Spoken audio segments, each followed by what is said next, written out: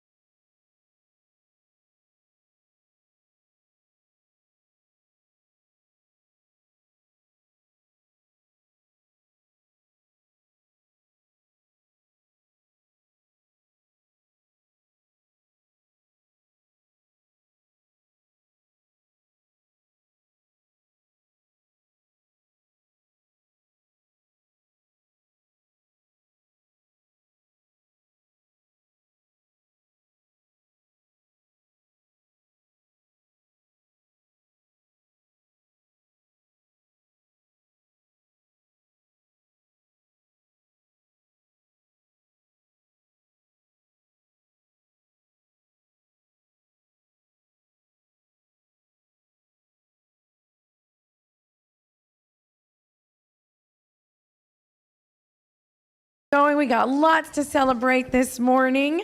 So at this time, I would like to ask, well, I think we're all here. We've got our yes, here they are, the essay contest winners and their families, some to join me, all of us really here at council today. Thank y'all for being here. This is a very big day. You will forever go into the history of the city of Corpus Christi as winners of the contest.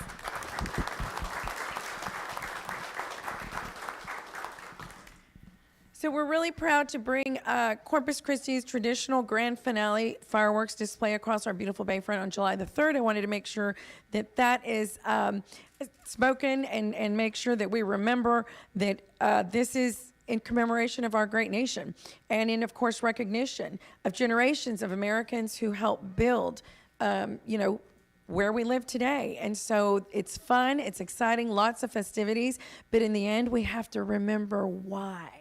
Why are we doing all these things? Why are we having fun? And it's because we have to give thanks, right, to those who have allowed that. So, on behalf of the City of Corpus Christi, I want to commend our top 5 sponsors for their support and sponsorship of the 45th 4th of July Mayor's Big Bang Celebration. Number 1, and if you'll raise your hand, HEB, our presenting sponsor. Where's HEB? Oh, they're not here. Okay. Okay. STX Beef, our bang sponsor. Linebarger, Goggin, Blair, and Sampson Attorneys at Law is our big sponsor. Pardon? Valero Corpus Christi Refineries, the fireworks sponsor.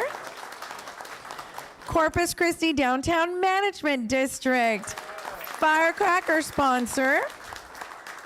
The Port of Corpus Christi, fireworks sponsor. And J.M. Davidson, our patriotic sponsor. So I would like to introduce Penny Pillak. Am I pronouncing that correct? Penny Pillak, with the Daughters of the American Revolution, or DAR, to talk a little bit about the 4th of July essay contest and the winners. Penny, thank you for being here again. Well, we are happy to be able to sponsor this again this year. The Daughters of the American Revolution, of course, we are here for the 4th of July because that's when it all started. And these young people are our future to keep our country going, and we are so appreciative of all you parents, teachers, school staff, everybody that supports the essay contest, what it means to be the 4th of July. Thank you. So now I'll introduce the 2022 Mayor's 4th of July Essay Contest winners. These essays were written by 5th through 7th grade students at St. Pius Catholic School, which elaborated on the history and significance of our nation's independence. So our first place winner, if you'll step up when I call your name, is Nicholas Vargas. Yay, Nicholas. Nicholas Vargas is a 6th grader at St. Pius X Catholic School. He has won a Kindle Fire HD and a special luncheon donated by the Daughters of the American Revolution Corpus Christi chapter, an invitation to the Mayor's VIP fireworks viewing party, and 4 tickets to a Hooks baseball game. All right, Nicholas, congratulations. Super proud of you. Super proud of you.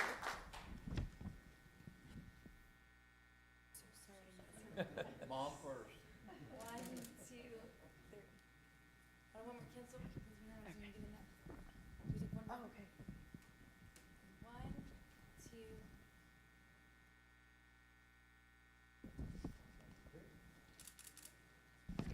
Thank you, Nicholas.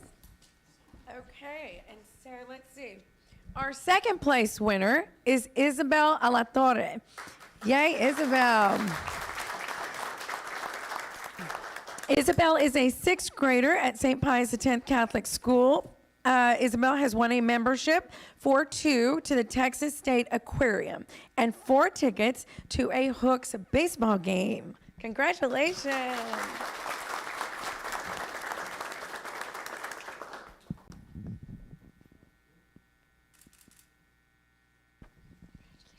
You're welcome.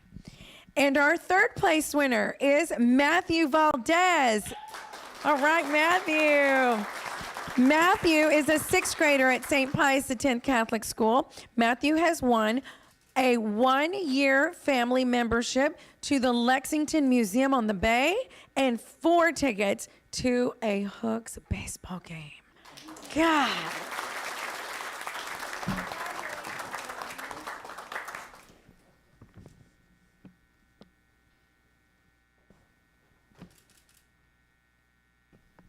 Great.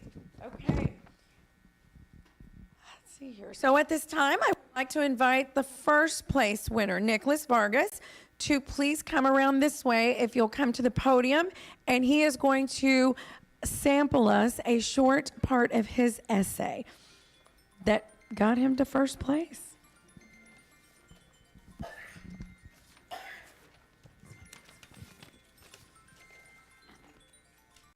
Oh, yeah. Did you turn that off?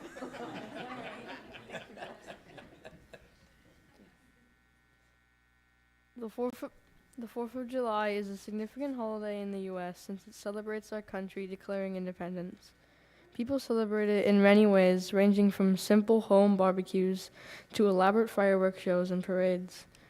It is a time to have fun and spend time with family and friends and celebrate the many freedoms the United States has.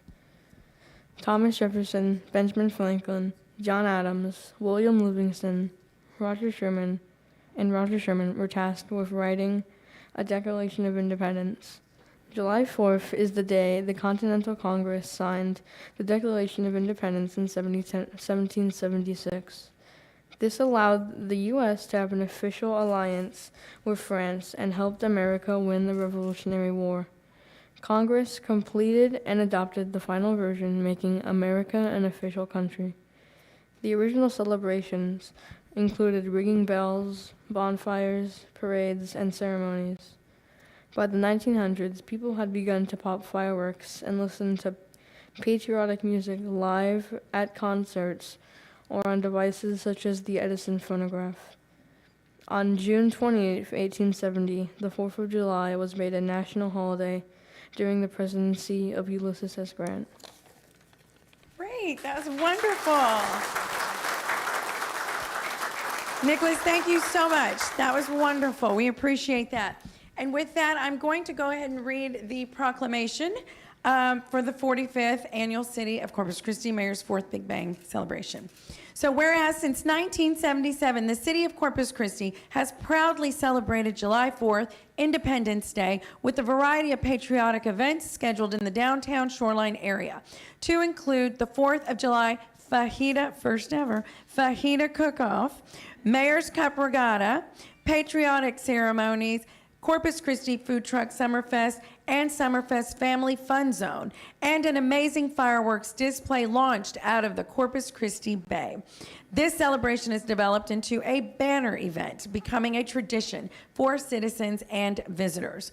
And whereas the City of Corpus Christi's Mayor's 4th of July Big Bang celebration is celebrating 45 years of success as a community effort with sponsorship and support provided by the Mayor's 4th of July Big Bang celebration sponsors, fireworks sponsors, HEB for 39 years, 39, right? 39 years HEB has been our presenting sponsors. We appreciate that. Our media sponsor, KIII-TV. Our official radio sponsor is Corpus Christi Radio Group, 94.7 FM, 104.1 FM, 107.1 FM. Our bang sponsor is STX Beef Company. We love them and their fajitas. Big sponsor is Limebarger, Goggin, Blair and Sampson LLC. Our firecracker sponsor is Port of Corpus Christi, Valero, and Corpus Christi Downtown Management. The patriotic sponsors are AEP Texas, Raytech Construction, and JM Davidson. Thank you, JM, for the fireworks barge, which we could not have fireworks without the barge. So, red, white, and blue sponsors, Citgo and LJA Engineering. Stars and Stripes sponsors is Carlisle Insurance and Thomas J. Henry. Liberty sponsors is Andrews Distributing, Jacobs Engineering, the NAACP, USS Lexington, and the CCRTA. the Corpus Christi RTA. So whereas the Big Bang celebration would not be possible without the City of Corpus Christi Parks and Recreation Department, the Corpus Christi Police Department, the Corpus Christi Art Marina, Corpus Christi Yacht Club, Corpus Christi Regional Transportation Authority, Texas State Aquarium, Lexington Museum on the Bay, Daughters of the American Revolution, Corpus Christi Hooks, the Big Bang Planning Committee, and all city departments who aided in the planning of this successful event. And whereas the community attendance and participation in the various 4th of July events have multiplied over the years with record-breaking crowds, this event continues to grow each year, giving our city an opportunity to shine and bring visitors to our area as a boost to our economy. So now, therefore, pursuant by the powers vested in me as the mayor of the city of Corpus Christi, I do proudly hereby proclaim July the 4th of 2022, 45th Annual City of Corpus Christi Mayor's 4th of July Big Bang Celebration in Corpus Christi, Texas. That's long.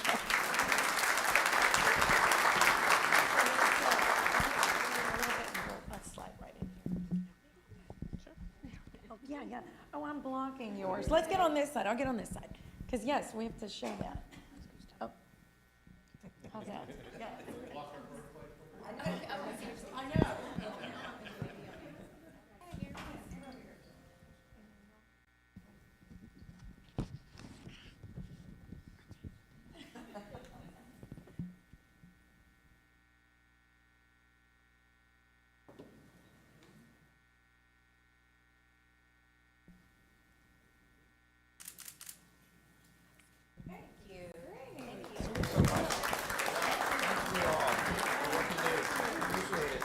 And lastly, I want to take a moment to recognize the essay contest sponsors, the Daughters of the American Revolution, Texas State Aquarium, the Lexington Museum on the Bay, and the Corpus Christi Hooks. We thank all of you for your continued support. We couldn't do any of this without our partners, and that is critical. It really is, and it just makes for the best time for not just the city, but people who come visit, and just anybody that gets out who maybe hasn't been to one of the celebrations or one of the festivities that will be happening throughout the weekend. So congratulations again. You guys are the stars. You better go to school in, when is it, August, September, and take your prizes and your new titles with you. Congratulations. Thank y'all.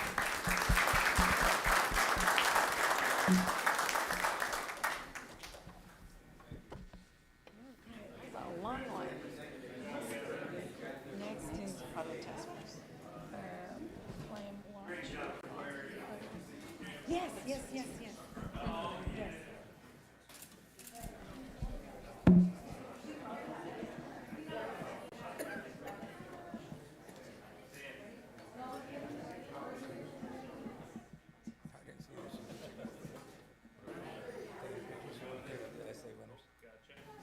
All right, here we go.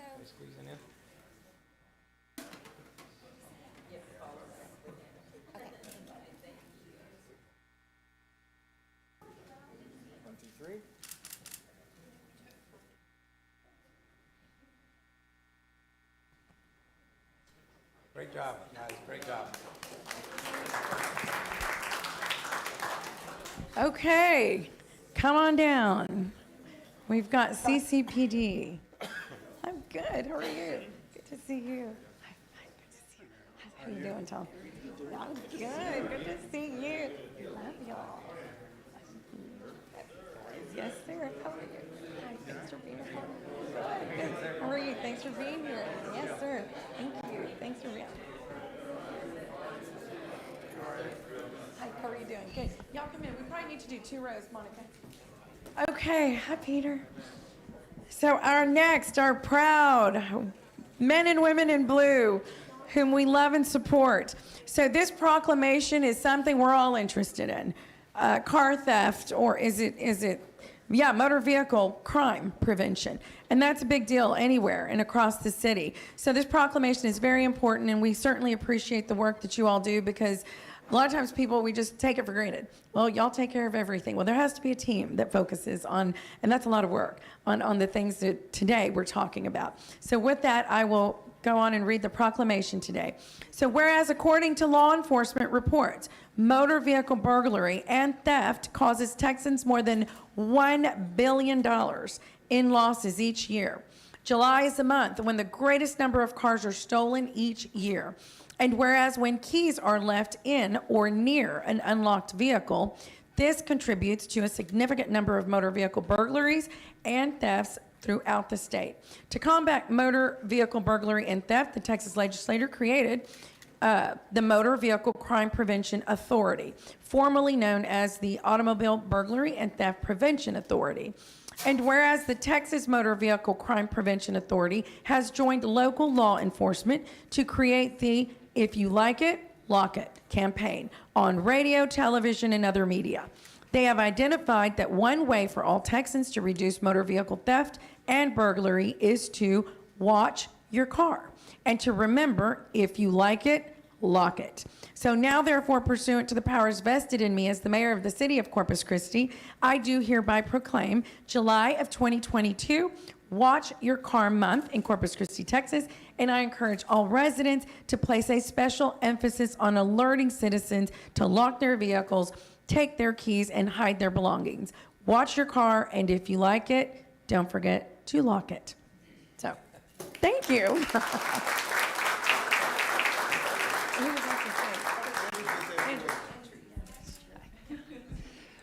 So I appreciate you allowing us to come down here today. As we know, auto crime is the #1 crime in the nation and in Texas. But most alarmingly, one of the saddest statistics is that over 57% of Corpus Christians alone leave their vehicles unlocked or the keys in it or something of that nature. So it's really important that we share this message, and we appreciate, taking the time using this platform to make sure that the citizens understand the importance of it.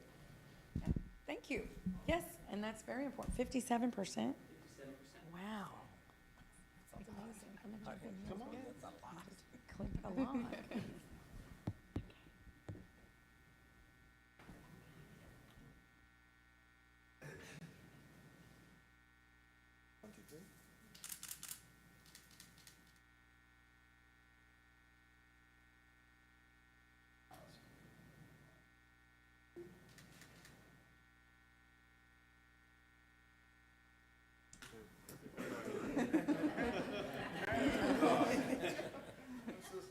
All right, last one. Big smiles. 1, 2, 3. Perfect. Okay. All right. 4, 5, 6.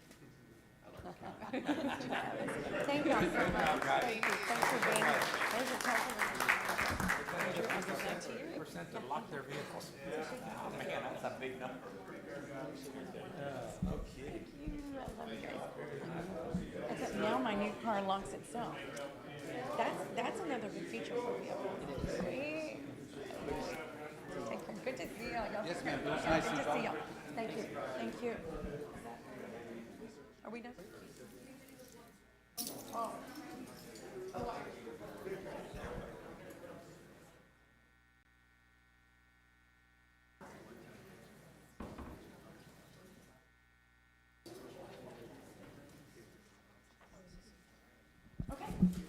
Yes, so at this time, I'd like to ask those individuals in the audience who are here to be sworn in to a city board, commission, or committee or corporation to please come forth. Do we have, hi, Erica. Do we have anyone else? Okay, Erica, okay, I see the check mark there. Okay, so Erica Mamie, she's been appointed to the Corpus Christi Regional Transportation Authority by this council. And so at this time, we want to thank you for your willingness to serve in advance and your time that you're going to spend in really improving and just adding to the wonderful team that we have over there right now. Let me get my, do we have the...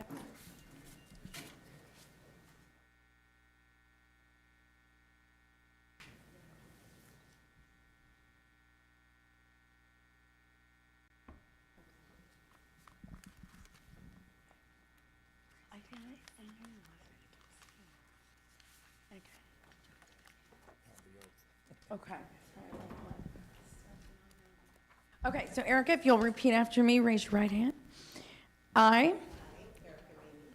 do solemnly swear that I will faithfully execute the duties of a member of the board to which I have been appointed and upon which I am about to enter, and will to the best of my ability preserve, protect, and defend the Constitution and laws of the United States and of this state and of this city, so help me God. Congratulations.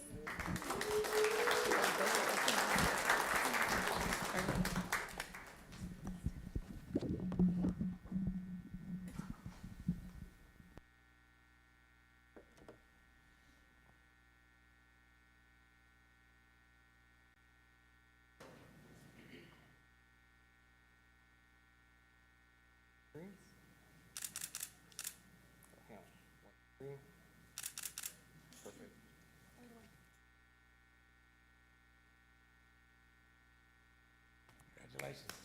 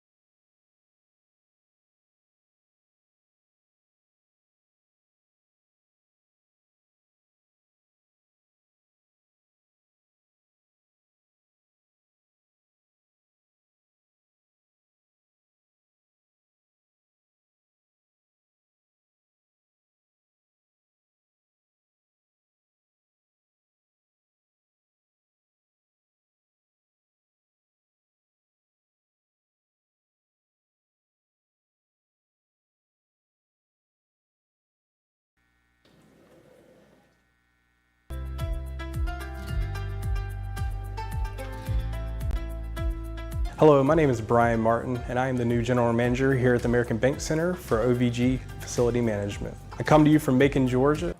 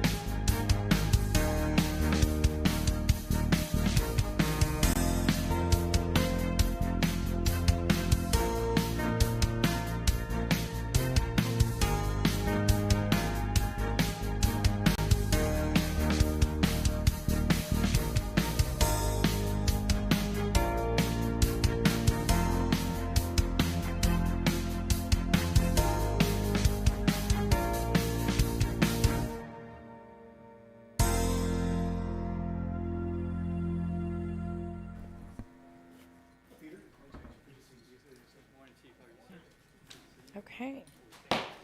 Okay, good morning, everyone. Thank you all for being here this beautiful Tuesday morning.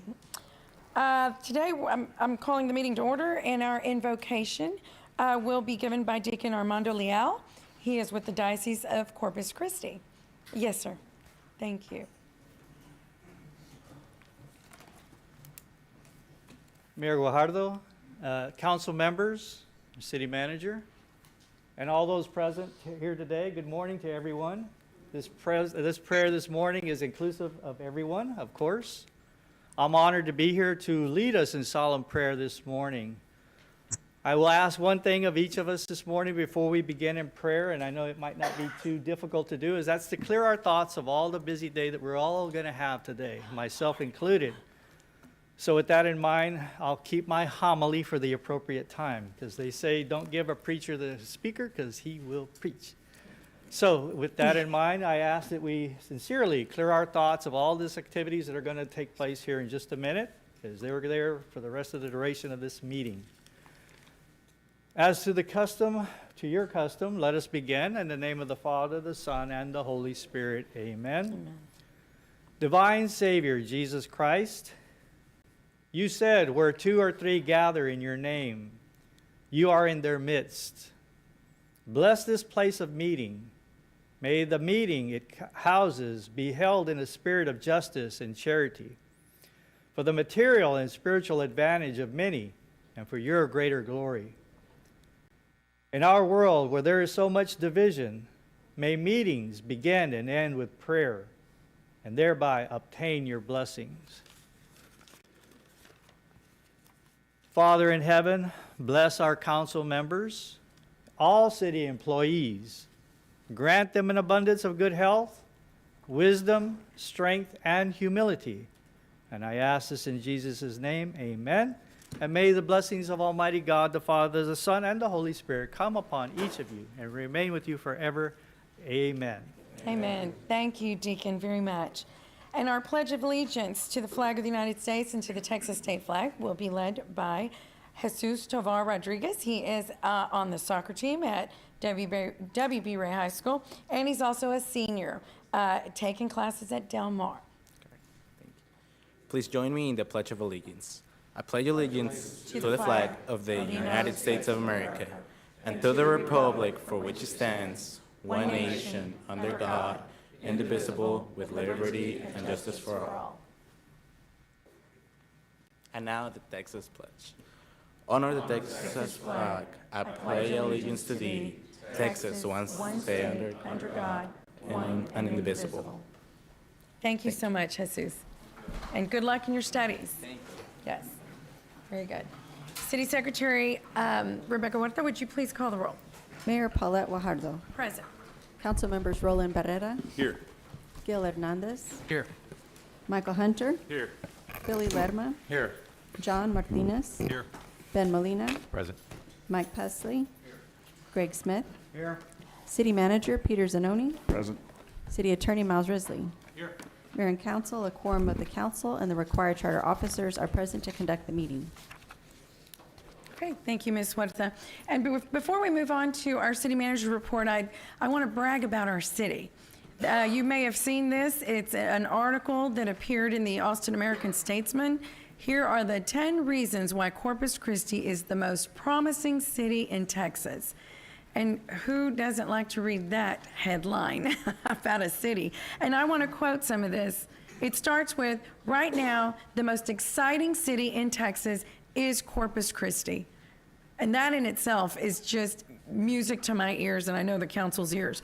Wandering the streets of downtown during a recent 4-day stay, my road trip buddy and I registered repeated surprise at the changes to this former no-go zone.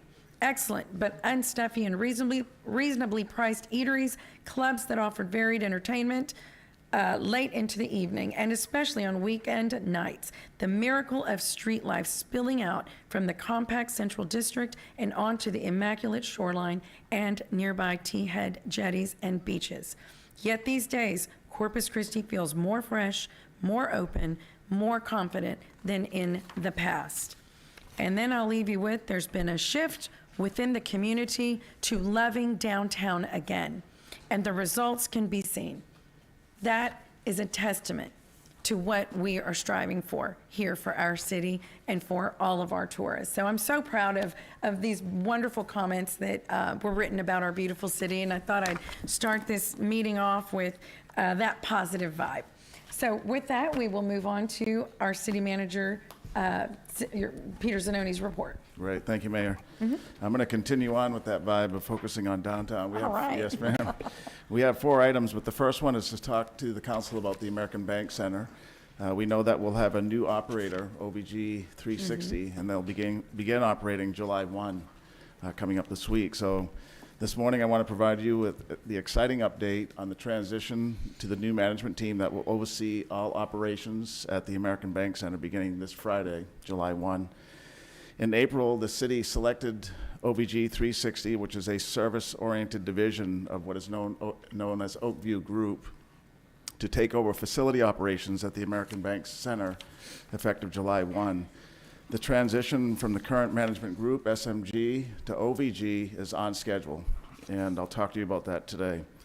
So the Oakview Group will oversee our venue management, the security, food, and hospitality. I know that's an important one. Corporate partnerships, which is an important one as well. Just to remind us, it's a 10,000 seat arena. The convention center itself is 76,000, more than 76,000 square feet. And then we have a 2,500 seat auditorium known as the Selena Auditorium. It's a complex designed to host concerts, sporting events, professional and amateur rodeos, culture and art events, and conventions and meetings right here in our downtown and right along the beautiful bayfront. So we selected OVG because they are a leading global venue development, advisory, and investment company for sports and live entertainment across the country, I think across the world, actually. OVG oversees numerous operations in Texas, and that was another reason we wanted them to help us out here, including the brand new Moody Center at the University of Texas in Austin, the Fair Park and K. Bailey Hutchison Convention Center in Dallas, the Fertilla Center at the University of Houston. They're in McAllen at the McAllen Convention Center, and then the United Supermarkets Arena and the Jones AT&T Stadium at Texas Tech out in West Texas in Lubbock. So they have a great spread across Texas, and they're going to be right here in our city, Corpus Christi, helping us out to really take our venue to the next level.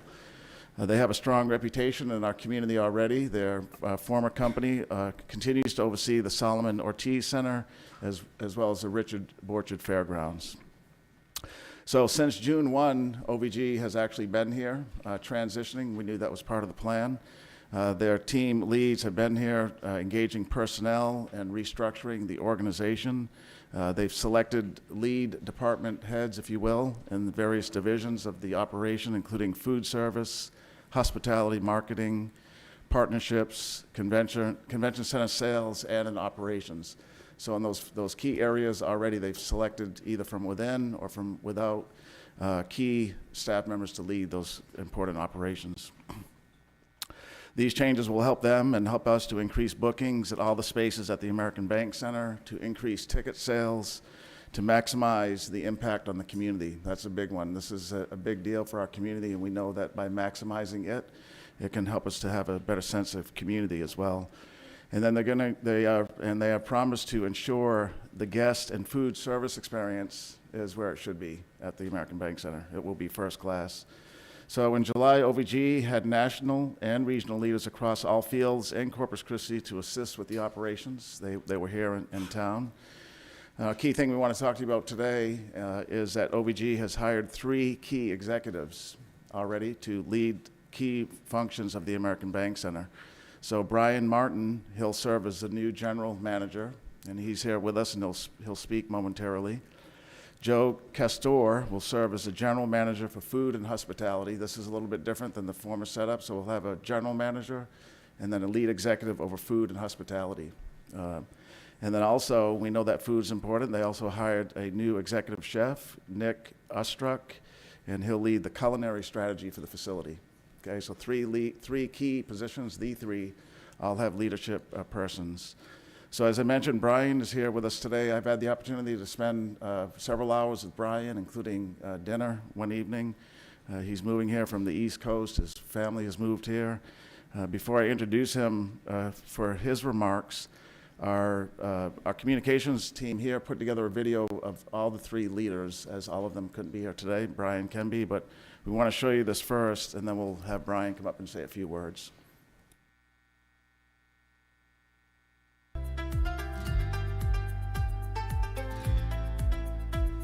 Hello, my name is Brian Martin, and I am the new General Manager here at the American Bank Center for OVG Facility Management. I come to you from Macon, Georgia, where I've been the Assistant General Manager for the Macon Centerplex Coliseum and City Auditorium for the past 6 years. I bring with you 13 years of experience within the industry, and I'm looking forward to adding quality events, increasing customer, client, and tenant experiences within the facility, and at the end of the day, being a great community partner to the City of Corpus Christi. Hi, my name is Joe Castor.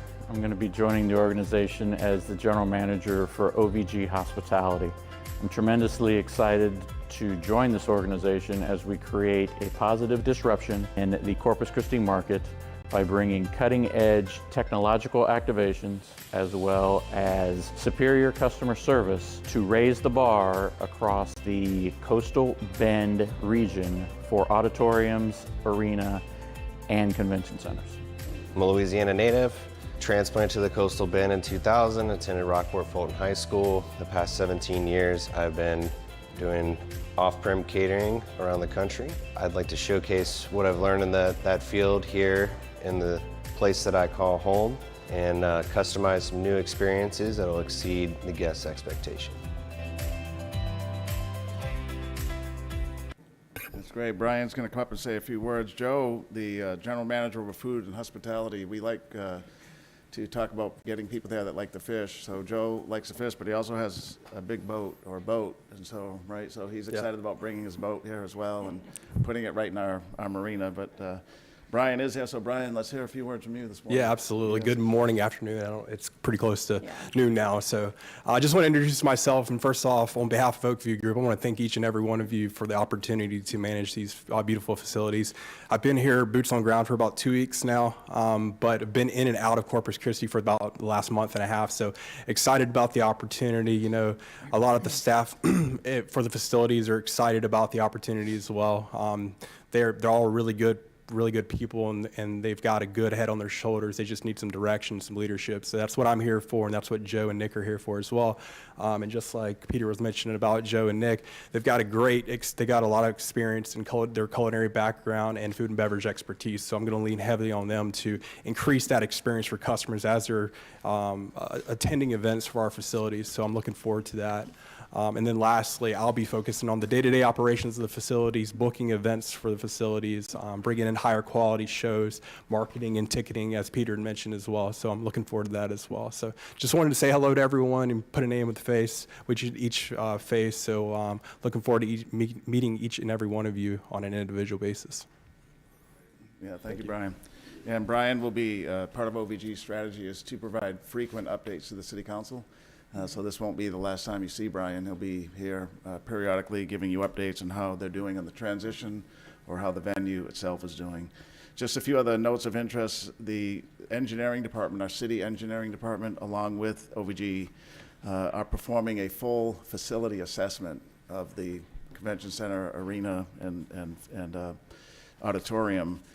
We do expect, based on some preliminary review work that they've done, that there's going to be some significant reinvestment that needs to take place.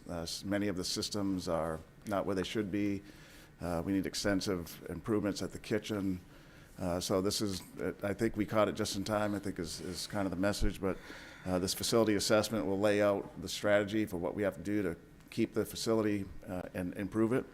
And we'll use that Type A sales tax that the vote is dedicated to the Arena Convention Center to provide any upgrades.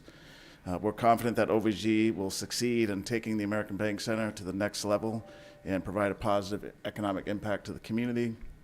I do want to applaud the mayor and the city council because you have undertaken the lead in making this facility the lead for the future in tourism and entertainment and in developing the C District that will have a multiplying effect for our community and the entire region. So again, great job by mayor and council for having the will to change and to make things better for the community. Mayor, I don't know if there's any questions before I go on to the next. Mayor, I'd just like to make a We comment. do. Councilman Lerman? Yes, ma'am. Thank you so much. You know, Peter, I want to thank you for your leadership in responding to this council and getting movement on the ABC Center. It's long overdue, but I'm glad that we're moving forward on it. I want to thank OVG for coming in and taking. Looking forward to all the changes. Looking forward to the great service that you're going to provide, because I think that was one of the biggest complaints we had in this city, especially with this council, that we've had several events there and we weren't pleased. But once again, I want to thank Peter and his staff for listening to us and taking the leadership role on this. And I look forward to a bright future for us. Thank you. Yeah. Okay, great. Thank you, Councilman Lerman. We know that the American Bank Center is in your city council district. We're going to shift gears to another district, District 5, a little bit further away from downtown, and give you an update on Kings Crossing. Councilman Pusley had asked that we provide this. We know that with the leadership of Mayor Guajardo and the leadership of Councilman Hernandez and myself, we've been working on a different approach on how we address the Kings Crossing situation. It's another legacy issue, a closed golf course amidst a vibrant community for over a decade, and so we're trying to remedy that situation. I wanted to provide the council a full update. It really focuses on about 5 points. In response to concerns raised by the Kings Crossing Homeowners Association and neighbors regarding unkept properties in the former golf course, the code enforcement team and other city leaders have progressed and obtained voluntary compliance on several of the properties. Code enforcement maintains regular contact with the property owner to make sure that voluntary compliance is sustained in several of the lots there in the former golf course site. I personally have spoken to one of the owners on several occasions, mostly on the weekends when we're both available. And the new approach that we're doing, which is having an earnest and legitimate dialogue, compromise ground. I want to thank the mayor and Councilman Hernandez for using this different tactic as well. It's not something that was used in the past. So far, it's working great. The former clubhouse site, that was an eyesore that had a construction fence up for many years. We asked the homeowner, the property owner, to remove the fence and mow the lot, and that was done. It looks great. I received, and the mayor and Councilman Hernandez did, several texts and other communication points saying they've never seen it look so good in recent years. So that is done. We're working with the property owner to make sure that lot stays mowed and continues to look good. St. Denis Park, which is a park inside the neighborhood, because of years ago, the city's inability to maintain it, the homeowners association took it over, but we convinced them to let us take it back with new leadership here at City Hall. It didn't make sense for them to pay even more money to maintain it, so we've been maintaining it since May. We also promised that we would put a recommended project on the bond 2022, and that has been done. That proposal will come to council in July, but $300,000 is a recommendation for improvements to include playground and fitness equipment and other amenities right there at the park. We know that there's several culverts where the golf carts used to cross under. They're also used as drainage tunnels. Those were collapsing and failing. The road had indentions. At our expense, we're in there replacing them. One has been replaced already, and another one's underway, and then the third one will be replaced as well. And so we're going in there, taking out the corrugated metal and putting in a more reinforced concrete drainage tunnel or tube, and then repairing the road as well. And as I mentioned, a key thing is that communications is working and having frank conversations, tough conversations sometimes with the property owner, but letting them know that we're here to help them. We're about something new here in Corpus Christi with the mayor and Councilman Hernandez's leadership. We want to try a different approach, different than what has happened in the past, and we think that's working. And we'll continue the dialogue with them. We know that the property owner of the golf course, who has told me this personally, is interested in doing something different, disposing of the property, either selling it to a golf course operator or selling it for development, being mindful not to impede too much on the current property owner's views and lifestyle that is there today. So we'll continue to work with them. There's some issues with code compliance, outstanding code violations and an outstanding water bill. Those are going through our normal processes. In fact, there's a municipal court hearing for the outstanding code compliance on July 6th with the judge, a pretrial hearing. So those are moving along as well. But again, this is about not strict enforcement, but rather honest dialogue, working as a partner with them and the community. So, Mayor, that concludes that item. I don't know if there's any questions from Councilman Pusley or anybody on. Councilman Hernandez? Okay. Yeah. Yes, Peter, you brought up the past due water bills. It's something I brought up to you. They have a $67,000 past due water bill Right. from several years ago, from when they closed it. So they haven't paid anything on that. That's correct, Councilman. So that water bill, consistent with the water department's practices, if a bill is outstanding and it's through numerous attempts have made to make it paid, to get it paid, if it's not, they close the account and put a lien on the property. And so that's what's been done in this case, consistent with other practices in the city. So it's close to $70,000. So a $70,000 lien has been placed on the golf course property. So when it sells, we'll get the $70,000. Okay, also you'd mentioned the code, municipal court. I'm assuming that's our more recent code violations that they were cited for. Right. We had, I guess, Linebarger, Guggen, Sampson, and Blair going after them and putting a lien on their property or foreclosure for over $100,000 in past due fines, code violation fines and fees. Where are we on that? That's progressing forward as well with some of the slowness in the court system. That was slowed up some months ago, but in recent conversations with Linebarger, they're moving forward. I don't have the exact date on that. Can we ask them for the exact date? We can get a date on it from them. If you could bring that back to us. Right. Also, yesterday, while I was out and about visiting, I drove by the old clubhouse location, and I noticed they really hadn't mowed there, and they said they were going to mow back on May 30th, 31st, I think, from your text. And I just so happened to see our friends over at KRI 6 videotaping out there. So, as a matter of fact, it was him. Yeah, Patrick's there today. So I want to make sure that we're addressing that with the ownership, that is a platted piece of property and it needs to be mowed in its entirety. Right. We are, Councilman. Okay. Last thing I want to ask you is, have we had any code violation citations done within the last 6 months of this property, for this property? I believe there were some, Councilman, yes, in the last 6 months, and all of those will go to municipal court with the pretrial Can you hearing. please circle back with me and let me Yeah. know what that number is? Sure can. Okay, thank you very much. Okay. Okay. Thank you, Peter. Okay, great, thank you. Okay, now we're going to just go to two other items. One is, the last one is going to be on fireworks, but the next one is a community-wide one. It's about our drought restrictions. I just do want to take this opportunity to remind the community, even though we saw some pretty brilliant clouds out there last night, we didn't really get much rain, if any at all, here in the city, and especially in our watershed. So we do want to remind residents that we are in stage 1 mandatory drought water use restrictions across the city. This is due to ongoing extreme hot and dry conditions that are not only affecting Nueces County, but the entire Gulf region.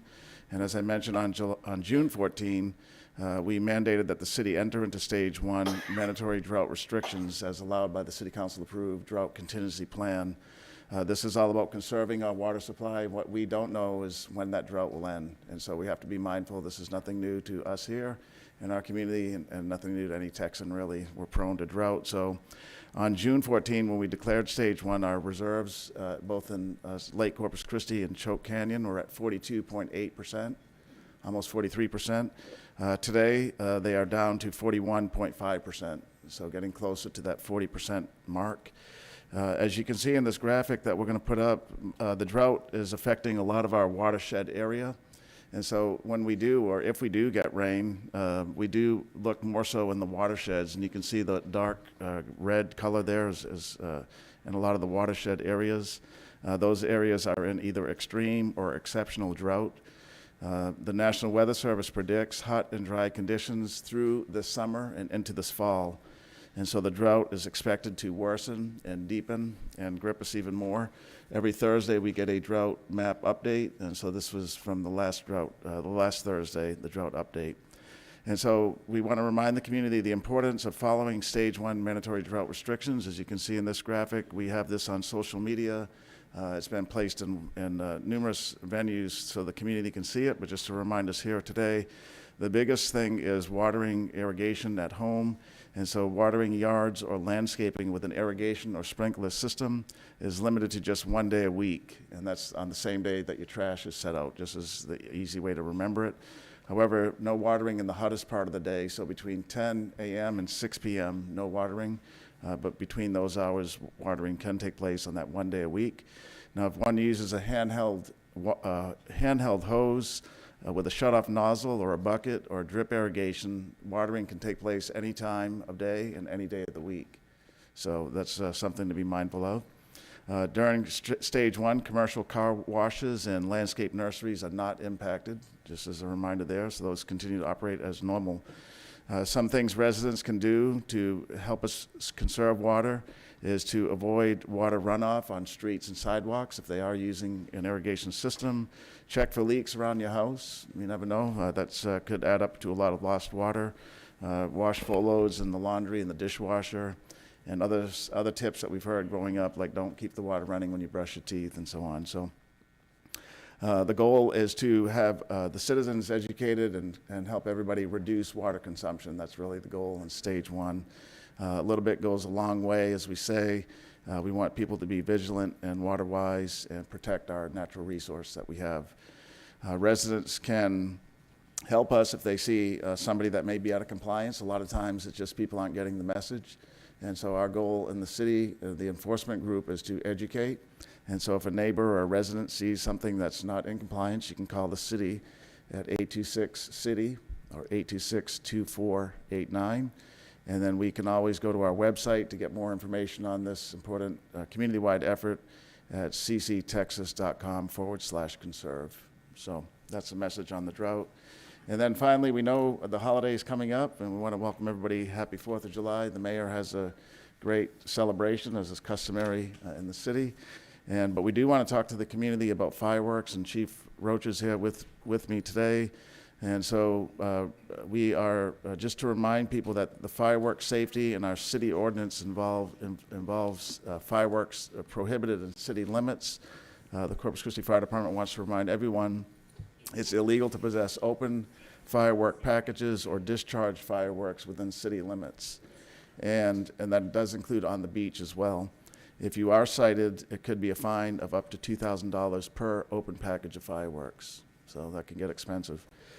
Citizens are encouraged to visit one of the professional firework displays that will take place in the city on the 3rd or the 4th. Don't forget about the mayor's Big Bang celebration. That'll be at the Bay. That's going to be this Sunday, July 3rd at 9:30. That's a great way to see fireworks and stay out of trouble with our ordinances. We want to thank HEB for funding the fireworks display. We know it's going to be spectacular as it usually is. And Chief, why don't we hear a little bit more from you about the importance of safety for structure fires, but personal body safety as well. Appreciate that, Peter, and good morning, everybody. Just want to make sure that our residents know, as the city manager has stated, that you can be fined if you are found to be using fireworks within the city limits of Corpus Christi. And there are other options available. The Mayor's Big Bang celebration will be this Sunday, as well as the North Padre Island shoot, and Port Aransas is having a public event. And so we encourage our residents that if you want to get engaged in fireworks, do it in a public manner at a public facility. But we want to remind those who do engage in fireworks usage, never use fireworks when impaired by drugs or alcohol. You want to make sure that also that young children never handle fireworks. Older children should use fireworks, but only under adult supervision. And anybody using fireworks or standing nearby should wear protective eyewear. We see injuries every year with the discharge of fireworks. We want to make sure that we make people aware of that. Believe it or not, never light fireworks indoors. Only use fireworks away from people, outside, not near the home, not near flammable material. And only light one firework at a time. It's amazing where one will get lit, it doesn't go off, go light a second one, and the first one goes off. So we just want to make sure that people are safe. Soak unused fireworks in water for a few hours after discarding them, and keep a bucket of water close by. But other than that, we want to make sure that that you have a safe and healthy 4th of July. We also are knowledgeable of the animals that we have in our community and make sure that residents should be aware. Bring your dog, cat inside. Don't let them suffer from fireworks explosions. But our Corpus Christi Animal Care Service is available for help if needed. And also make sure that play soothing music for your pets, keep them indoors, and make sure that they are updated with their ID and their microchip in case they get out and escape. Other than that, we want people to have a great 4th of July, and I stand by for any questions. No questions, Chief. Thank you. Thank you. Okay, thank you, Chief. Mayor, Thank you, sir. Yeah, thank you, Chief, and thank you for Chief Markle as well. Both chiefs met with all of our operating departments to get ready for this very busy weekend. And so we'll have paramedics on the bayfront and mobile type units to provide emergency service if we need it to the community. So the city's ready. We look forward to a great 4th of July celebration, and we look forward to the mayor's events that are well planned and a lot going on. So happy 4th. Mayor, I'm going to turn it back over to you. Great. Great, thank you. Well, it is noon, and so that will move on to item F, which is public comment. And before we begin, I'll ask City Attorney Miles Risley to please go over the council meeting rules of decorum. These rules will also be visible on the screens in the chambers for our television audience.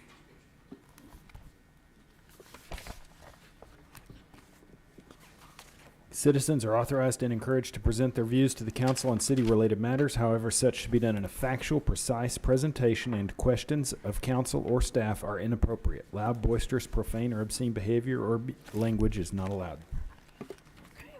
Thank you, Mr. Risley. So I'll be calling people in order in which you signed up electronically. In-person public comment will be taken first, followed by virtual public comments. Corpus Christi residents will be allowed to speak before non-residents, and for those commenting in person, I'd like to remind everyone that there is a recording being made of this meeting. Please speak into the microphone located here at the podium and state your name and address prior to speaking. If you choose to speak during this public comment period regarding an item on the agenda, you may do so, but when the council is considering the item, you'll not be able to speak twice on it, so you'll have to choose. So citizen comments are limited to 3 minutes. Non-resident comments are limited to 1 minute. For those commenting in person, there's a timer underneath the base of the microphone there, and it will let you know exactly how much time you have left to speak. Once you hear the buzzer go off, it was much appreciated if you would kindly wrap up your comments. And if you have any petition or information that you would like the council to have prior to you speaking, please hand it to our city secretary, Rebecca Huerta, and she will distribute that for you. Thank you. And we will start with Jerry Hooper. Is Jerry Hooper here? No. I'm sorry? Jerry Hooper, 3401 Valley. Okay, Robert Suggs. Okay. Elke Gonzalez.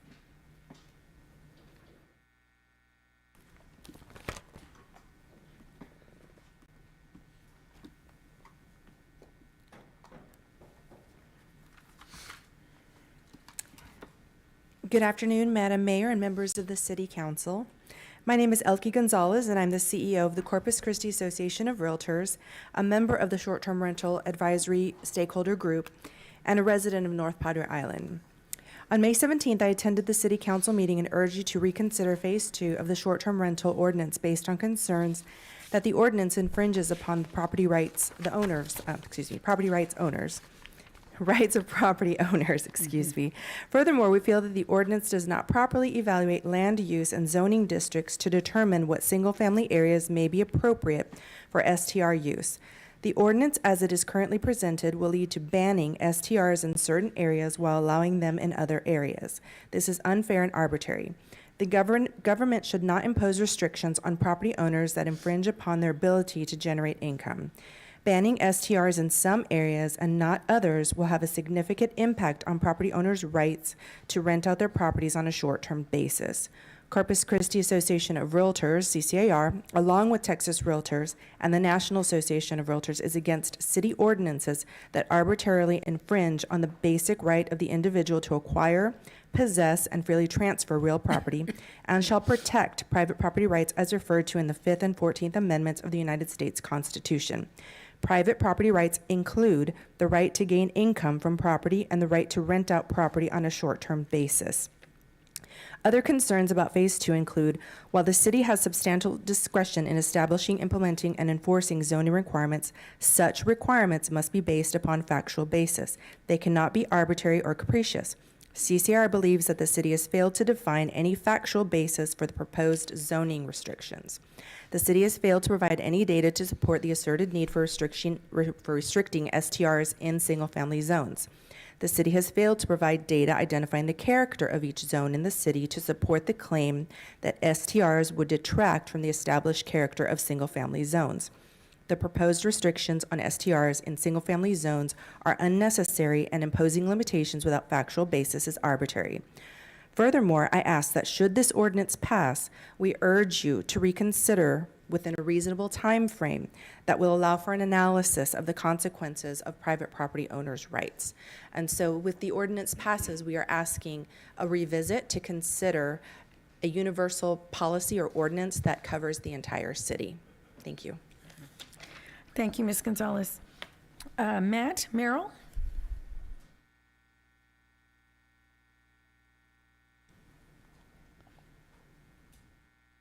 And next will be Matthew Protzeller, and then Kathy Harper, if you'll be ready to go. Thank you. Hello, my name is Matt Merrill. I live on Padre Island. I'm here to speak out against the short-term rentals in the RS6 areas. More specifically, I'd like to tell you about the long-term negative effects that short-term rentals have in those communities. I was born and raised in South Texas. I've lived in Corpus Christi off and on since '98. And the only time I haven't lived here was when the Marine Corps sent me to other places. And it was in these other communities on the East Coast and West Coast and Hawaii, I got to see firsthand the negative effects on a long-term basis of these short-term rentals. It's not something you notice on a day-to-day basis, but when I would come back from deployments, I could see the difference. The community had been turned into a commodity. So families had moved out and corporations had moved in. The families took their kids with them when they left. This reduced the school enrollment, which caused the state funding to go down, and then teachers started to get furloughed. And next thing you know, the cities were having to make the hard decisions with fewer students and fewer teachers and a lot less money. They started closing schools. So overall, I'd like to thank your predecessors for the zoning restrictions that are already in place that keep these short-term rentals out of our residential neighborhoods. And I would like to challenge you to keep those in place, because that's the only way we can protect our community from becoming someone else's commodity. Thank you. Thank you, Mr. Merrill. Matthew Protzeller, Kathy Harper, and then Maggie Peacock.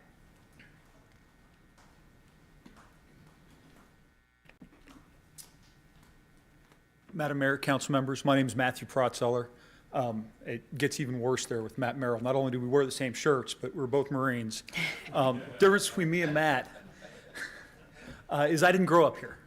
I came down here with the Marine Corps when they sent me down to Kingsville to be a flight instructor. And I turned out to really like this place.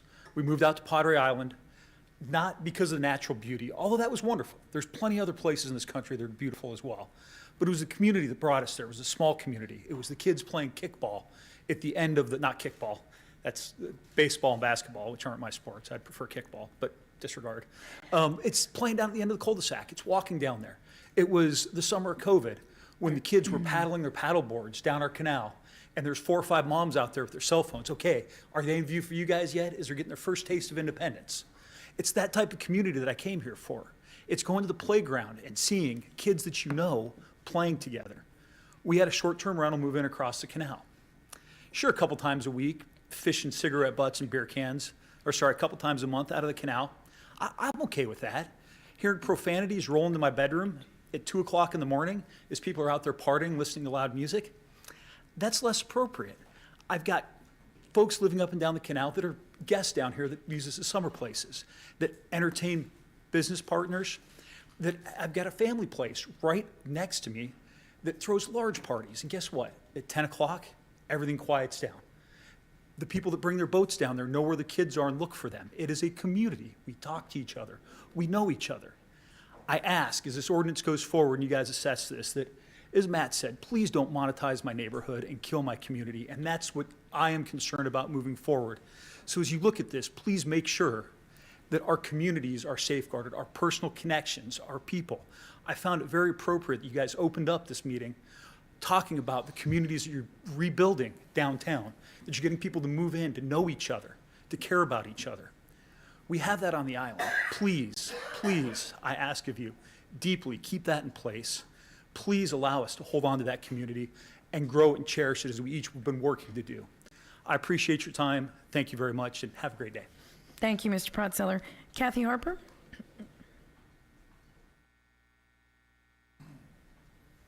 Good afternoon, Mayor and City Council. Thank you for the opportunity to share my thoughts with you today. My name is Kathy Harper. I live at 13617 Port Royal Court. I do live on Padre Island, although I would like to speak for our entire city. I've been a state-certified residential real estate appraiser for 17 years in Corpus Christi. My responsibility is to opine value of residential properties, mostly for lenders to determine the risk factor in lending in real estate. I would like to talk about the valuation effect of short-term rentals in residentially zoned districts. The allowance of short-term rentals in all areas of our city will eventually run the lower and middle classes out of home ownership. The immediate issues are nuisances, noise, parking, trash, etc. Short-term rentals will be that the neighborhoods will lose desirability for those wishing to live in their homes in a residential neighborhood. Issues may include lack of upkeep, camaraderie, and neighbors' investment in the way of life. In the short term, values will decrease. Sellers may lose money if they sell homes during this period of time. As short-term rentals gain popularity, the investors will see the opportunity to earn income, the wonderful capitalism of America. As profits increase, sales prices will increase. This will then cause the low and middle class income earners to be priced out of homeownership in these single-family residential neighborhoods. Families will no longer be the typical owners. Additionally, if lower and middle-class earners would like to invest and capitalize on the earning potential of a home, they will most likely not be able to obtain a mortgage for that second home or that investment property. Fannie Mae, who purchases 80% of all home loans, will not accept short-term rental income as proof of income to support the buyer's ability to repay the mortgage. Therefore, the opportunity will be out of reach as they won't be able to obtain a mortgage. Simply, low and middle income earners will not be able to buy a home to live in or buy a house to rent and earn additional income or invest. Only investors and corporations will be buying single-family homes. Zoning does address this issue. Zoning was incorporated for the reason of creating neighborhoods. Without zoning, there would be no residential neighborhoods. Zoning is inherent in most cities in the USA.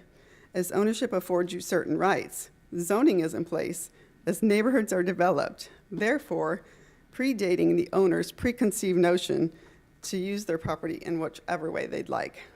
If the city of Corpus Christi takes any action, more should be done to preserve the single-family residential neighborhoods, not less. Might I recommend a change in zoning for some small areas that would be best served as short-term rentals, as we do have in certain areas of the city. We only need to look at our neighbors in Port Aransas, the result of short-term rentals there.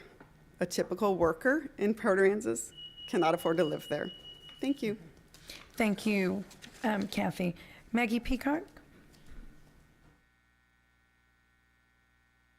Armand Alex will be next, and then Chris Steinbruck, followed by Andrea Gatlin.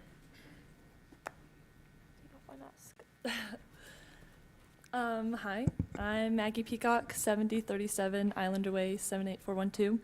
I'm a climate activist and an ocean advocate. I'm here to talk to y'all about something very urgent and also something very simple that we can do right now. Our city needs a climate action plan. And as you heard previously about the drought we're in, these things are going to be much worse and much more frequent unless we take action right now. So being a coastal community with the 5th largest port in the nation, we not only play a huge contributing role to the climate crisis, but we're also going to be hit the hardest. I've been here in Corpus for about a year, and I came down for school at TAMU-CC, and I'm currently studying environmental and political science. In the past year, I've fallen in love with this community and the people that call it home and rely on Corpus Christi. And I really don't have much to say today other than that we cannot waste any more time. We must stop being ignorant to the climate crisis and take proactive steps to protect this sparkling city by the bay. And I want to help y'all. So all I'm asking y'all today is to please reach back out to me. And let's sit, let's have a meeting, and let's talk about what we can and must do to address this crisis here in our city. Thank you. Thank you, Ms. Peacock. Armand Alex? Armand? Okay. Chris Steinbreck? Good afternoon, Mayor, Councilman. Chris Steinbreck, 421 Glen Oak. I appreciate your time today. I want to first start off by thanking each of you for the recent projects in Flower Bluff, the Dimmitt Pier Improvement Project, Laguna Shores improvements, the new police station in Flower Bluff look beautiful, and I appreciate your efforts and all your hard work in that area. My wife Roxanne and I have been a part of the Flower Bluff community for over 20 years, and we're urging each of you to vote to approve the short-term rental ordinance today. We, like many STR hosts, are for permitting STRs. We are for the city enforcing the STR rules that the committee came up with. We feel that the negativity surrounding the STRs is from a few bad hosts and could have been prevented if this ordinance was approved years ago. Today you have an ordinance that addresses these issues and these concerns. Please do not delay any longer and vote to approve the ordinance. Join hundreds of other cities around the United States that have already done so. I thank you for your time and your hard work. Thank you, Mr. Steinbreck. Andrew Gatlin? CJ Johnson will be next, Tanya Ramos, and then Adam Rios.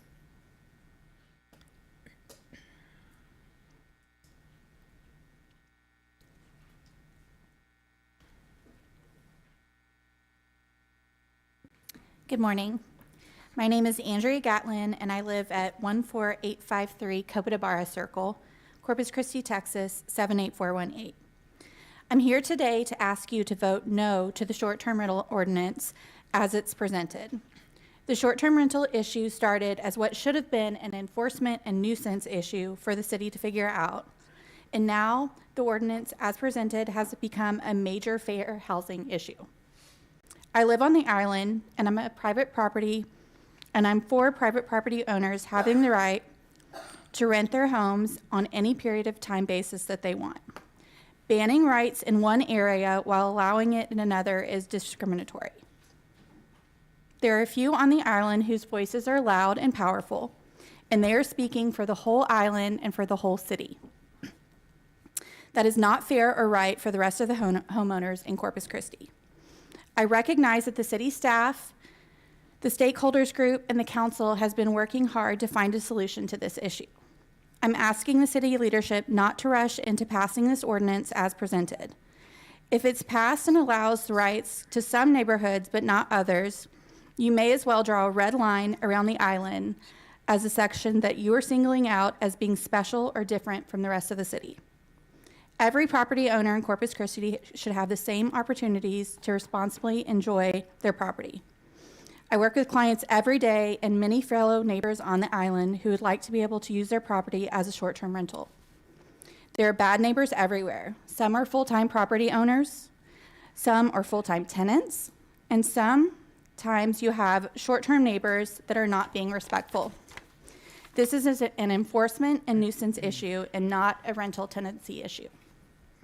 Please vote no to the ordinance as it stands today so that the council, the city, and the staff and stakeholders group has more time to make a clear and fair ordinance for all the homeowners in Corpus Christi. Thank you. Thank you, Ms. Gatlin. CJ Johnson?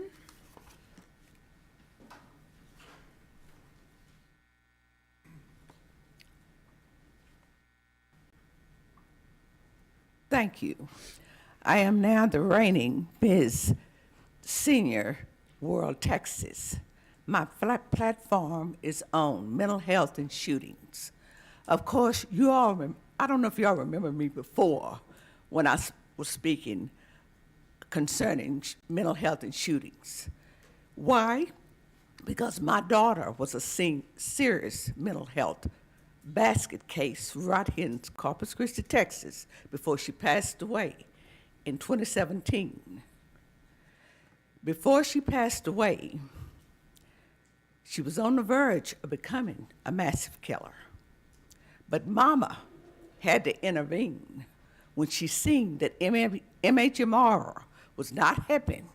I could no longer receive help from the state hospital. Well, it was time for me to intervene. I couldn't have my daughter going down as a mass killer.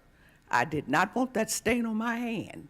So that is my platform to let all of you know that I am still fighting for mental health and mass shootings.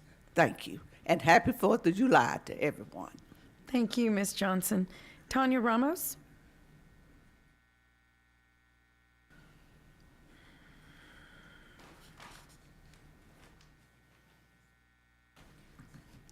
Good afternoon. My name is Tonya Garcia. I lived in Corpus Christi for 11 years. I ended up buying a house 2 years ago during the pandemic. A lot happened to me affecting my life and myself and my family. When I found out about VRBO and Airbnb, this helped me tremendously. I've met a lot of my guests and they really want to come here to Corpus Christi to go to the beach. None of my guests have ever been a problem. My neighbors have never complained. I have cameras on my property so I can keep an eye on my guests. I do not allow parties or events, and the extra revenue really helped me during the times of the pandemic and today. I didn't know until the other days that this was actually illegal. I don't like breaking the law. Short-term rentals need to be regulated fairly and effectively.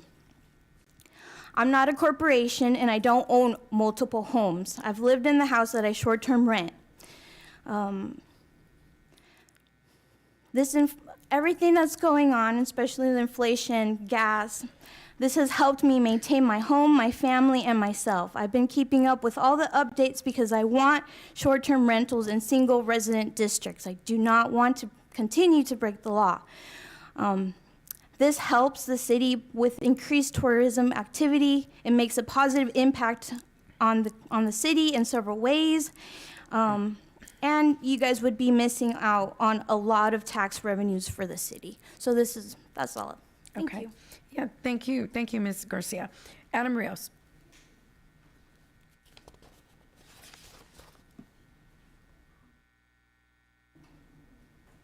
I always bring my skateboard. Okay, actually, Adam Rios, 7301 Tangled Ridge Court. You guys all know me being an advocate for the skate park and the repairs that we've been doing. I don't know if somebody clapped or not. Just to reiterate something that the mayor was saying, I know there's a lot of ups and downs and people are disagreeing today, but I did want to take a little bit of time, having lived in Austin for the last 20 years, to say that one of the things I was proudest about when it comes to my hometown was the quote that I had read in that article. And I'd just like to share this with everyone while I'm here. The time has come to stop referring to Corpus Christi as the city that never lived up to its natural potential, and rather to celebrate a city with limitless and absolutely unmistakable possibilities. I read that and I was like, that reaffirmed why I decided to come back here after all these years, being gone for over a generation. And I know that a huge part of that has to do, obviously, with the leadership of the city and the council and the mayor and city parks and recreation and city management, and also a group that I've come to get to know, the Downtown Management District, and their continuous efforts to push the city forward. Having said that, unfortunately, there wasn't anything going on last week with City Council, but I wanted to remind everybody that last week on this day was Go Skateboarding Day. It was unfortunate because, well, I shouldn't say unfortunate. Our park is undergoing $70,000 in renovations, so we weren't able to host anything here, but just to let everybody know that there were over 350 events internationally in 32 countries to celebrate Go Skate Day. It was started by an actual organization that exists of International Skateboarding Company Association. As I've reiterated, and I'll say again today, my mission is to work with city leadership and Parks and Rec to make skateboarding accessible in this community, to make it safe in this community, not just for people in the coastal bend, for people who visit outside of this, because as I've mentioned before, skateboarding is now the third largest sport with kids between 5 and 18. It's past baseball. There's more kids skateboarding than playing baseball, right? Nothing against the Hooks. I was at a game on Sunday. But I'm really excited about, I'm not sure if the city has anything planned in terms of a ribbon cutting ceremony, if they want to bring light to it. I think it would be advantageous for everybody to bring the community together. There's been a long-standing stigma with skateboarding, not just in this community, but elsewhere as well. And I always come here to try and be a positive advocate to remind everybody that if we all come together and give the kids a safe place to go with skateboarding, you might not have so many businesses downtown angry about the skateboarders going through their businesses, which, you know, unfortunately falls into that stereotype. And again, I was reading articles even when I wasn't living here as far back as 2014, and knew kids before that who were constantly asking to have repairs made, and it just fell on deaf ears because of disinterest or the stigma. So thank you all for actually doing something and creating a safe place for all of us. And anyway, hope to be involved in a bond that would expand the skate park into Cole Park and maybe create a plaza, which is really what I'm pushing for. Thank you. Thank you. Thank you, Mr. Rios. Okay, so now I think we have a few people in person that are out of the city. Public comment? Yes, ma'am, but they speak after all residents. So we still have some residents on the list WebEx. who are, yes, ma'am, who Yeah. are participating by WebEx. So Sue Galloway, is she next? Yes, ma'am. Okay. Okay, Ms. Galloway, are you online? No? Okay, Diane Seville? Sudhakar Sean Mugavelu?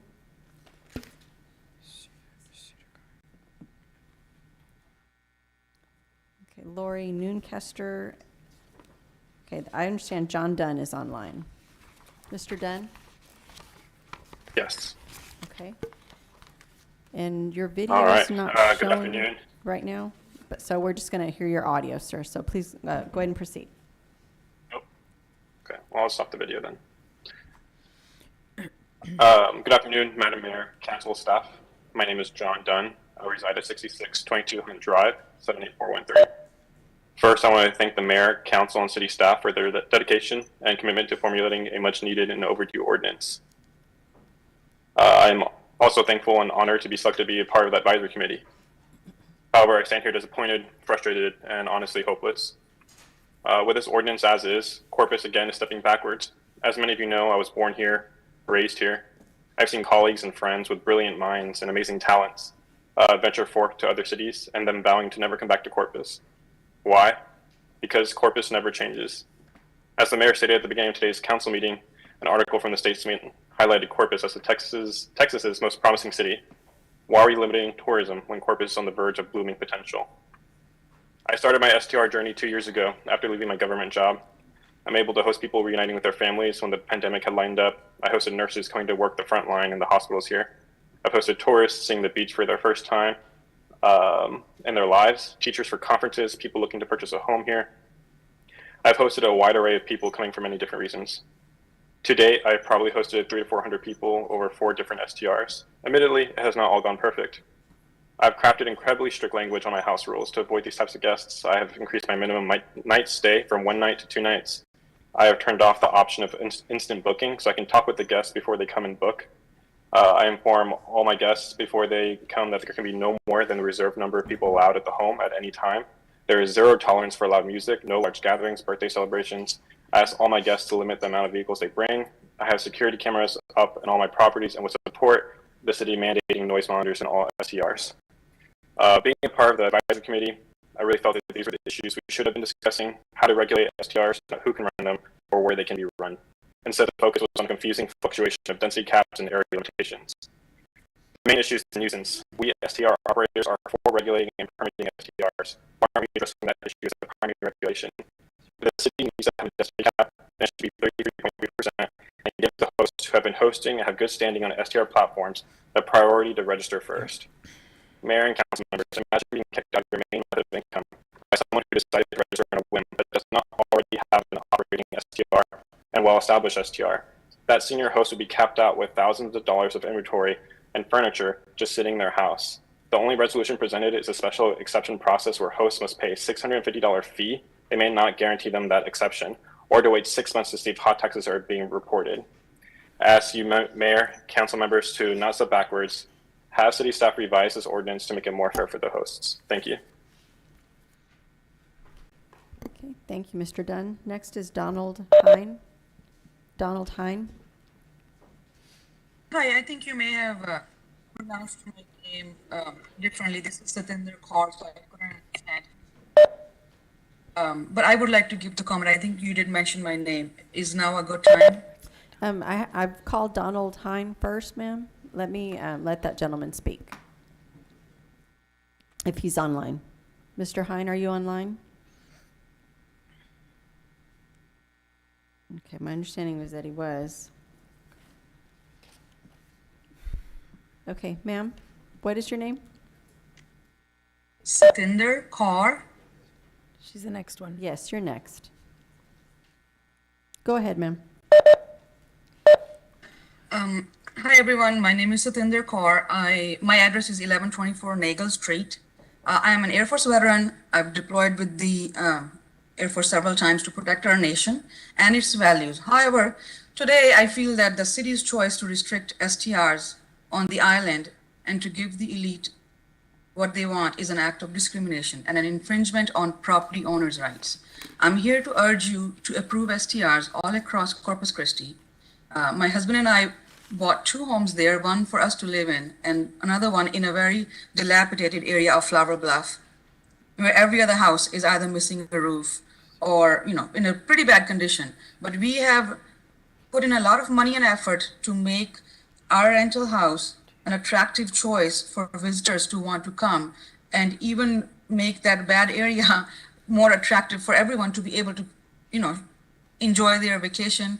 And surprisingly, most of the people that have lived or rented that property have been graduating students' parents for the Air National Station. I have attended multiple meetings, the stakeholders meetings, as one of the participants. I was not the stakeholder myself. And as the previous speaker mentioned, most of the briefings or meetings were about STR being bad, but with 0 facts presented. I did ask several times, Director of Planning, is there any data to support these statements? And the answer was always, well, we don't really have a factual data. So my question is, if you don't have data to say it's bad, how are you starting with a solution, the solution being there should be no STRs on the island and only 15% on the rest of the city when there isn't even a problem to begin with? Out of the 17 stakeholders, only 8 voted when there was time to vote if there should be any restrictions on STRs. Out of the 8, 5 were in support. So the stakeholders were in support of having STRs. Out of the public comments, 60% public comments that are on the city site are in support of STRs. And lastly, if you look at the rest of the golf golf course cities that charge only $50 for a permit, Corpus Christi is charging the highest, $250 for a permit. So I think these are just a few of the things that I'm urging you to please consider these, as they really are infringing on our rights as property owners. Thank you. Thank you, ma'am. Okay, we do have some individuals who signed up for WebEx phone, but my understanding is they are not online. So I'm going to go ahead and proceed with in-person public comment. These individuals are non-residents, so they would get a minute to speak. And we'll start with Sherry Kirk.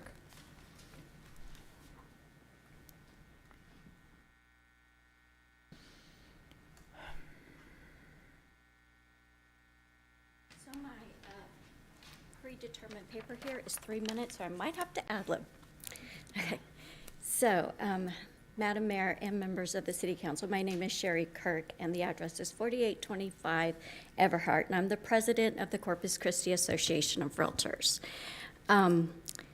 I'm here to talk about the short-term rental ordinance. And the ordinance, as it is currently presented, will lead to banning short-term rentals in certain areas while allowing them in other areas. This is unfair and discriminatory. The government should not impose restrictions on property owners that infringe upon the ability to generate income. And I'm going to read you some statistics. Finally, as we all know, the demand on short-term rentals has increased in Corpus Christi. A recent study surveyed showed that there were only about 1,700 homes for rent in the city. To meet demand in the summer of 2020, the number of short-term rentals increased to 2,100 homes. Anyway, that was $3 million lost since 2017, so I can email this to y'all. Thank you. Thank you. Mayor, I understand we may have some residents on the phone. So That's if fine. you, okay, That's let me fine. just try these. So Georgie Kurtz, are you on the phone? Christy Richards? Argon Meshi? No? Okay, so we're going to go back to in person. Sure. Okay. So where are we? So we're on Cullen Neely. Cullen Neely. Okay. Okay, And Mateo Loera is next after that. And Melinda Payne after that. Hello, my name is Colin Neely. I am not a resident, but I'm here on behalf of Texas Realtors, which is the trade association for the entire state of Texas. Texas Realtors exist to protect property rights in Texas. That's our main goal and our driving principle. As such, we oppose any ordinance or legislation that places arbitrary restrictions on property owners, and short-term restrictions based on geography and density are just that, they're arbitrary. So first, it's helpful to ask, what is the purpose of restricting these short-term rentals? It's because we're trying to cut down on all the loud partying, all the trash, and all the excessive cars that people have mentioned, right?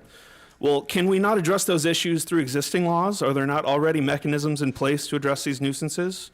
We already have laws and enforcement mechanisms for noise, trash, and parking violations. Recently, other cities have passed a very similar ordinance to the one being discussed here, and the local board of realtors there has been hearing complaints from homeowners ever since. The city there claims that the ordinance has been a success, but has it? Any legislation should have quantifiable metrics to judge its success or failure, hard data. In this case, it would be documentation related to police calls, noise violations, Mr. Neely? excessive trash. I just hope that y'all can provide that in the future. Thank you. Thank you. Okay. Mateo Loera?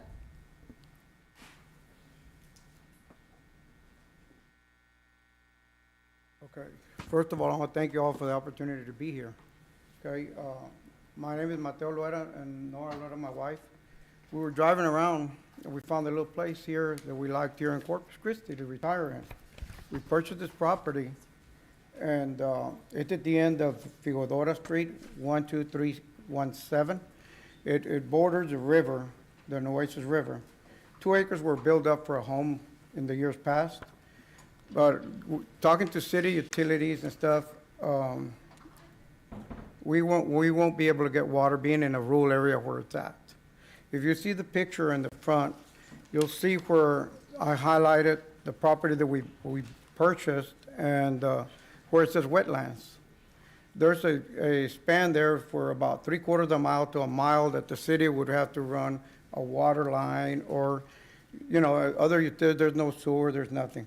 My question to y'all, if there's any way possible that we can de-annex this property, be it county. The other thing, Billy Lerma went out there and looked at the property at the city street. There's some pictures that I gave that are here to y'all to see. The pictures that are there is not to show you the trash. Mr. The Loera, picture- I hate to interrupt you, but the timer went off, and it just wouldn't be fair if I didn't interrupt you. But what I would like to do is have staff address. I understand you spoke with the councilman, but maybe you can get some more information, I believe, through staff. Peter, Right. would that be okay to address this issue? Michael Dice is here somewhere, so in the back. Okay, I'll have staff come out and meet you in the back, sir. Yeah. Okay. Yes, sir. Just go to back of the seating area. They can address this further, Mr. Loera. Okay, and next we have a WebEx phone, Melinda Payne. Miss Payne? No? Monty Cower?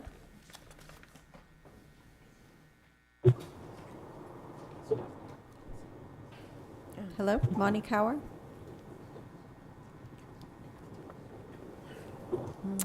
I hear something but not audio, so I'll move on to the next person who's Crystal Durba. Crystal Durba? Hi. Crystal? Crystal? Yes. Okay, great. I'm here. All right, go ahead and start your comment, Crystal, please. You have 1 minute. Okay.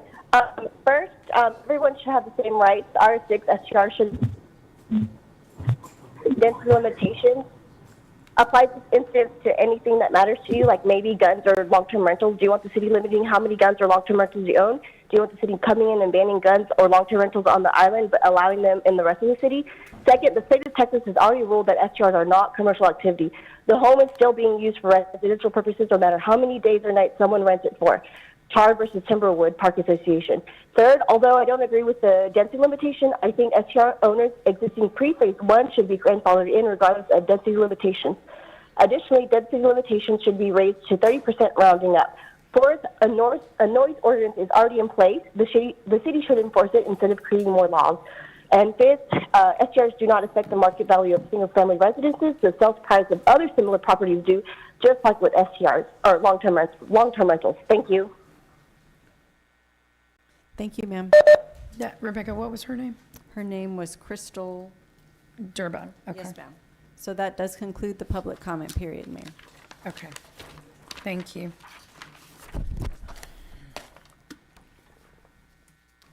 Okay, so that'll take us to section G, our board and committee appointments. Yes, Ms. ma'am. Martha? So we have one board for your consideration today. It's the Capital Improvements Advisory Committee. There are 3 vacancies, and each council member and the mayor nominates members to the committee, and the city manager nominates the remaining 6, subject to confirmation by the full council. So today, we do have 2 positions that are nominated by the city manager, but staff is recommending the postponement of one of those positions. So we'll be looking at one today for Wendy Herman. So the city manager is recommending the appointment of Wendy Herman. The other position is nominated by the mayor, and Mayor Guajardo is nominating Haley Gonzalez. So Haley Gonzalez and Wendy Herman we're forwarding their names for your consideration today. Okay. Any further discussion? All in favor say aye. Aye. Any opposed say no. The motion carries. Thank you. And who seconded? I'm sorry, I missed that. Okay, Roland. Thank you, Roland. Okay, thank you, Ms. Huerta. So that'll take us to section I, our consent agenda, items number 2 through 34. I know we have a council member who'd like to pull number 34. Would anyone else like to pull any items between 2 and 34? Mayor, I don't need to pull them specifically, but I just want to let the city secretary know that I will be voting no on items number 11, 12, and 13. But okay, you don't want to pull them though, right? I don't want to pull them. I'm just going to be voting no on those 3 items. Okay. Anybody like to pull any items? No. Okay, so I will entertain a motion to approve consent agenda with the exception of item number 34. Make a motion. Okay, do we have a second? Okay, any further discussion? All in favor say aye. Any opposed say no. The motion carries. And item number 34 is a motion awarding a professional services contract to RVK Architecture. And Peter, do we have someone that's going to, is that yours? No. Oh, okay, here we go. Sorry, Chief Markle. All right, Josh. You know, but before we go into that, I want to make a quick point because we passed all of these consent agenda items, and there is a big chunk of them that I want to point out. They are grants, and they are in the total of $1.6 million in grants.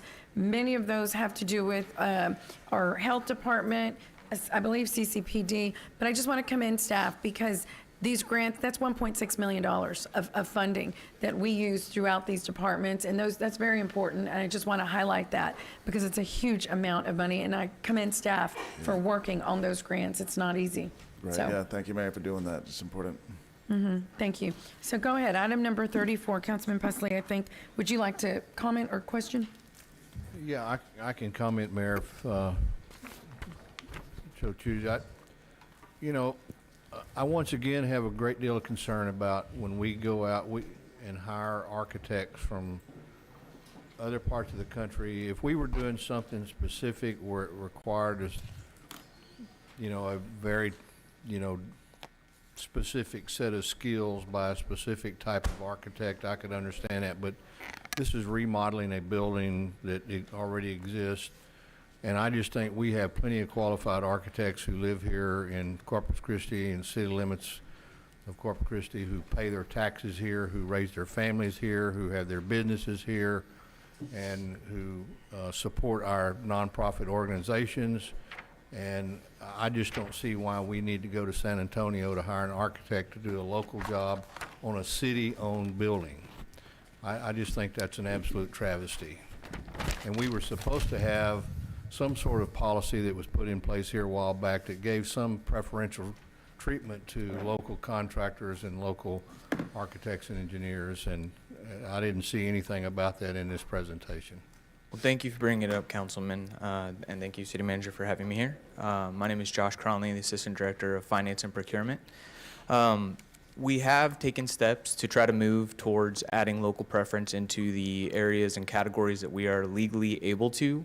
Unfortunately, architects and engineers, even though they are professional services, because that is what we passed was for professional services, except for where the law dictates how we have to procure. And unfortunately, architects, engineers, and well, even given that, I just see very little need and support for going outside of this community to hire an architect to do from another city to do a job on a building that this city owns. I mean, those are the perfect kind of projects that ought to be done by our local talent, and we've got plenty of talented architectural and engineering firms here in this community without having to go to San Antonio or Houston or anywhere else to hire one. the nature of the solicitation calls for qualifications, and in this particular case, it just so happened that RVK happened to be the most qualified for this type of work. You know, we bring in remodeling a building. I mean, I can't see that that requires a specific set of qualifications. It's standard kind of work. I mean, well, but they're all ranked based off of performance, similar size and scope. We did bring in, you know, the working on this type of size of building and different elements of that. And you know, they're scored by a panel. We bring in a diverse panel. We make sure that we have departmental representation, outside departmental representation, and everybody gets to review the qualifications and then gets presented them in an interview fashion and presentation. And it's based off of the scores that we make our recommendation to you. And so and I appreciate all that, but and I may not get a second or any support for it, but I'm going to make a recommendation that we table this, send it back to staff for a recommendation on a local firm to do this job. I'm going to interject here. This is over $600,000. By law, it's a tax dollar. Don't we have to put it out for RFP to get the lowest possible bid? RFQ or RFP. RFQ. Yes, the law dictates the way that we're able to solicit it, and so in this case, we had to issue a request for qualifications. Right. And we advertise, and anybody's able to, and then we take whoever is responsible. We package those together and then start a review. We do both a technical review, which is scored, and then an interview for those candidates who qualify. So were there local companies that bid on this? There were. There were. But their price point, right, I see it here. Price is not a consideration in the qualifications. Oh, right, the price is not, it's the qualification. It's simply just they had the better pencil and paper in this particular proposal. There were a total of there were 4 firms that submitted proposals, and RVK, GenAC, and WKMC. The point spread was very narrow, so the difference between RVK and Janak's 1 point. So RVK, as Josh said, through the review process, interview process, scored 94 points. Janak had 93, and WKMC had 91. So this is an established purchasing protocol policy. We followed it. And we're not able to use our local preference policy? Right, no. By law? By law, we have to open it up for Right. bidding, and anybody can bid. You can't say just Corpus Christians, unfortunately. Right. Just to add to that, it was development services, engineering services, and I want to say Richard Martinez was one of the reviewers on this way back when we started this process. So your point about local business would not necessarily apply here because the state balances the playing field by saying, hey, qualification based, not based on price, just qualification. We looked at it, we interviewed all 4 firms, we did the technical review as Josh has said, we interviewed all 4 firms and RVK just happened to be the highest score, right? And that's the firm we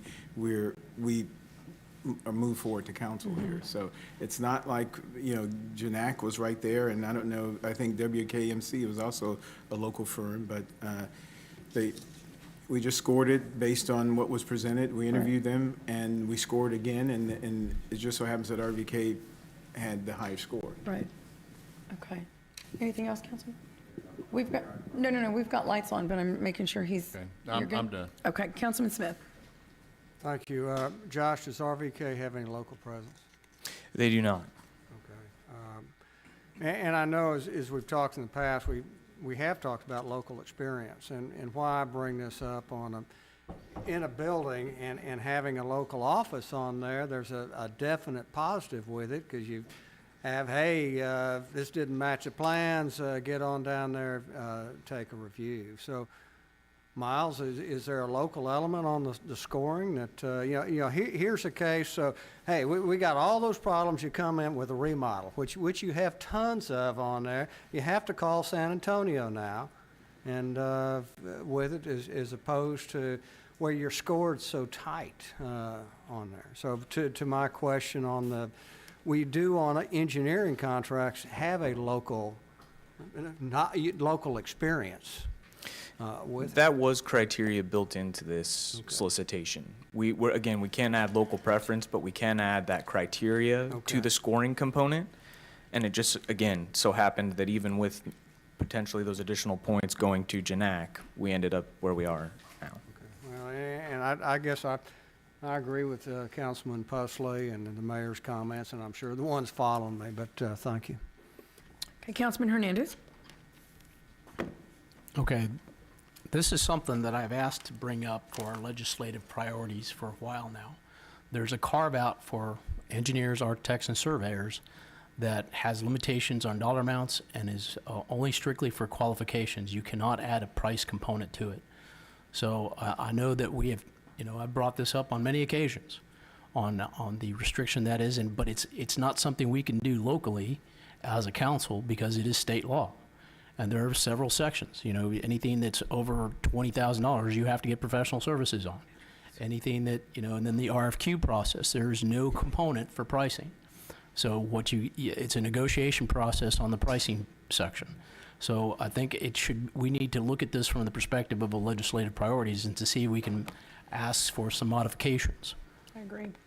Yeah, building off what you're speaking of, we do still have that negotiation that will occur with your permission to engage with RVK.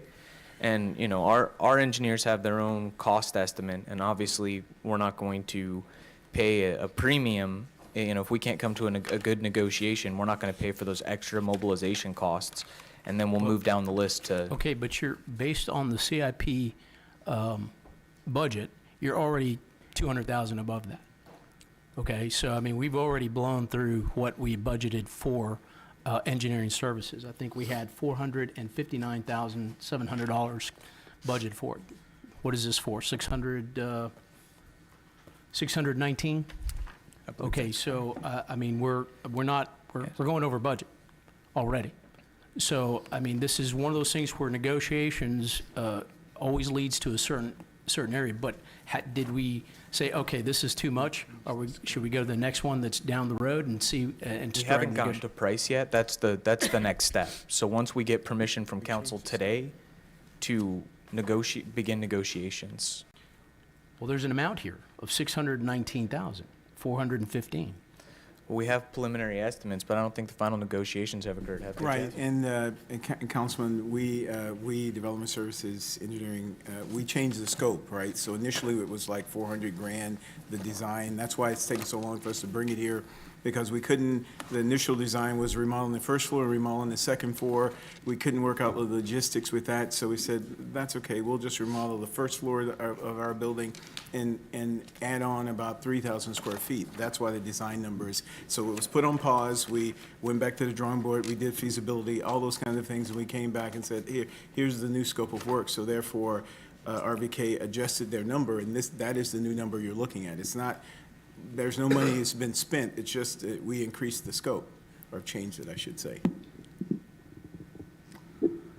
Okay, but it still leads to the original problem. We don't have a choice in terms of how this process works.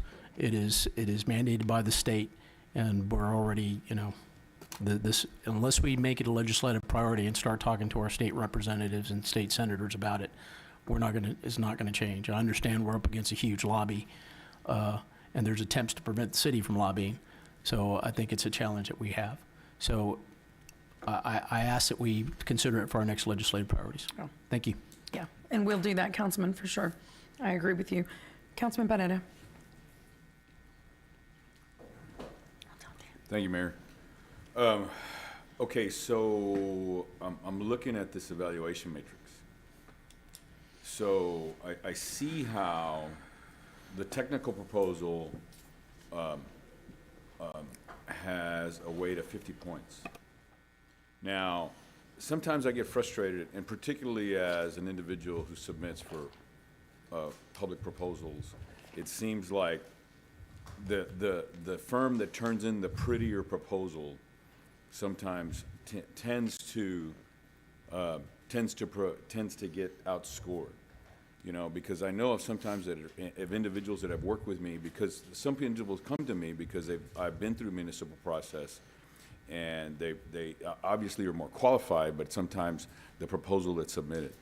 And in this particular case, I see understanding of project scope, 20 points, of which the difference is 1 point between the awarded contract and the number 2 place.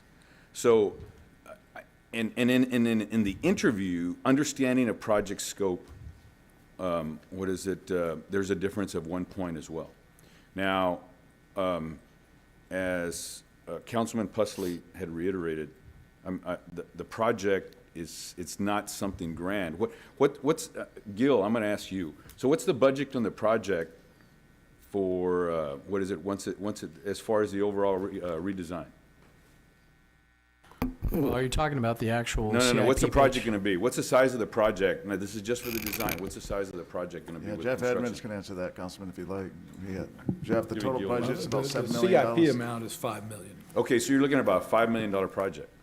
Now, me understanding being from here, that I know that the number 2 firm has designed projects in excess, administration buildings, in excess of $100 million. One particular project. They've had projects that are in excess of $50 million. So I'm just having a hard time understanding the evaluation criteria. So it's of similar size and scope. So if they've only submitted projects that are over $100 million or $50 million in their history. So if they had submitted a project, you're telling me that if they had submitted a project, I'm sorry to interrupt. Go ahead. Please. No, I just wanted to say, so, the budget constraints on a $100 million project are very different from a $5 million project, right? And so we're looking for firms who have experience in that area, working on projects within that. So when we're asking for and it spells it out in the RFQ, we're asking for history of similar size and scope. It doesn't mean they can't provide those in the bios for their staff to say, hey, I've worked on a $100 million project. But when we're asking for firms' experience on projects of similar size and scope, So you're validating that that's a technical problem that has nothing to do with expertise. That's a technical problem with regard to the proposal that has nothing to do with expertise. I find it hard for us to review that if an individual can complete a project in excess of $50 million, that they wouldn't have the experience of a $5 million project. Now, based on the methodology that you're giving me, I'm sorry, I didn't want to integrate this much, but your response has had this, it brings it back to me in the sense that, in other words, what I'm hearing is that if the proposer submitted several projects in excess of 50 million, that did not meet the technical requirement of the request of the proposal to only show projects of $5 million. Of similar size and scope, yes. So once again, in my opinion, of 1 of 9, I seem to find that flawed. Now, I can tell you that I have a very close friend who's now since retired, who worked for the comptroller's office, in which she worked specifically with procurement. And one of the things that they did to ensure is they had a precursor review of the technical proposals, and I think I may have discussed this with you. They had a precursor review of the technical proposals to ensure that, because the challenge at times is, even if you have a pre-bid conference, that if the proposer is able to get into the head of the procurement officer and the team with which they're looking for, if there's a good fact finder, if we do a good job. So I'm having a difficult time understanding how a proposer that has experience doesn't understand a $5 million project. And so therefore, I'm saying that the system is flawed. So I challenge you. I think right now, I don't know how we go about this, but I'm going to support Councilman Pusley's recommendation, what have you, because I think then we really have to look at our procurement processes. Thank you. All right, Councilman Martinez. Thank you, Mayor. I'm kind of having an issue with the criteria as well, and what I'm looking at is the understanding of the project scope, which in this case, between the technical proposal and the interview, the understanding of the project scope was the difference maker, right? That's a 2-point swing for the company that is being recommended. And the issue that I see with that is it seems like such a subjective standard. You know, how do you determine what their understanding of the scope of the project is to an extent to where that's the difference between the two companies? Is there an objective criteria that you're looking at? So we ask for kind of their approach or different elements that tie to how they would handle working on a project of our size and scope. And it's based off of, I mean, it's subjective in the sense that it's an individual who's doing the score, right? But it's collectively, we provide gradients. Will they be able to do the work as we've described it, or will we have to work with them on modifications to what their standard practice is because it's not something we're comfortable with? And so all of those factor into where their final score is going to end up. But it's our individual panel members who create the score. I mean, but is it really a consideration whether, I mean, I understand it is a consideration, but when you get to the level that you're looking at, is there really a concern that they're not going to be able to perform the way that you want it done, or however you stated it at first? I mean, it seems like if that's a concern, then that would be something that would be much more of a difference maker than 1 or 2 points, right? I mean, that seems like that would be something that would take them out of consideration. Correct. If they were a complete misalignment in criteria, they wouldn't have been in the running, right? They wouldn't have. We wouldn't have even probably declared them responsive because they didn't meet minimum qualifications, which we did have on there, which was licensing certification, no lawsuits in the past 5 years, no current litigation with the city, some other minimum qualifications that we outlined. Yeah, I mean, it's just such a, it feels like you're right, because firms experience, I mean, you can go and look how many years that the engineers have or the designers have, team experience, you can do that as well. I would think that both of those, again, would be very subjective in how they're scored, especially at the top end. you know, and understanding the project scope. It just seems, like I said, like a very subjective, arbitrary standard for scoring. And when the score is between 1 or 2 points, you know, if there's not a clear-cut point system where this is worth, you know, you get so many points for having an engineer that is between 5 and 7 years experience, or however it's scored, if there's not something that is set like that, you know, it just seems like an arbitrary and very subjective score. And so that's where I can see that you have some this more bid tally discretion. includes basically the summary of those categories. There are individual questions tied underneath those categories that are Sure, a little bit there's- less broad. But there's a lot of discretion in the scoring and how you can score it. Whether somebody gets an 18 or a 19, there's a lot of discretion in that. It's not based on this is worth 1 point, this is worth 2 points, and you get to that amount, right? I mean, and I think that's kind of the issue. Is it feels like there, because it is so discretionary and because it is such a subjective standard, that when you've got two companies that essentially have the same score, it's a 1 point difference, but because of the standard, that 1 point could have really gone either way, you know. And I think that's what Councilman Pusley is saying. And I if don't they wanna put words in your mouth. if they were tied, we have different measures that we could have implemented. The state does allow for us at that point to make that local decision. They can say if you have a tie, you can give it to the local guy. But unfortunately, we didn't have that here, and I can't work to change scores. They kind of are where they lie once the candidates have met, and so, you know, it's my job to then package it up and bring it to you guys.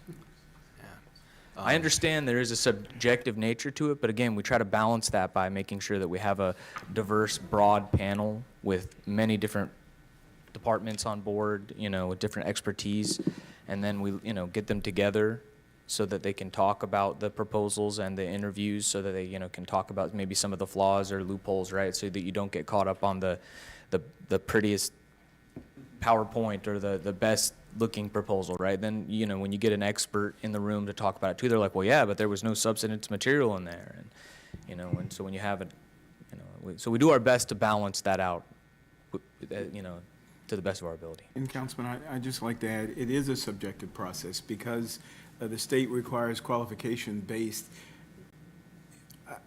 As an architect, I'm putting together the prettiest package I can, but that's received by individuals who will use their opinion, their experiences to say, yeah, this is worth 5 points, that's worth 2 points, right?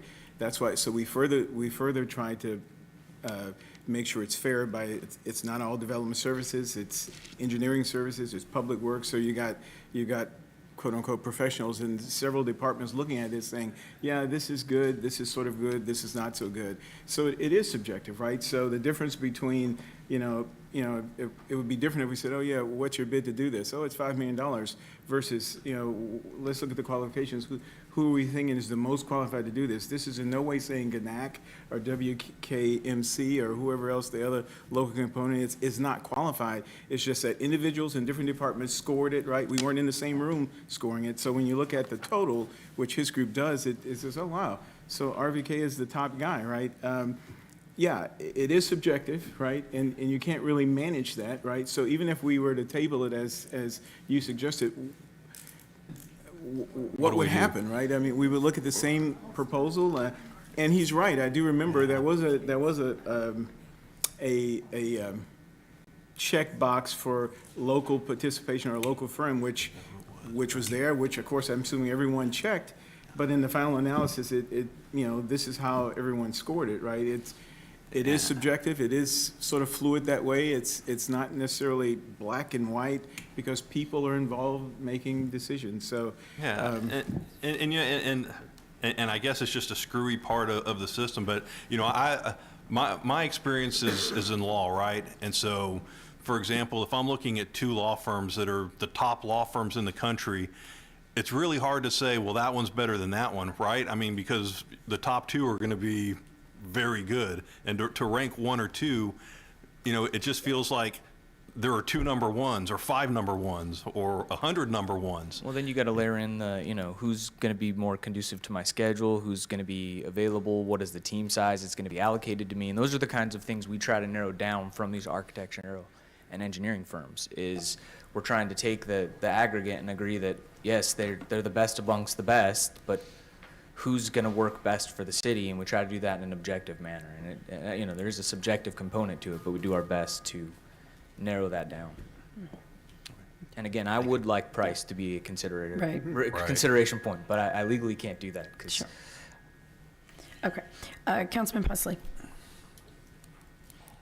Well, I think you just hit the nail on the head when you said who's going to be most responsive to what we're doing on this project. So would you compare that with a company that doesn't reside here nor has a local presence here over one who does? It was part of the scoring component. I mean, I can't speak to what the individuals were, but when they get told we're going to have a designated. So apparently, according to what Al said, y'all evaluated this some months ago, even when Richard was still around, and so this has been a while.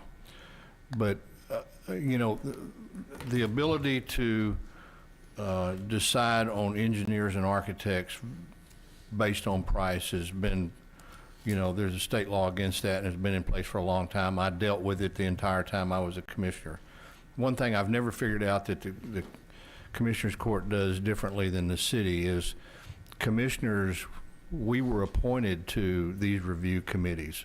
Every one we had, there was an elected official from usually the respective precinct that was dealing with that project was a part of the review committee, so that they had some input over the preferences because of their experience in dealing with different companies. And I think that goes a long way in deciding how you do this. You can't look at this on paper. You have to have a feel with respect to how you've dealt with other companies in and around your specific area. And it just frustrates me that we keep going out and hiring engineering firms and architectural firms that don't reside in this community and have no contact with what our community does, what we like, what we don't like, those things. And I think those are important. So anyway, that's all I have, Mayor. Okay. Councilman Smith. Thank you. Josh, I guess I'm going through the details on here with the scoring on there, and I guess the numbers, I'm looking at the technical proposal results, which is 50 on there, so that's 1285. And you list Janak at 44 points on the average, but they have 220 total points, and that's 45. On there, so the math doesn't work. And council members, they didn't give us the other scoring on the interview, but the difference between RVK and Janak is RVK scored 224 according to this, and Janak 222. So we take the average across, not the total. Okay. Well, you divide 220 by 5, and it's 45. So there are decimal places included in this, sir? Okay. You're giving us, we can only judge by the information you give us on there. And then as I look at it, Councilman Barrera, that's very familiar, kind of a little bit of gaming. So there's 5 committee members on there. Committee member 1 and committee member 2, there's a 20 and a 22 point spread between their scores. And then you take committee member 3, 4, and 5, it's 4 points, 3 points, 5 points. If those committee members would have put that big spread on there, they all had more points for Janak. Then they would have prevailed. But committee member 1 and 2 had a much bigger spread. You're doing the math on there, so for example, committee member 2 thought RVK scored 100%, they did 50, Janak 43. RVK prevailed by 2 points, that's a 7-point swing there. So there's nuance within here. So when you're getting in the committee members on there, how those committee members individually take a look at it, and the ones that do that widespread bear more influence on that than the narrow spreaders do. So there's just a lot of holes on it. And I would like to see the interview scores also. They were not in the package. So that's it. Thanks. Councilman Hernandez. Thank you, Mayor.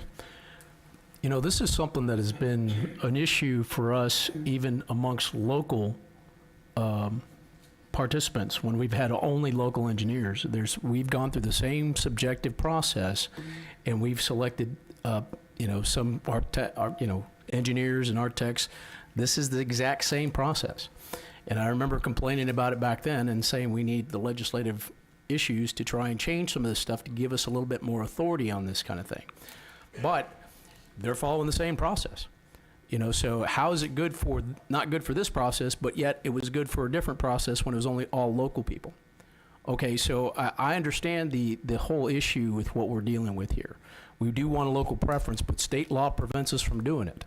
Okay, so I don't want to be in violation of state law by going back and saying, hey, you scored it wrong because you're too subjective, and, staff, I just don't agree with you on this time. But I agreed with you on the last time when you did it, the same thing. So I think we're on a slippery slope here if we don't follow the process the same way that we've done it with the local process and the processes that we followed before. Now, I don't necessarily agree with it. I'd like to see a local preference. I really would. We don't have the authority to do that. And again, I think this has to be something that we go back to our state legislatures on. And I know we're up against a large, well-funded lobby. So it's something we'll have to take into consideration.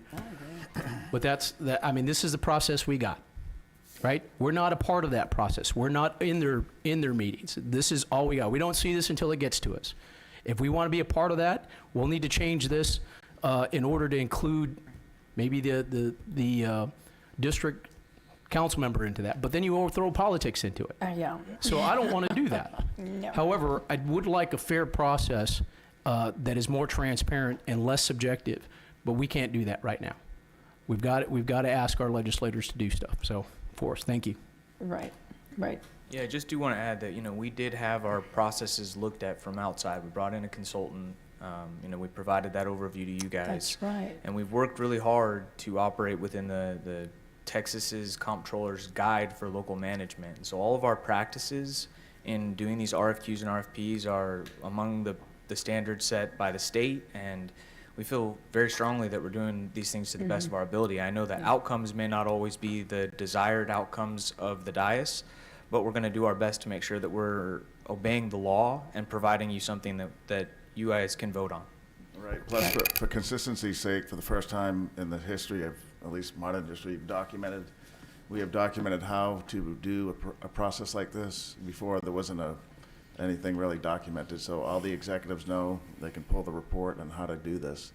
So it's documented. It was vetted by the city manager's team with Josh using best practices. So we have made improvements in recent months. And we did have an outside auditor look at this, Weaver, who does our financial audit, and gave us a whole series of opinions and some recommended changes, which we've made already. So just want to add that as well. Thank you. Okay. Councilman Pusley? I just want to say is I've been a part of these, and the subjectiveness of how these processes go. I mean, I've been involved in these when I was a commissioner. When we got down to, we would look at each other because the firms were so close. We'd say, okay, has anybody got a quarter so we can flip a coin here? So, I understand the subjectiveness of it, and we work around that. But if you're telling me that we eliminated local firms because they were submitting examples of projects that were in excess of what we were doing here, then we certainly have a problem with the process. And I wouldn't understand that at all. Now, if we were building this building from the ground up, if there was a flat piece of ground out there we were going to build this building on, then I'd say, yeah, let's look at all of the available skills around the country that are available to us to do, something very nice. Councilman, But this is not what that is. This is. Well, can I just add, Councilman, that, so the part of the scope will be building a new section of building, an expansion. It's not just a paint job or remodel, so there is some additional building. It's not a complete rebuild. I know it's not, but there is additional building being built from the ground up. Just want to point out. Okay. Councilman Benedict. Thank you, Mayor. Not to contradict him, but I'm not at issue with the price. I understand where you're going. I just think it's not necessarily here. I just, once again, just to reiterate what, and let me pull this back up, but, it's the same situation. You've had, in one particular instance, committee member number two, I mean, there was a huge disparity with regard to, basically the difference and that swing. And, there's times that I've recommended that you throw out the lowest numbers and throw out the highest numbers, so that way you can get a better vision. I just once again, I have a real difficult time, as it's already been said, to beat that dead horse, that it just seems to be very subjective. And, I've been in situations where I've been through evaluations where there's no one going to get a perfect score because that person's Jesus Christ. Even it was only going to get a 7, if you're doing out of 10. And then you get other individuals that, that basically they have just a different perspective where they know, and I'm not saying it was done here, but it can be manipulated. It can be manipulated, particularly, there's times that I would recommend, and I've seen this done before, where you rank them 1, 2, 3, 4, 5, period. All right? You're not having some arbitrary system with which you're awarding this person 50 and this one 39, because once again, that's highly subjective of what's in somebody's mind. How do you get a 50, Well, we've provided score sheets that break it down, that talk about the criteria. Okay, but once again, it comes down to 1, 2, 3, 4, 5. If you do that, and that's how many you have, or in this particular instance, you had 7. So that way, somebody has to say who it is, and then maybe you throw out the high score and the low score. All I'm saying is there's a way to make it so it's not so subjective. And I don't know your evaluation system.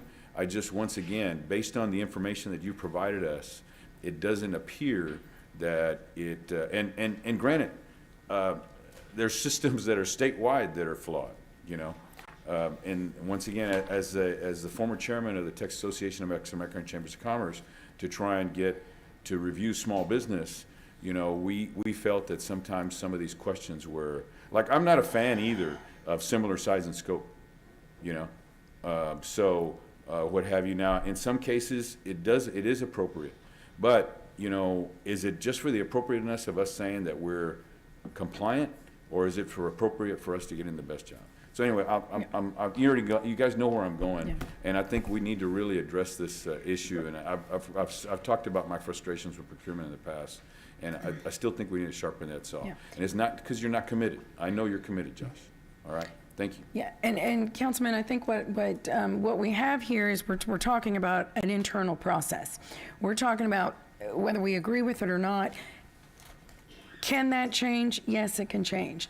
I agree with you, Councilman Hernandez. It's something that can't be changed today.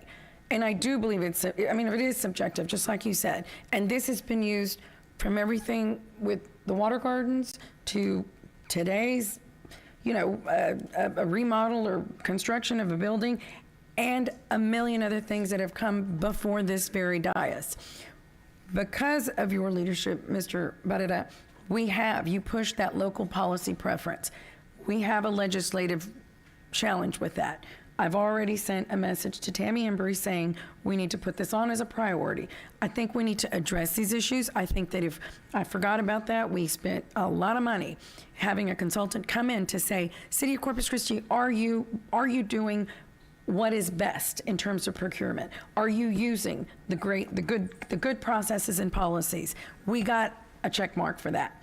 can it be improved? And can we give input? Yes, moving forward.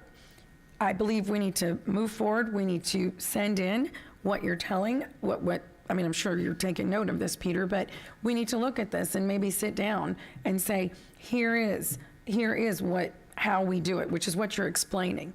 But I think we need to focus, yes, on the points that have been made, and if there are changes that need to be made, then we can do that. But today we cannot change that. I believe we need to move forward with this and have some input for the actual policy to our city manager in terms of what certain council members feel need to be changed. And if that's your job, that's your place, is internal processes, and to take our opinions, our suggestions, and our recommendations. Councilman Pusley. I'm not sure I understand where you're headed, Mayor, but we can change this process today. We can send this process today back to staff and say, you know, we're not satisfied with what we see here. We want you to go back and reevaluate this under the current laws, because I can tell you right now, this law is not going to change. This law has been on the books in the state of Texas, and the legislature, just like Councilman Hernandez brought out, is not going to change something that is supported by a lobby group that has 10 times more money than we ever thought about. Sure. So you can forget that. But we have the ability to live under that rule and make the changes necessary here in our policy to make this a fair process and to look at what we do with respect to selecting these firms based on how we feel they will best fit our community. Okay, so then I'm unclear. If you are saying change, they're going to go back and the process in place is the process in place. Reevaluating or changing this matrix is a whole nother ball of wax. I'm not sure what you're So suggesting. I think that we have two options. You can vote for it as it is, or you can vote it down and we can go back out again, realizing that 6 months could mean the difference between, you know, things change within firms, right? People leave, they get new project managers, new architects and engineers come on board, and so they may no longer be the most qualified. So there's the opportunity for us to do the check again, but we're not able to include best value because the state tells us we have to do qualifications. So we can't bring value, even though there's more value in having a local architect and engineer, we can't add that into the scope of the solicitation. And I'm not asking you to do that. Oh, okay. I misunderstood. I'm sorry. Can Mayor and council members, I think, Mayor, if I speak, I think the process will result in the same outcome unless there's That's different what members. So I would recommend that if you don't want to use the staff recommendation for RVK, vote it down and vote for Janak. It's that simple. I think that's the choice. If you don't want to use RVK, you want a local firm, don't take staff's recommendation and vote for Janak. Point of We're order. going to get the same score result, most likely. Point of order, Mayor. I think we have a motion to table. Do we have a second for that? Was there a motion made? Yeah, I made the motion You to made a table, but Oh. I never did hear a second. Okay. No, yeah, there was no second. Councilman, okay, is your light on, sir? Councilman Pesa, or did you already No, speak on I'm it? sorry. Okay, Councilman Barrera. Peter, great minds think alike. I appreciate you asking. I was going to ask if we could do that. The other thing is, though, but what I wanted to do is, Josh, give you the opportunity to validate that with council members so that way they understand exactly what you're doing. Instead of us legislating it from here, I mean, it's easily enough then, if that's the case, then I would move that we award the contract to Janak. However, I want to give you the opportunity to, in lieu of in this forum, at least as Councilman Pusley had recommended, is that if we table it, and that way you can validate your recommendation to the council members that have concerns, I being one of them. If not, I'm happy to make a recommendation, since there's no second, to award the contract to Janak. But I'm putting it in your hands right now. We have another comment. Councilman Molina. Thank you, Mayor. I see where you're going with this, but we're following a state process here. By doing that, would that would we be in any type of legal trouble by doing that? Let me have Miles answer that. The Professional Services Procurement Act requires that if you procure, and the procurement process is done by purchasing, if you procure in accordance with the Professional Services Procurement Act. However, you are authorized to execute a professional services agreement with any legal provider of that professional services. So you can authorize the execution of a professional services contract with JANAC. Just understand that it was not through the professional services, through the procurement process. Yeah, I don't think that's his question, Councilman. I think if we're saying table it, do some one-on-one briefings to make sure council members understand how the scoring was. Is that your question? No, well, I just don't want the city to be in any type of legal risk by voting for or awarding the contract to to JANAC or to another local firm. Yeah, I think it's, after going through this whole process. Right, Miles, I think I'm going to answer it. Miles will tell me if it's wrong. I think it's right, but the council has the right to not take staff's recommendation and choose another firm. You do have the right to do that. That's legal. But I would slightly reword the motion if you decide you want to do that. Just to and specify that you're authorizing the execution of a contract rather than awarding, because you're not awarding through the procurement process, you're just authorizing execution of that contract. Oh, okay.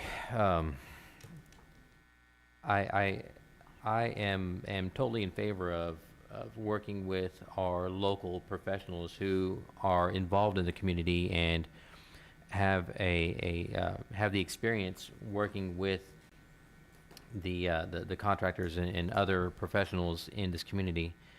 But I think we have a process here for a reason, and I think by kind of going around that process, it undermines a lot of what I just don't feel comfortable going around that process, even though I would like to support one of our local vendors here. Anyways, those are my thoughts. May I just say one word back to Councilman's recommendation of saying I want to go with JANAC. The other negative side effect is that other professionals in the United States or even in the greater Texas area will see what happens on this day and say, why would I even submit qualification packages to Corpus Christi if we're going to arbitrarily just take who we want, right? In that case, we should sole source to who we want rather than go through this long and protracted procurement process, because we're following kind of what the state requires. I wanted to be here about 6 months ago, but because we had some internal, challenges, we're here now, right? And even if we take an act, that's great, but you have to think about how will the world view us, the world or the state of Texas views us later when we probably want outside individuals to say, hey, we don't have the expertise to do X, Y, and Z, when this appears to be, kind of how we operate. So that may be something to consider as well. There's nothing wrong with that. I'm just saying everything has a consequence, right? So. Councilman Barrera? Do you have, I agree, but it's one point. It's not a compelling reason where staff is saying the firm is highly qualified. Staff is saying that they understand the scope. Staff is saying that there's only a small margin. I would agree that if you had indicated, the staff had indicated very in themselves that it was very close, it could have gone either way. So I would think that if a firm is saying, okay, we missed this one, then all right, we're going to sharpen it up and we're going to understand what it is that we're looking for, because we want to have a compelling reason. And then you should ask too, staff should ask themselves too, it needs to be compelling to the council for them to understand. Because if we're in a situation right here where we're having all this dialogue, then obviously it's not compelling. So with that, I'm going to recommend, I'm going to move. well, we've got a few more comments. Well, I'm still going to make my motion. Okay. All right, so that way it's on the table. And I know yours, I'm gonna just say yours failed for like a second, I guess, maybe. Or somebody can still second yours, can they? If I move also? No, I mean, well, you have the floor, so that's the thing. So if you have the floor. All right, I'll wait for comments. I was gonna move basically to authorize staff to enter in negotiations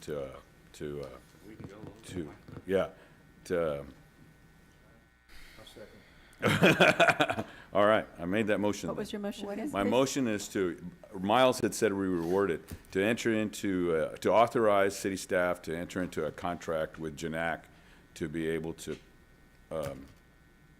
with regard to this particular project. And you seconded, Councilmember Presley? Yes, sir. Okay, Councilman Martinez. You know, Mr. Raymond, I understand your concerns, but honestly, I feel like with a lot of contractors and people on bids, they already feel that way, that submitting a proposal to the city is a lost cause.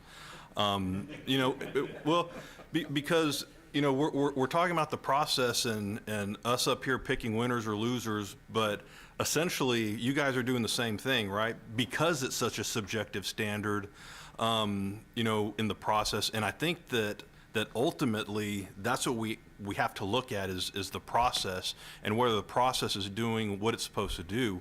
And I think that a lot of the people up here feel like it's not at this point. You know, is there something that you could tell us that would give us a compelling reason why Janak wouldn't be as good as a choice as the REK or whatever the name of the other firm was? I mean, is there a compelling reason? Because I think most of us or all of us have looked at the scoring that you have submitted to us. Now, granted, we weren't there at the interviews and able to see them and score them ourselves, but you know, there's enough in that to show that it was a very tight decision, right? And if it was so tight, you know, do our considerations of whether to select somebody that is not the one that's recommended, is it justified? You know, and I guess what I'm looking for is a reason why it wouldn't be justified or why it would be inappropriate to use those considerations that we want to use, if it is local preference or whatever it is, to choose somebody that you're not recommending.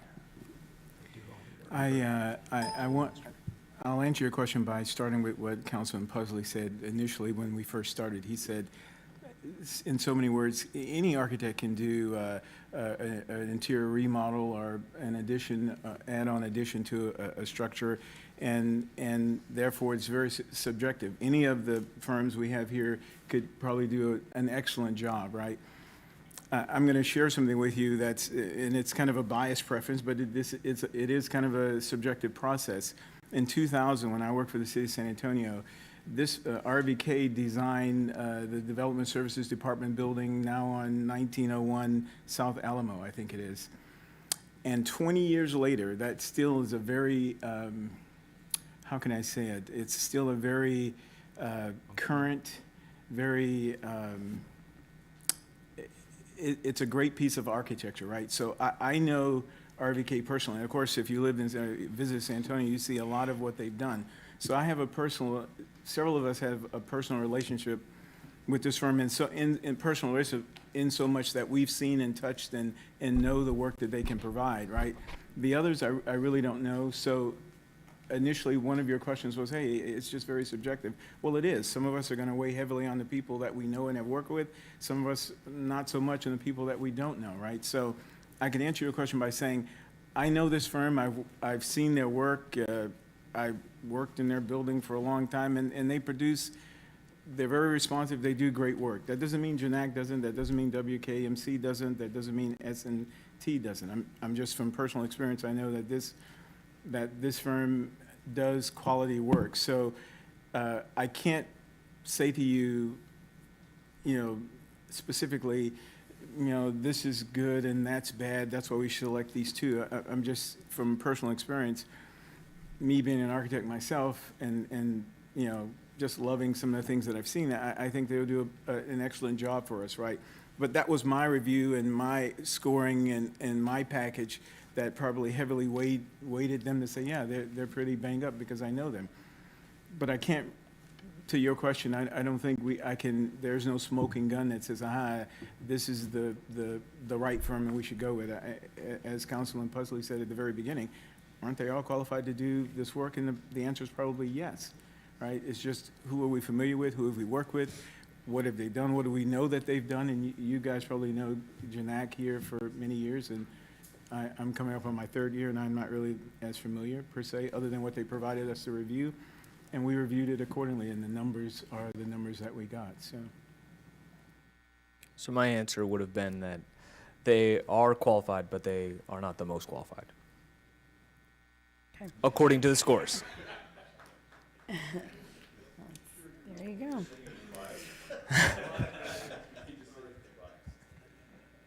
Okay. Okay. Councilman Hernandez. Okay, I want to restate this again. I don't like this process. I've never liked it. I didn't like it when we did the all-in-one street projects for the bond, where it was somewhat subjective there too. I pointed out the subjectiveness, but maybe some engineers donate more than others. I'll just throw that out there. So I just want to say that the best way to do this is to throw it back to staff. If they have to re-procure it, that should be the best way to do that. Keeps us out of my thought is out of the subjectiveness of city council members. Right? So this is, for me, I will be voting no against this because I don't think this is the right way to do this. This is, if we don't like what they presented to us, send it back to them. That would be the best way to do it. And I was going to second Councilman Pusley's tabling, but I will be voting no on this. Thank you. I'd like to call for question. Okay. So we have, Have a roll call. your motion is okay to go, just not go with recommendation from staff, correct? Yes. And go with Jeanette. Janak. So, we've had this long discussion and no one is, which I'm fine with, I understand. But in the end, it's about everyone here, well, not everyone, but a lot of you are talking about this particular process. This, literally, this matrix. You've voted on it before, everyone here. You'll vote on it again in the future. So what's going to change in the future? And I'm not saying I'm against this. I'm saying no one here is saying, let's look at this and change it. Because, did you? So is that, was there direction made? There was not direction made. And my point is this. If we are looking at this one particular item with these companies for this process that is not,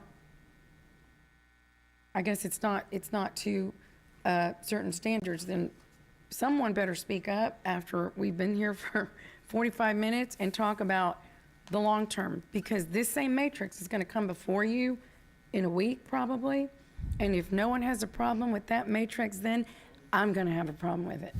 So I'm going to give y'all an opportunity. Who's going to speak up on the long-term issue of this? Not today, and I'll leave it at that. Not today because of the point or the 2 points or the local firm that's here versus the one that's not. This has been used. I'm for getting the job done. I don't want to be, do something that's not legal. That's fine. We've got the right to do that. We need to put it on a legislative agenda. I agree. We're going to do that. If we don't start doing that at some point, doesn't matter. We'll never get anywhere, even if it's hard and they've got legislators against it. But I hope there is direction from someone up here in regards to this matrix, because you're going to see this matrix again as soon as next week. And it's exactly the same because we've seen it for 6 years. So if there is no appetite to truly fix what everyone's been talking about up here for an hour, Then, okay, so where's the direction, though? Well, let's give the direction. Can you turn your mic on, please? But I've let's, been vocal about it. I don't know that I have the ability to direct staff on something specific. I can offer, I can recommend, and I'm empowered right now to be able I'm empowered right now to be able to vote on this particular item. absolutely. But, you know, I've obviously been vocal about our process. I've been vocal about times that when staff so chooses to circumvent the system and they pick the number 2, not necessarily associated, not necessarily which either was the low bid or whatever the situation is. Okay, So well, there's- I've called for question. Yeah. Okay, Mr. my Risley- apologies. Mr. Risley's comment? There's another technical requirement we got to think about. We have a certificate of funds on file for 619,415. So we need to limit that motion to in an amount not to exceed 619,415. That would be the max. You have to have your motion limited by the amount of certificate of funds that you have on file per city charter. We can do it.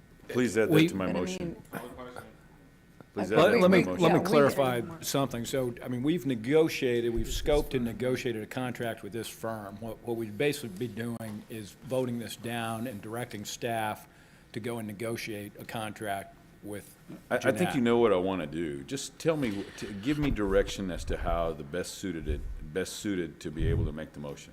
Correct. And we don't know the amount on what that would be, but we would have to start Point with of them order, and go do through we scoping need to and go negotiate. through the call to question first, or can we continue discussing? Because there is a call to question. The call to question, so does anybody else want to speak regarding this item? Do you have any other lights, Mayor? Because to Councilman. officially call the question, it takes a 2/3 vote of the council if someone does want to speak. Yeah, Councilman Pasley, your light's on.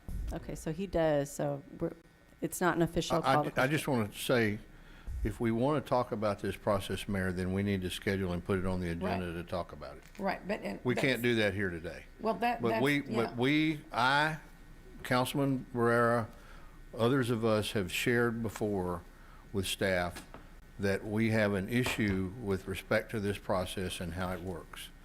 And I think Councilman Barrera's point about compelling is very important here. If there was a compelling reason not to choose a local firm, then, you know, I'm all for that, you know. And when it comes to us being able to deal with dollars and cents, that's very easy. You know, I'm always going to lean toward the low bid, but that we're not held by law to necessarily do that.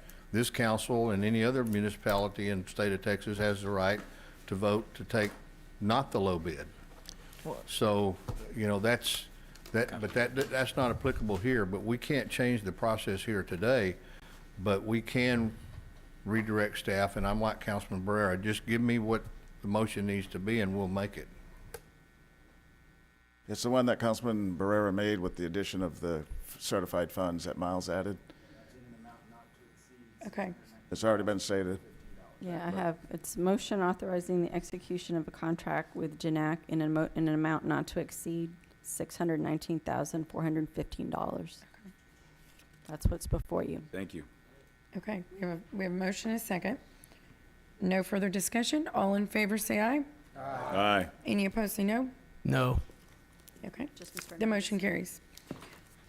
Okay, so we are, we're going to go ahead and recess. It's one, Hey, do you know if Janak's still in the, under investigation? yeah.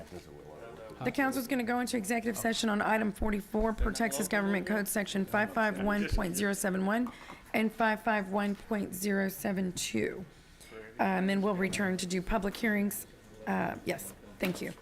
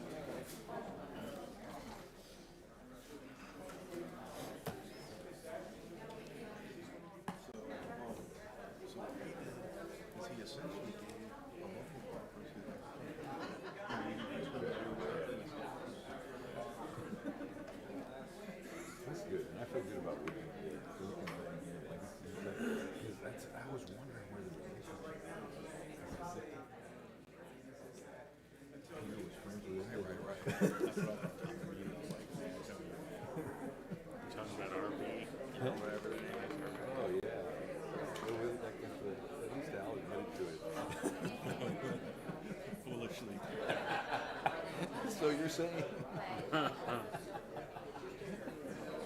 You're saying we're right. Well, y'all made it so easy. It was the easiest. Do it local after that. You had to do it then screwing the whole thing, you know? That's just exactly what I did on Peter's evaluation. That's what I was thinking. I was going to fucking roll it up and you came all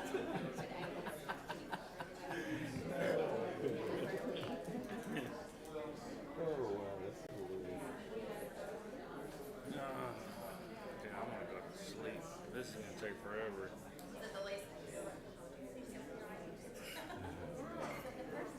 You have any good ideas on making the STRs spot to go fast? It's a complicated issue. It's all the anti-people are in here. Well, I think what we're going to be doing is... Well, anti-island people.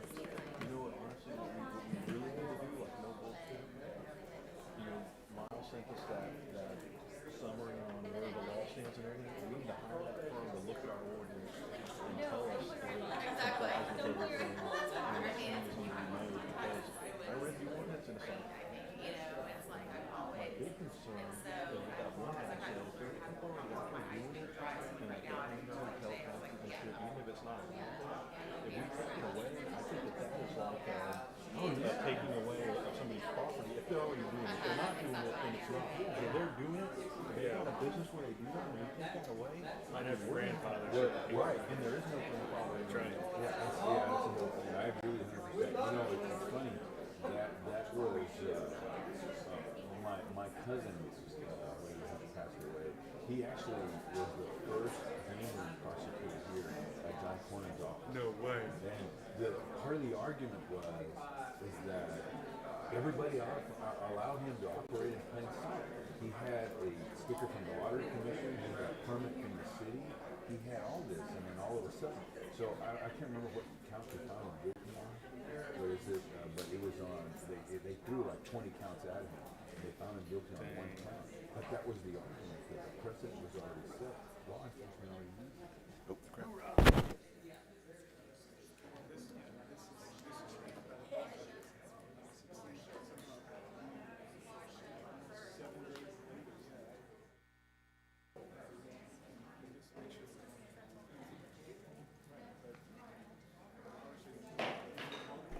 Okay, we'll go ahead and reconvene.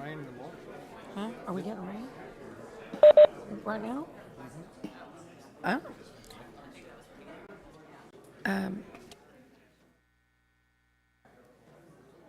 Yeah, okay. So we'll go ahead and reconvene our meeting, and I'm going to go to items number 37, 38 quickly. Item number 37 under public hearings is a public hearing regarding the creation of the Corpus Christi Tourism Public Improvement District and approval of a resolution.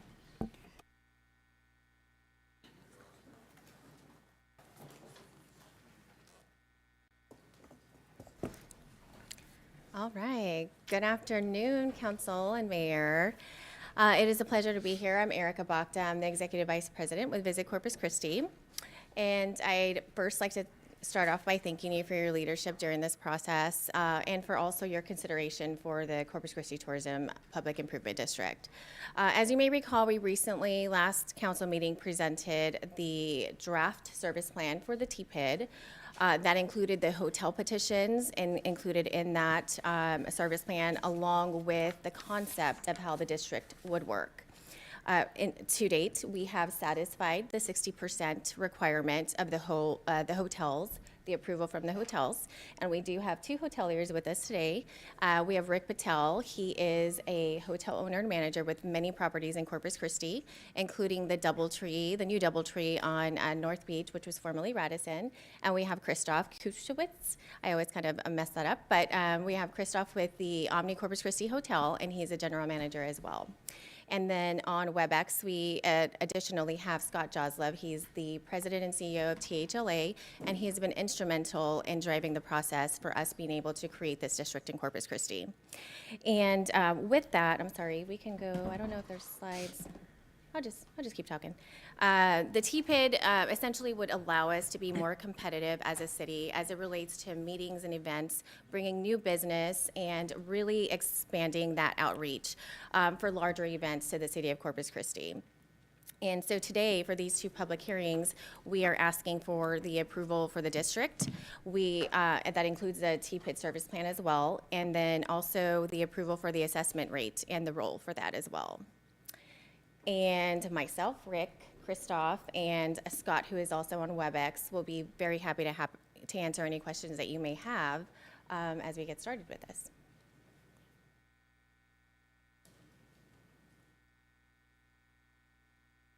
No questions? Councilman Pusley.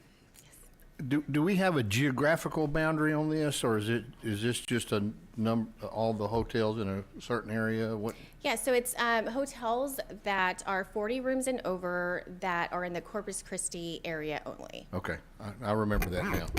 Okay. I think this is a great deal. We talked about this, I think, at least. So with that, I make a motion, we approve.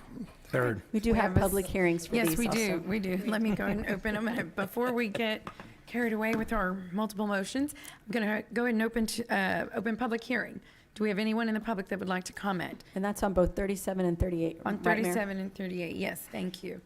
Okay, there being no public comment, I'll close public hearing. We have a motion, a second. Any further discussion? All in favor say aye. Aye. Any opposed say no. The motion carries. And that'll take us to item, thank you. Thank you so much. Thank you. Thank you. Appreciate it. Thank Appreciate you it. all. Thank you for being here. Thank you so much. Okay, yes. Go get him, yes, finally. Okay, item number 35 is zoning case number 0422-03, Manuel Gonzalez et al. In District 3.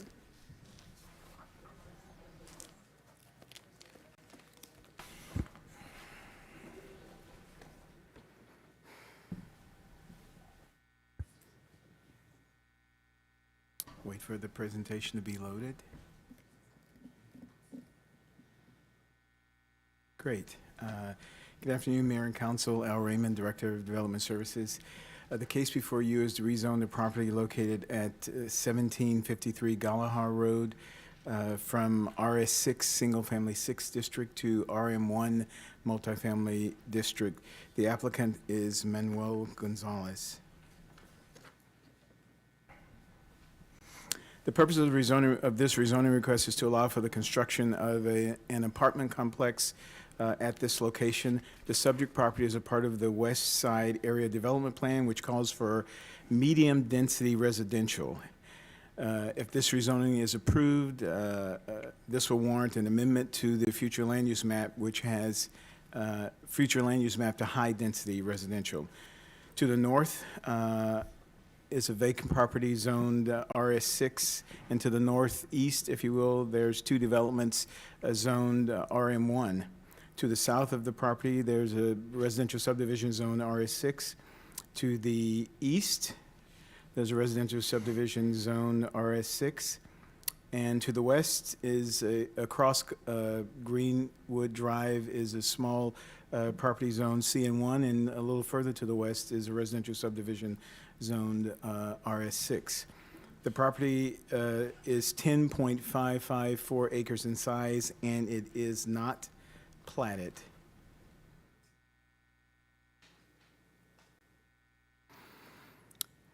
"44 notices were mailed out within a 200-foot notification area. Currently at this printing, 0 were returned in opposition, 0 were returned in favor. However, we were handed an opposition letter just a few minutes before we came up, and the citizens are here to talk, I guess, at public hearing on their opposition to the project.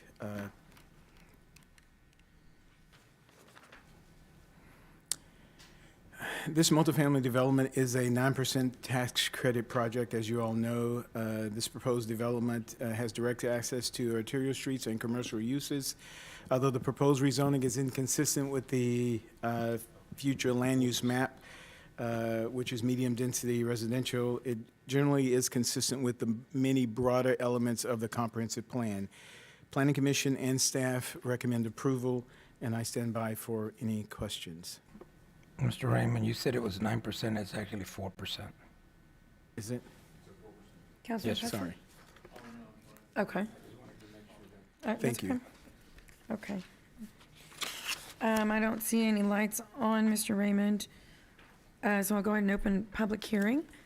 Is there anyone in the public that would like to comment on item number 35, zoning case? Yes, ma'am?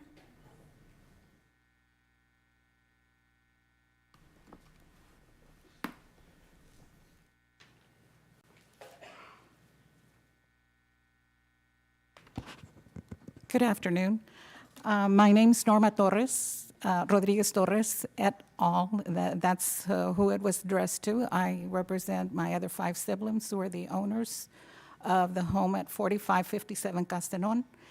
This is my sister Maria Lidia Espino, and she does live at that physical address currently.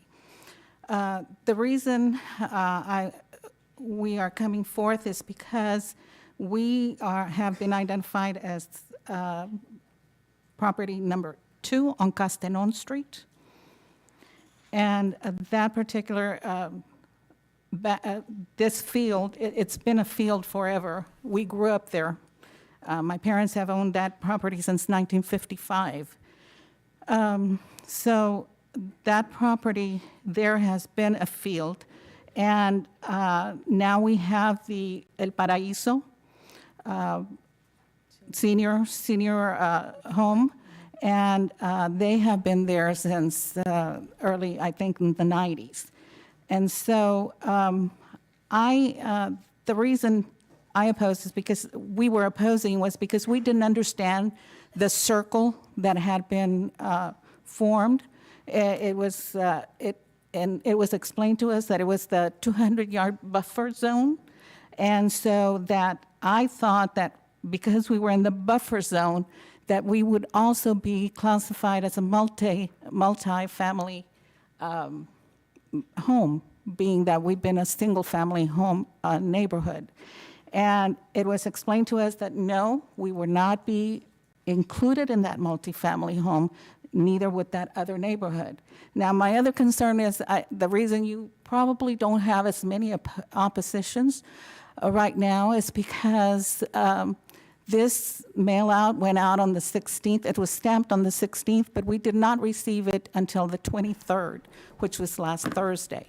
So it hasn't given people, I guess, enough time to look and understand the process.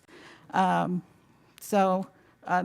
was one of the concerns, but being that we're not there. But I am concerned about the multi-level property, apartment building that is being proposed, only because of I'm concerned for the neighborhood as far as privacy, looking into the backyards of these homes, and I don't see why this particular building can't be done at the other end where there's no homes other than the retirement home, and you have Galahar and you have Greenwood, and leaving the other area for single, I guess, single level buildings. And the retirement home is a 3-level building. Okay. Thank you. Okay, well, thank you. Thank you. Yes, ma'am. Do we have any other public comment on item number 35? Yes, sir.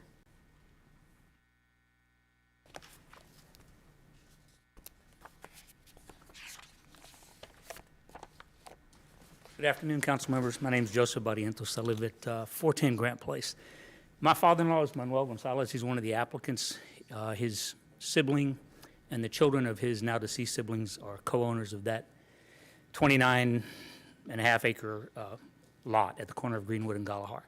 I understand the residents' concerns. I think if you look at the map, Castellon Street actually doesn't border that property and does not actually border the section that is being considered for this development site. And so there's actually a buffer street between there. So for whatever concern there may be about people at elevated levels looking into someone's backyard, I don't think they're going to be able to see it, at least not any way I can think of.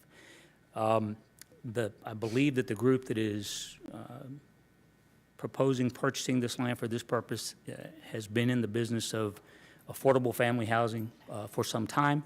That is a goal here. I think that is a need. There's a need, especially in in this area of the city. I don't think the use is inconsistent. There are apartment complexes on both sides, on Galahar, on Greenwood.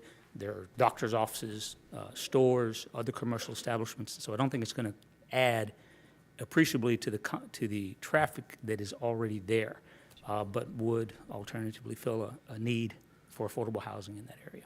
So, with all due respect to the residents whose concerns I understand, but I don't think they would be directly affected in this case. Thank you. Okay, thank you. Questions? Yeah. Is there any other public comment? Okay, I'll go ahead and close public hearing, and Councilman Bonetta. Thank you, Mayor.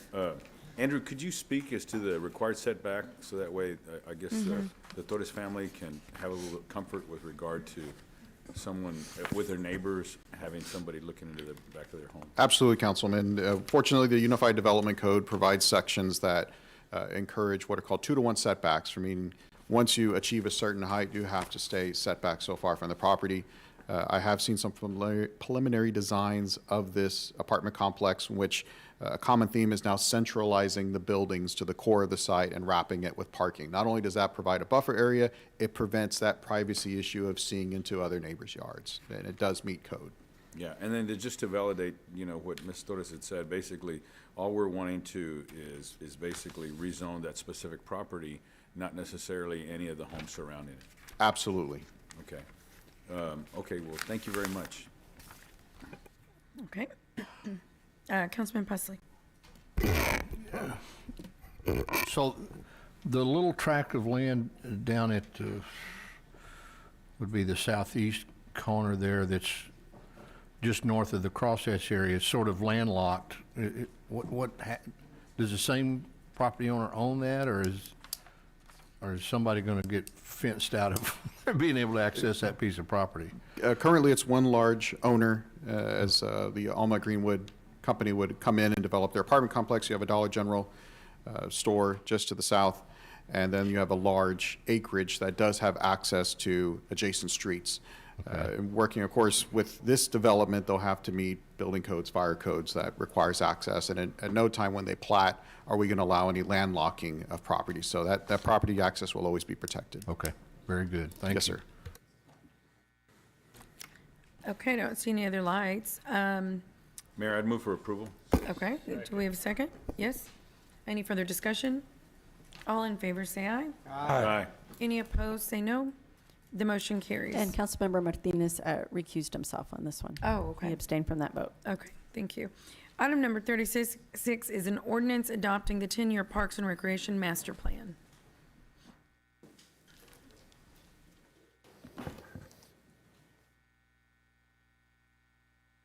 Good afternoon, Mayor, City Council. I'm Robert Dodd. I'm the Director of Parks and Recreation.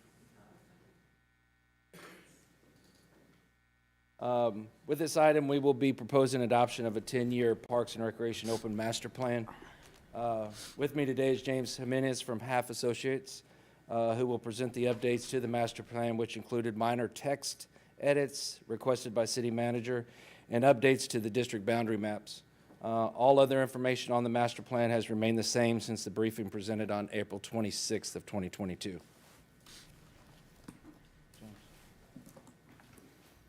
Thank you, Robert. Good afternoon, Mayor, council members. Glad to be here. This is the culmination of almost 20 months, I think, of work with y'all. We're very excited about the opportunity to get this adopted. I don't really have a presentation per se, but there are a few things that I would like to note. Okay, there we go. Thank you. So really the only revisions that were made, as Robert said, from the last briefing, was that there were some minor text edits based on city manager comments and then some city council comments. Nothing substantive. And then there was one table that we had to update. We had some wrong math regarding indoor recreation, and we wanted to make sure that that table correctly referenced the indoor recreation study that was updated as part of this. We did update the council boundary maps and all the tables that are associated. Those had no effect on the recommendations whatsoever, but we did update all the maps and tables according to the new council districts. And with that, we'll answer any questions you may have, and we're excited to be here to present this. Thank you. Well, we're excited to have you here. Let's see, Mr. Hernandez.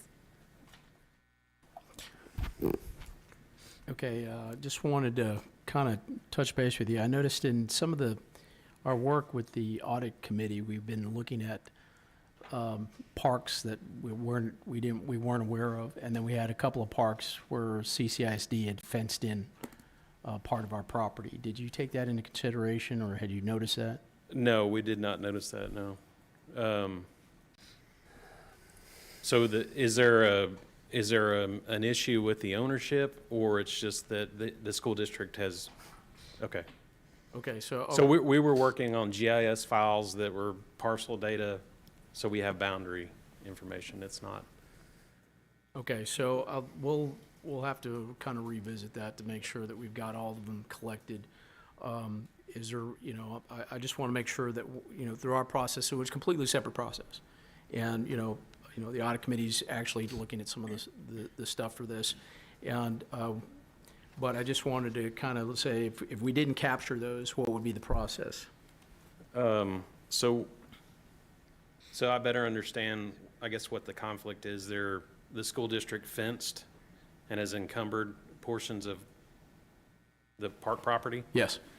And I'm sorry, this is new information, just something that came across to this.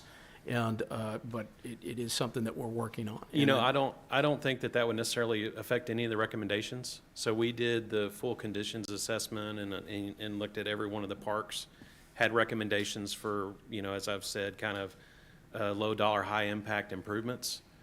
The only impact I would see is if that portion that is now encumbered by the school district, whether rightfully or wrongfully, there may not be room to make some of the recommended improvements. Okay. But that'd be an issue between the school district and the city. I don't know that there's anything that the plan would speak to, other than, maybe work out an agreement or get access to your property back. We'll address that when we go through our process. Okay. Thank you. You're welcome. Okay, Councilman Smith. Thank you. I want to thank you all, both staff and Robert. And, a lot of time's been put in this. We got COVIDed on there, and what are we going on year 3, 2 years plus? So it's great to see a final. I just want a small detail on there, and this I'm addressing to staff. So it's talking about the PRAC, the Parks and Recreational Advisory Committee, on there. And I'm going to read, this is page 173 out of the plan.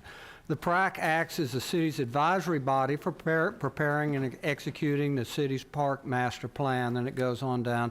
The committee should be consulted when creating parks and recreational policy in other city documents.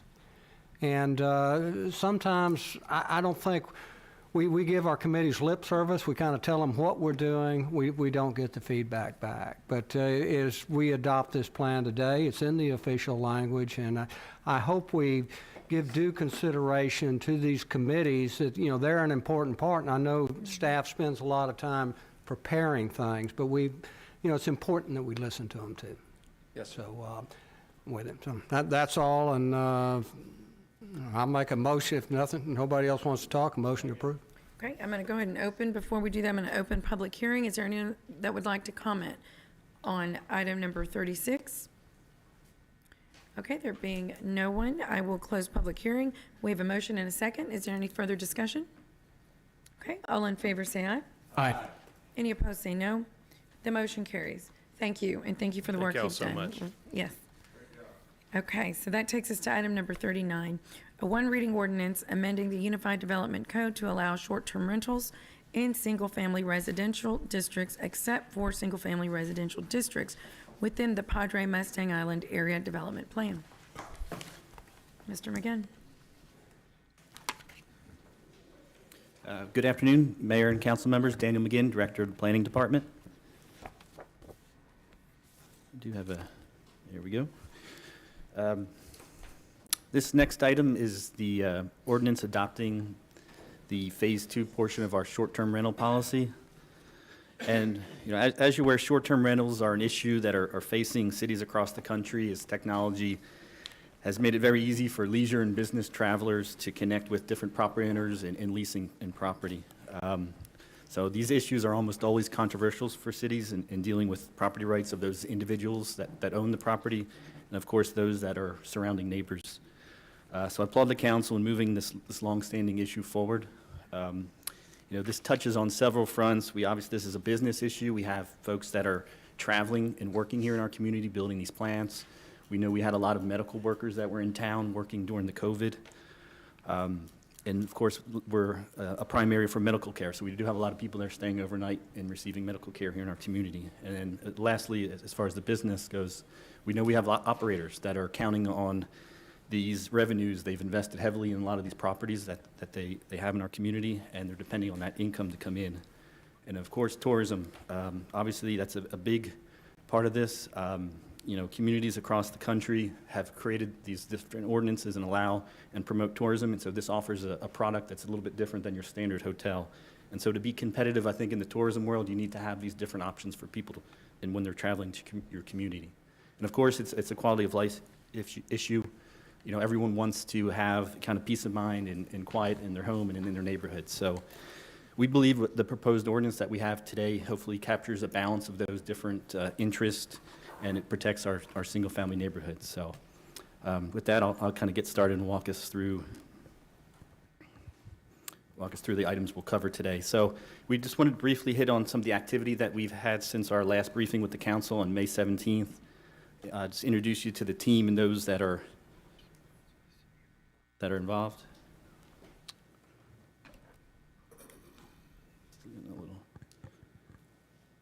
Sorry. Not sure if this is the better keyboard today. It's sticky. Okay. Can you advance it back to, I think, the second slide, please? Slide 2, please.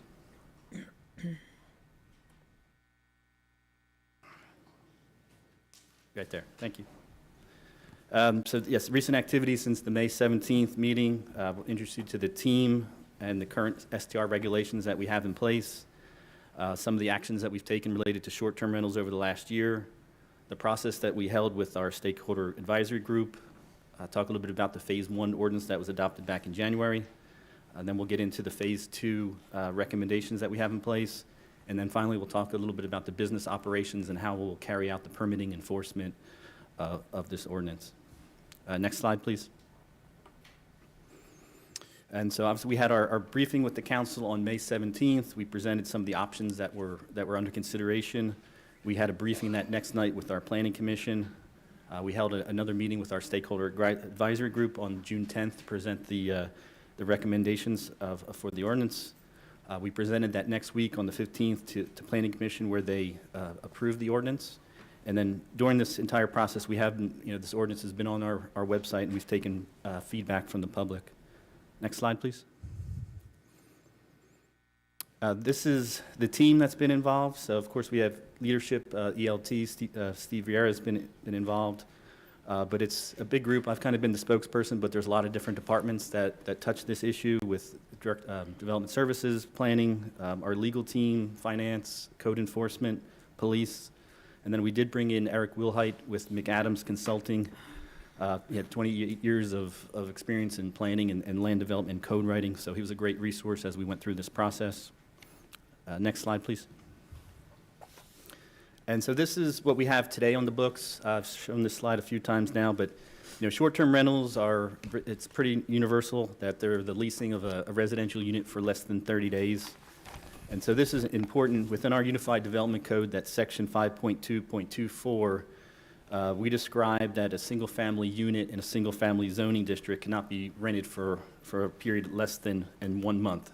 And so that's important to kind of highlight that in that right now, STR use is not permitted whatsoever in single-family districts. And so what the ordinance we have proposed today will allow that in most of the city to some level. And so just wanted to highlight that. And then, of course, it's not It doesn't mention anything about short-term rental or stays in any of our multifamily or commercial districts. And because it's silent, it's a permitted use. And so that's, just wanted to highlight the current regulations in place today. Next slide, please. Yes, sir. Sure. So, to make sure everybody understands clearly what that means, because we've received lots of emails saying, vote no on this policy. If this council were to vote no on this policy, then status quo remains intact, which means STRs are illegal everywhere. Only in single-family zones. I mean, in single-family neighborhoods. Correct, They would be illegal in single-family neighborhoods all across the city if we do nothing. Correct. I just want to make sure everybody understands that, because I'm not sure they did. Thank you.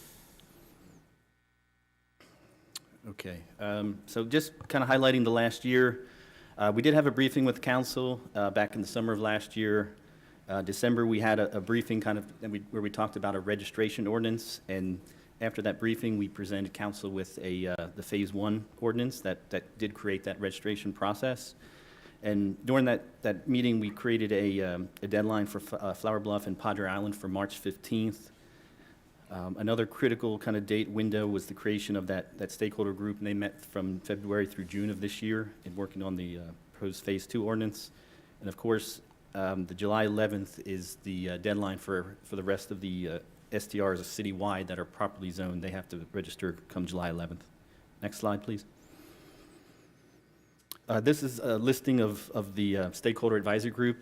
Was 17 members. We tried to do our best and kind of get a balance of neighborhood representatives along with those that were in the short-term rental business and with representation across the city. And so we had our first meeting on the February 18th, and we had 7 total meetings, and we covered different issues. We looked at the different types and tiers that other cities have been using, density and saturation requirements that have been used across the country, and then areas of across the city that may or could be excluded from STR use. And then finally, we did a best practice comparison. Next slide, please. And so this first bullet, I just wanted to highlight, so back in the January discussion we had with council when we adopted the Phase 1, we talked about what that Phase 2 would look like. And so we delayed the registration requirement to July 11th for the remainder of the city, and with the plan that we would work through this Phase 2 and look at single-family neighborhoods to determine if there was areas or policies that we could develop that would allow it. So at that time, we said we'd be back before council in time to have something in place for July, and so we just wanted to let everyone know we are on schedule. We met that, we talked about that, and so here we are today. We also did create a project website where the public could follow along. We had all of the information that was created for the advisory group was always on there. We had links to the meeting, so I think you had heard there was a few individuals that were able to attend and kind of watch and monitor. You were able to send us emails, throughout the process, and so we have 100+ public comments that we've gotten back on this ordinance, and just about the short terms in general. And of course, we had the ordinance on there the last couple of weeks once it was ready.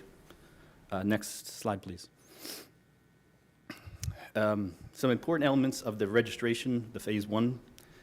Again, I kind of hit this already, but the January 11th, and that was effective for the island and Flower Bluff come March 15th.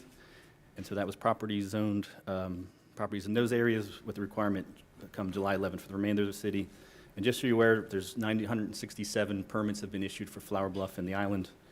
And so about 900 of those are on Padre Island, and just got some information today, that's about 12% of the total households on the island. So just to kind of give you an idea of the scale, so 900 is about 12% of total housing units, whether single family and or multifamily or condo units. Next slide, please.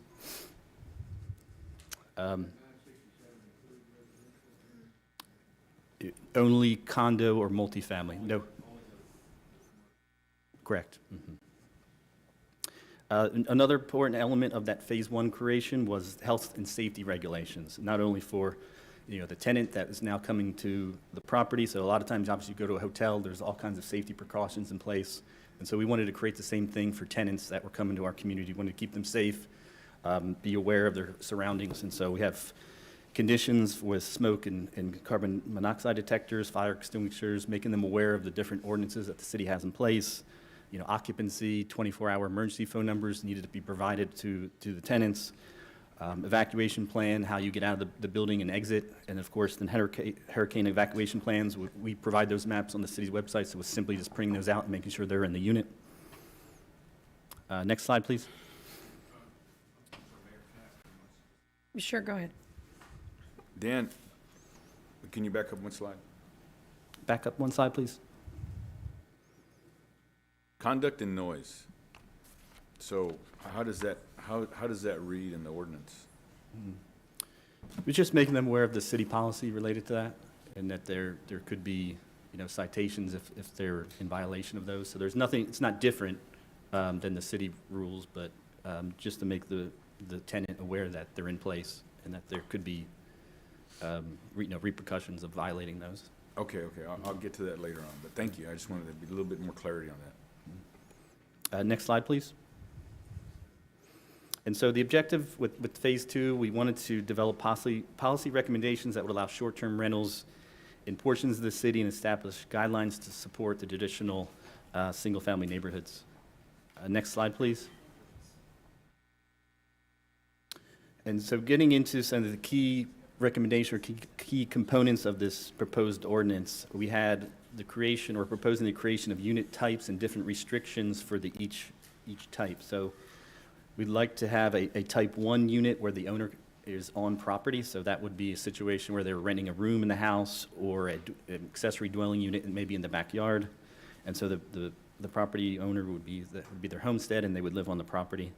The type 2 unit is a non-owner occupied situation where they're renting the entire house, condo, townhome. And so we're recommending that the type 1 would be unlimited in your single-family neighborhoods, that there would be no restrictions on that type of situation. But in the type 2 situation, we're recommending the 15% of the block face. So it would be a limited number of homes on a particular street. Next slide, please. Mayor, question on that one. Yes. You know, some of the older homes have like an apartment in the back of it. What does that fall under, type 1 or type 2? Type 1. So it's an owner-occupied one if they're in the residence, and there's no restriction on that. Okay, thank you. Does the ordinance, I didn't see that specifically in the ordinance. I know we brought that up. Yes, we described that if it was a kind of standalone unit in the backyard, that would fall under that accessory dwelling unit. Okay. And I know Buck had some clarifying language on that one. Thank you. This is just kind of an image of what that scenario could look like. Of course, type 1 is unlimited, but the type 2 is the green structures here, just what that would look like on a typical block. And we are proposing that would round up in those situations. Next slide, please. Some other elements of the proposed ordinance. So we're recommending to maintain the current prohibition on STR units in North Padre Island within your single-family neighborhood areas. We're proposing an increase of the permit fee from what was adopted back in January from $50 to $250. We had a lot of feedback we wanted this program to cover costs related to employees of the code enforcement and development services to really have an effective implementation plan. And that modified fee would become effective January 1. So anyone that has already registered, they've paid the $50, and then anyone that would register after adoption of this ordinance would only pay the $50. It would be the January 1 when they renew that they'd have the increase.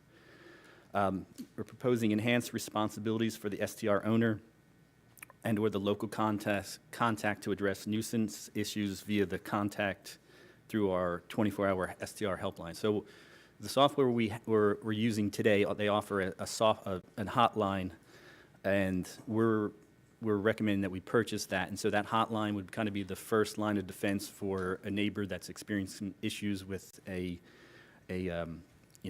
tenant that's in the unit. So they could call that helpline, and then we're going to work with that helpline on different scripts. So if it's a certain type of issue, then you reach out to the owner. If it's a more serious type of an issue, then of course they'll call the code and or police department to respond. So we'll work with the helpline, the software, to kind of make that determination of what and who would go to the house. So fines are up to $500 occurrence, and so that is the maximum allowed by state law. And then we're creating a process. This is the one change I did pass out. I failed to mention that we each have a new ordinance modified. We did change just one section, and it was about the appeal process. And we're proposing, we had in there that the Planning Commission would handle the appeals for both the percentage and the permit revoking. And so we're recommending that be handled by the city manager or his designee. And so that's the one change from what was put in your packet to what we're recommending today. And just to make you aware, this is, San Antonio puts an annual report out. They have, approximately 1.6 million people, probably double or triple the amount of tourism activity that we may have. And so they only had 20 appeals to that percentage requirement, and theirs is very similar to what we're proposing over 3 years. So that rounds out to be 6 or 7. So we don't anticipate that we're going to have a whole lot of these appeals for the percentage level on the block. Mayor, I have a short question.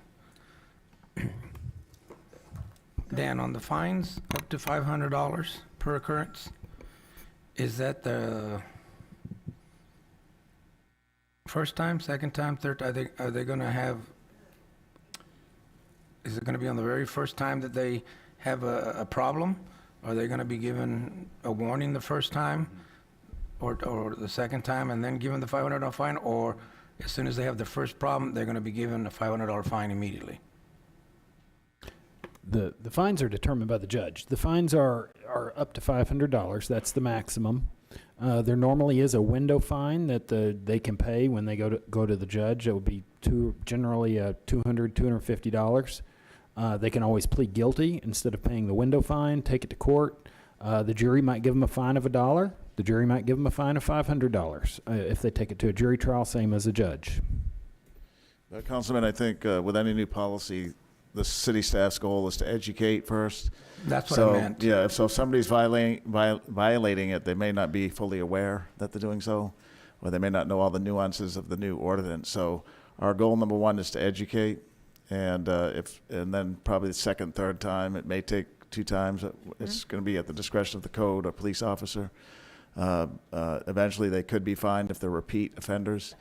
But if it's an unknowing event and they're just not familiar with the ordinance, our goal number one is to educate, and so that would be our approach. Thank you. Next slide, please. All right, this is going back to the recommendation that we would exclude the island and Mustang Island.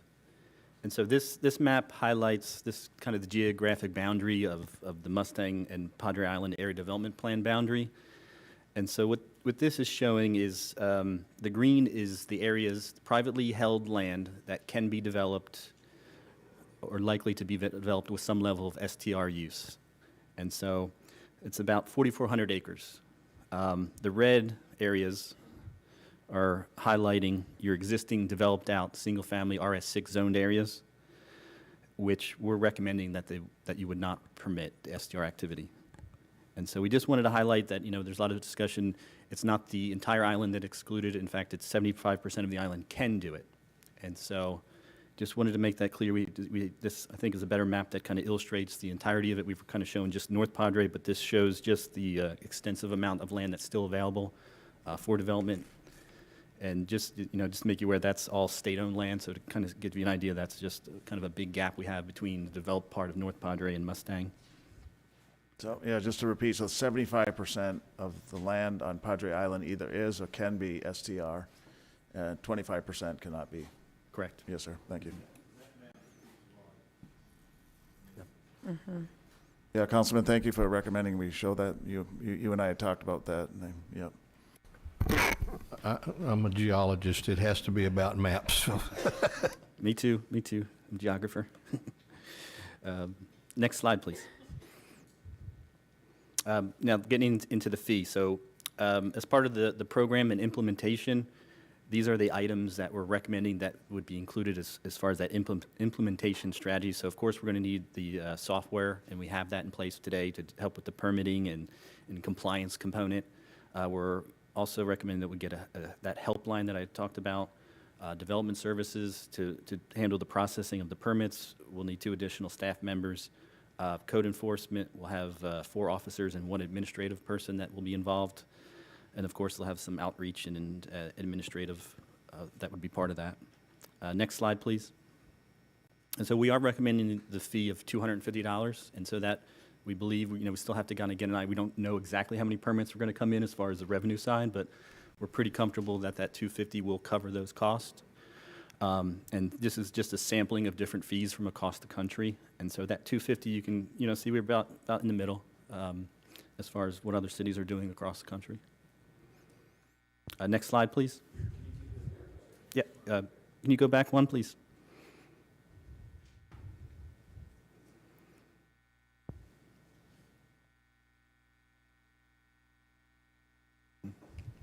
Next slide, please.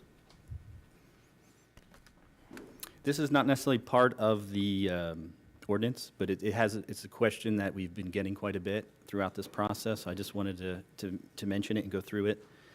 And so the homeowners association or condo owners association, their bylaws will supersede anything that the city has if they're more restrictive. And so, but they have to be enforced by them. And so the HOA or COA can restrict STR use. In fact, I know there's a few condo buildings on the island that do restrict it. And so, within our Unified Development Code, we do not, enforce private provisions per that code. And I just listed that section of where you can find that there. And so, it's totally up to the HOA or COA if they do want to restrict this. This is up to them, and they would have the ability to enforce it themselves. Next slide, please. This is getting into the business, not so much the ordinance piece, but just the operations of how this will all work. So the permitting piece will be handled by Development Services. And so all the applications, we'll go through them through the online portal. And so an application will be, or a permit will be good from January through December. So it doesn't necessarily matter when you come apply for it, it's only good through December. So you have to reapply come January. The renewal process will begin November time period. So those that already have a permit, we'll notify them. They have to make sure that they're kind of on the ball and submitting. So come January 1, they have everything in place and done. And of course, we're proposing the addition of 2 staff members in that group to keep up with that work, so nothing else is kind of hampered as far as their other reviews go. Next slide, please. Enforcement, that will be kind of a combination of our code enforcement group and the police department. And so we have the software platform that's going to assist with just kind of the permitting and knowing where these STRs are, along with some of the compliance, and it does offer some mapping abilities and reporting. And the other piece of the enforcement will be this 24-hour hotline, and so, like I said, it will be an assistance for those neighbors that have kind of a nuisance type issue. They can call that in. Of course, there'll be a big public education component of that to make people aware of it. And then they can call that in, and then we'll have scripts for the operator on what to do. Do they call the contact? If it's kind of an issue that doesn't, it's an emergency or a severe situation, that could come address it. And then, of course, we're recommending 4 code officers, and they would work kind of non-traditional hours, maybe some of the peak events, summer type weekend situations. Next slide, please. And the permits can be revoked, so we do have a process where the Director of Development Services would start that process, and that would begin once they receive 3 different citations. Again, that maximum for each citation would be $500. There's also an inactive permit. Mayor, real quick question on this. Mm-hmm. When you say receive citations, does that mean when code enforcement writes it or when it's adjudicated by a municipal court judge?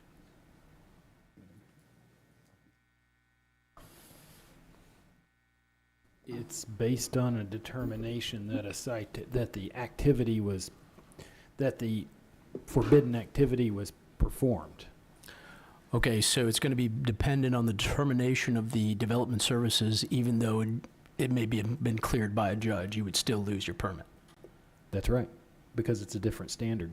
A criminal standard of proof is beyond a reasonable doubt, and the Director of Development Services can make a determination as to preponderance on the basis of preponderance of the evidence because it's a civil standard. They're simply revoking a permit. I don't know if I'm comfortable with that. I mean, because it could be arbitrary. I mean, because I could complain about something, and if I convince the Director of Development Services, then it's a violation, and your 3 violations, you get your permit pulled. Or is it specifically, because it doesn't specify whether it's a complaint violation or if it's a cited violation? But you have to prove three. You have to prove essentially a pattern. Okay, but multiple. like I said, it doesn't say it's a violation is a cited violation by an officer or a code enforcement officer. It just says a violation. So if a violation is determined by the Director of Development Services, then a violation can mean anything that he determines is a violation. Yeah, Councilman, not to interrupt, but it would have to be a citation issued by a police. That's not what the wording says. Well, check the ordinance, Miles, but it would be a citation issued by a code or police officer.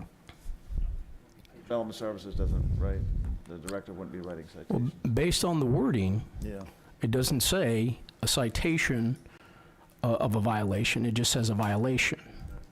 So if we're defining as a violation a discretionary of what the Director of Development Services can be, I think that's a very slippery slope. Not that I don't trust you, Al, wherever he is at, but I don't trust you. Okay? I think there should be very specific standards. Violation should be whether you're getting an actual citation from an officer or a code enforcement officer, and that it has to be fully, adjudicated by municipal court because it may be a false claim. Well, if you want to amend it to increase that standard, you can always make it be 3 adjudications. It's going to be pretty rare, though, that you get 3 adjudications within a 6-month period, but, I mean, it might theoretically occur. But good luck, right? So, I mean, we're looking at the actual citation. It's a determination but of it's an 3 individual violations. citation. So if you have one violation for not having let's say a fire extinguisher, and another violation for something else, not having the correct documentation. So those are separate violations, right? Right, you'd have to. It wouldn't be like just you get it on the one day. 3 separate violations, yes. So you technically could have it all at one time. Like a code enforcement officer can go and find 3 separate violations in one shot. Within a 6-month period, yeah. No, I mean, but like in the same day, in the same instance, and find 3 separate violations. Would that count as 1 violation or 3 violations? That would count as 3 violations potentially. It's violations. Okay, so that needs to be probably specific as well. That, it's individual violations, not, You a could certain say, citation. you could, if you wanted it to be 3 violations on 3 separate days, we've done that before, so 3. No, I don't. 3 violations I on don't separate expect days, that. you could It's amend just, it to be it's not that. clear. So it's not clear. Well, no, it is clear. It's 3 or more violations, so you're right. But I'm you can assuming. amend it to be 3 violations on 3 or more separate days, if you wish. Okay, If like I council said. wishes. Well, what if a code enforcement officer goes out to a place and tells them, you got to stop with the noise? That's at midnight. And at 2 o'clock in the morning, they still haven't stopped, and they go out and they issue them another citation. And at 4 o'clock in the morning, they issue them yet another citation. Those are all 3 valid. And that's up to you. The way it's written, you could theoretically consider that to be 3 separate violations, or if you wish to, if you want to tighten that up, you can always make it 3 separate. Well, if I speed 3 down, violations on if 3 I separate speed down the days. same street and the cop stops me 3 separate times, trust me, it's 3 separate violations. Yeah, but and on the same thing, it's a violation to the tenant because they're the one that is being too loud, but is this fine to the owner? And so if the tenant is misbehaving on any given occasion, then the owner is punished after 3 times? I mean, Right, it does say related to the operation of a short-term rental on the subject property. So you're right, you can combine violations to essentially so if separate Mike's parties. speeding 3 times down his street, they can give his wife a ticket because she owns the car. Yeah, that's an extreme example, but that would not apply to short-term rentals. Well, I'm glad that law wasn't in effect when my dad was paying for the car. Okay, I think we need to, I'm not sure what that amendment would be, but I mean, it's got to be tightened up, the language, because I mean, it gives a lot of discretion to the Director of Development Services to pull somebody's permit based on what they determine is a violation. And you can limit that discretion by doing a few things, and we could amend it if you wish. I mean, or y'all can amend it to be 3 separate violations by the owner on the subject property, or 3 separate violations on 3 separate days, or both of those changes, if y'all wish. And what about the what determines the pulling of the permit? Like I said, whether it's adjudicated by a judge and what happens if the judge says it's a false claim? Does the person get his permit back, or That's based on the determination of the director. Right. That's outside of the court procedure. That's an administrative procedure related to the registration permit. Okay, let me go, Gil, Yeah. let me go to All right. some of these here. Councilman Smith. Thank you. It's a long time coming. So in the scenario, somebody has 3 violations, then they have an appeals process, like you just said, correct? So if it's something that really doesn't make sense, that they go to the Development Services, and he can say it doesn't make sense. We have a defined appeals process. In the following section, 5-48, it defines the appeals process, and that can be appealed to the city manager or his designee. Or his designee. That's correct. So, and we're going to review this in 6 months' time, right? So we're going through this, and yes, there may be some hiccups or something like that, but that's the plan, is to take another look at it after we've had some operational experience with it. That's correct, Councilman. Okay. Yes, sir. 6 months and then 6 months thereafter. Okay, Dan, do you have further to go? I think just one more slide that talks Okay, exactly and about then the 6 I'll months and 12 months. finish that, and then Okay. I've got some more. Well, I'm sorry, I wanted to ask one more thing, if that's okay. I lost my train of thought. Okay, I also have an issue with the city manager being the person, because, I have a hard time scheduling time with the city manager. I could just imagine an individual citizen trying to get on his schedule. At least the planning commission, you have set published meetings that you can get on their agenda. I don't know if you can ever get on the city manager's calendar as an individual citizen. I mean, I don't see it happening. It says designee on there, Gil. I imagine he'll be doing that. That's funny, because he tells me you're the one who takes up all his time. Yeah. Like, I didn't say I didn't get in there, but I'm a councilman, right? But then wouldn't the director of development services be the designee? Yeah, it's. Yeah, it would be a designee, Councilman, so it could be an assistant. But you're still city charging manager. them $650 to come and meet you. Well, or the designee. Or Yeah. the designee. Yeah. Okay. I don't think that's appropriate, but that's my choice. Okay. Thank you. Dan, would you go ahead and finish that? I think it was just one more slide. Next slide, please.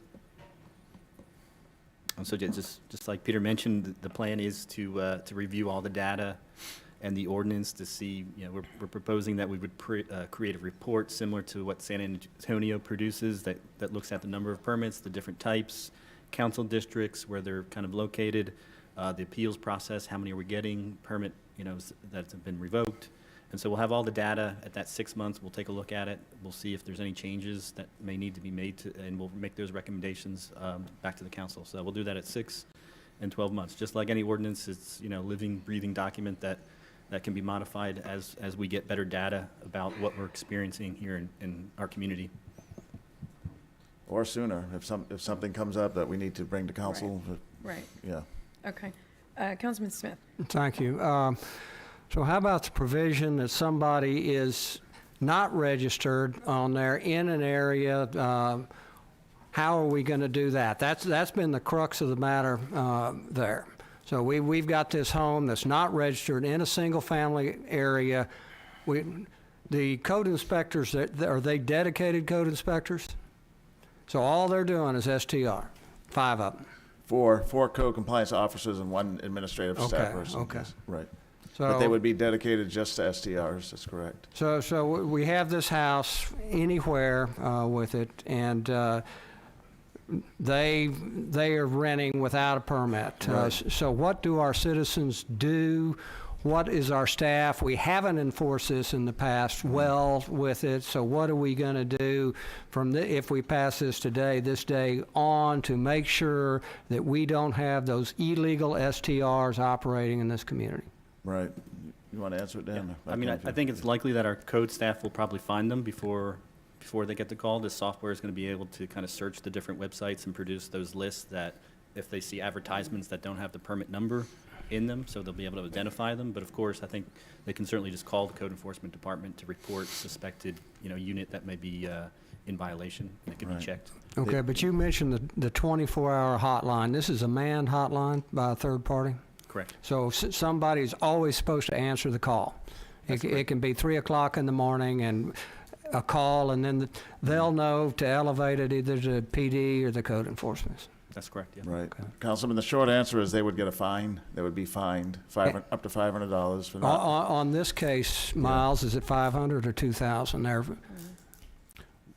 Well, you're talking about, in most cases, you'll be talking about an advertisement violation where a person advertised their short-term rental without putting the permit number in the ad. Well, we're going to have two things. That's going to be the visible violations. Yeah, but how about the one that is not visible, that, the neighbors recognize this is being rented? How are we going to go after that? You're going to have many of the same challenges you have now, and they are relatively difficult to prove. When the neighbors suspect there's a short-term rental that's not being advertised, it's hard to prove. Is this a short-term rental? Is it a long-term rental? Or this is just family and friends that are staying over that are problems? You have to determine that it's a short-term rental, that it's a violation. And without an advertisement, that's a very difficult point of proof. Well, I do hope our assigned STR people, though, work harder on that, because if we don't, we still have that hole sitting there. And I know it's a harder burden of proof, like you say, but we've got to do better. We can't let how we've done it in the past, and I think push that harder. Well, and we still face crimes must be proven beyond a reasonable doubt, and all elements of the crimes must be proven beyond a reasonable doubt. And proving a short-term rental is proving that's a rental for less than 30 days. You can have problem tenants who aren't short-term tenants. In fact, probably the majority of tenants that are problems within the city aren't short-term tenants. I think we have some people may disagree with that, but to my fellow council members, I know there's been a lot of talk about a one-size for all, that we ought to have everything just across the board within the city. But I would like to point out that it was mentioned we probably have an estimated 2,000 STRs. We just heard today, right now, we have 900 legal STRs in a community of 10,000 out of our community of 320 with it. They're concentrated, half is concentrated on the island. I was visiting with Councilman Lerma, and he said, I haven't had any complaints about STRs or no calls about STRs. And I'm sitting there, I had one town hall, I had 125 people during the COVID crisis sitting there very, very concerned about STRs. We've had a group up here talking about protection of property rights on there. These people have property rights, and that property right now is you don't have a stay of less than 30 days, a mini motel next to you. So if we pass this today, we are expanding those rights. We're not taking any rights away from anybody, correct? It was said earlier today. Correct. In some, there are some additional regulations in here, but in large part, it is a deregulation through the parts of the city that are not on the island. Yeah, so the argument that's made that we're taking away rights is not a correct argument. Correct. Okay, and to Councilman Pusley's excellent point, if we don't pass something today, anybody that's doing STRs in a single-family residential is operating illegally. Correct. Okay.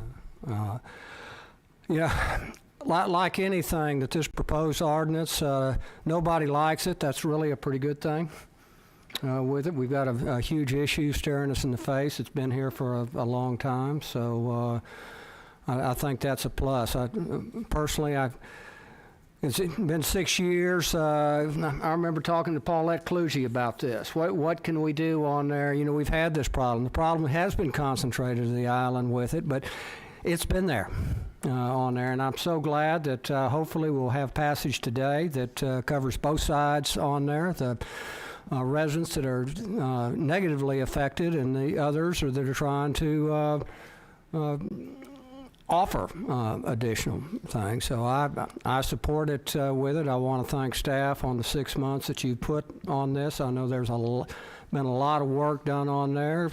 I particularly appreciate that we're going to be revisiting it in another 6 months or earlier, as you said, but getting away from where we've been, the kind of Wild West where anybody can do anything and ignore ordinances and damage your neighbors on there. I really do hope we have passage today and we take this city into the 21st century as far as STRs with it. And is there anything in here that hasn't been adopted, done anyplace else? Or any new ground? Do we have any legal problems there because we're doing something nobody else has been done that's not tried and true?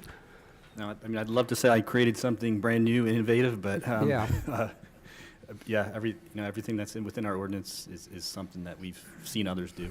Yeah, so there's precedence for everything that we've done here. So that the comments about you can't, it's illegal, or whatever else, it's seen its course someplace or had that. Okay. Well, thanks very much, staff. Thank you very much. Councilman Molina. Thank you, Mayor. Peter, I just wanted some clarification here. When we had passed Phase 1 of the ordinance, that says that STRs cannot be operated out of a single-family home on the island. That's correct, isn't it? Right, in the R6 neighborhood. Okay, and so with what we're discussing today here, whether we're discussing Phase 2, which is the rest of the city outside of the island, whether it passes today or not, Phase 1 still remains intact in that RS6 zoning on the island cannot be used to operate as a STR. Is that correct? Right, that's correct. The Phase 1 ordinance that council passed would still be in effect, regardless of what happens today. Okay. That's really the only clarification I had for right now. Dan, you had gone over the explanation of why there is a fee increase for the permit, and that's to recover a lot of what our cost is going to be to operate the program. Is that right? Yeah. I mean, to recover costs, but more importantly, to have resources that can be involved in enforcement and take care of those nuisance issues quickly. And so, got it. Well, that's all I had, Mayor. Thank you. Okay. Thank you, Councilman Lerma. Thank you, Mayor. You know, we've been addressing a lot of things on the ordinance, but I have one question. What power have we given the owners of these STRs to evict those unruly people so they don't get these fines? They're trying to do the right thing. If they have an unruly type of people that are there, I mean, have we given them power to evict within, 10, 12 hours, go up there and tell you, Actually, get out, leave? That's an excellent question. And my other question is, there's two parts to it. Okay. The other question that I have is, these STRs, we're looking at doing them, the problem people that we're having are the ones that rent like for 2 days, 3 days, that type of thing. Have we ever looked at putting an ordinance that if you're going to rent an STR, it must be a 7-day minimum?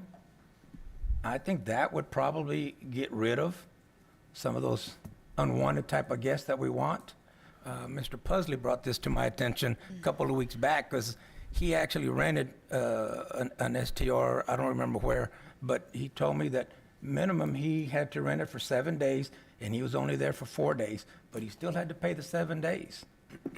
I mean, that's a win-win to me, first of all, for the owner of the STR, and I think for the city and the citizens, because I don't think we're going to get the people that we're talking about right now to rent that facility for 7 days. Those are the two areas that I'm I'll wanting to address know more. question number one because it's a purely legal question. Question number one, the power to evict. Normally, if you look at your Airbnb terms of service, your owner is in the position of a licensor. And the tenant, what we call a tenant, is not a true landlord-tenancy. It's a licensee. That is, the power of that person is like the power of you in a hotel, because it's less than 30 days. Typically, under the law in Texas, it's presumed to be a license. That license is terminable immediately by the owner, and the owner can kick you out. And if you don't leave at that point that the owner kicks you out, you are what they call a tenant at sufferance in Texas. Again, not a landlord-tenant, but a tenant at sufferance is a person who is subject to immediately being removed by the owner. The owner can actually call on a peace officer to help request that person be a tenant at sufferance be removed under the law. So you're merely a licensee. That owner can already remove one of those tenants at sufferance, and they're not truly a tenant with landlord-tenant rights under landlord-tenant law. They are a licensee. Okay. So that's question number one. Question number two is more of a political question. Have we considered, instead of making 30 days the limit, making 7 days the limit? And that's a different direction that council could theoretically go in if y'all wanted to. Yeah, I would just add that, our market, and I don't know the number of days, I've heard Brett say this outing with the CVB, that I think our average stay is not 7 days. We have a drivable market where, maybe people are coming for the weekend or extended weekend. And so I don't know that, our situation would be feasible to make somebody, have a 7-day kind of minimum. I don't know that they would be competitive with the hotels, where the hotels would, could offer the 2 or 3 nights. So I don't think our market would be feasible to do that. Thank you. Councilman Martinez. Yeah, I'm so torn on this ordinance, because I think that we do need to do something that allows the short-term rentals in the city, something that addresses the short-term rentals on the island. But the enforcement part, it's such an issue for me. When we talked about the complaint number, you said that will go to the police or code enforcement or whoever, but the way I read the statute is the complaint department will then call the owner of the property and say, deal with this in the next hour, and if you don't, then it's some kind of penalty, without giving the owner any enforcement ability. They can't give any fines or issue any citations for noise violations or anything like that. This is the first time that I've heard that they can kick somebody out for having a noise issue or trash or whatever. I think that if that's correct, that may be something that we need to codify, that an owner has a right to do that, so that it's more clear and so that the owners know, because I don't even know that the owners know that they can do that. But I don't think it's fair to put the burden of enforcing what are already currently the laws that are in place for violations for noise, trash, parking, whatever it may be. I don't think it's fair to put that on the owners for them to be the enforcement of that. I see that we're talking about adding staff to code enforcement to be able to deal with those issues. I don't know that that's correct either. I don't know that we need 5 code enforcement people that are full-time STR.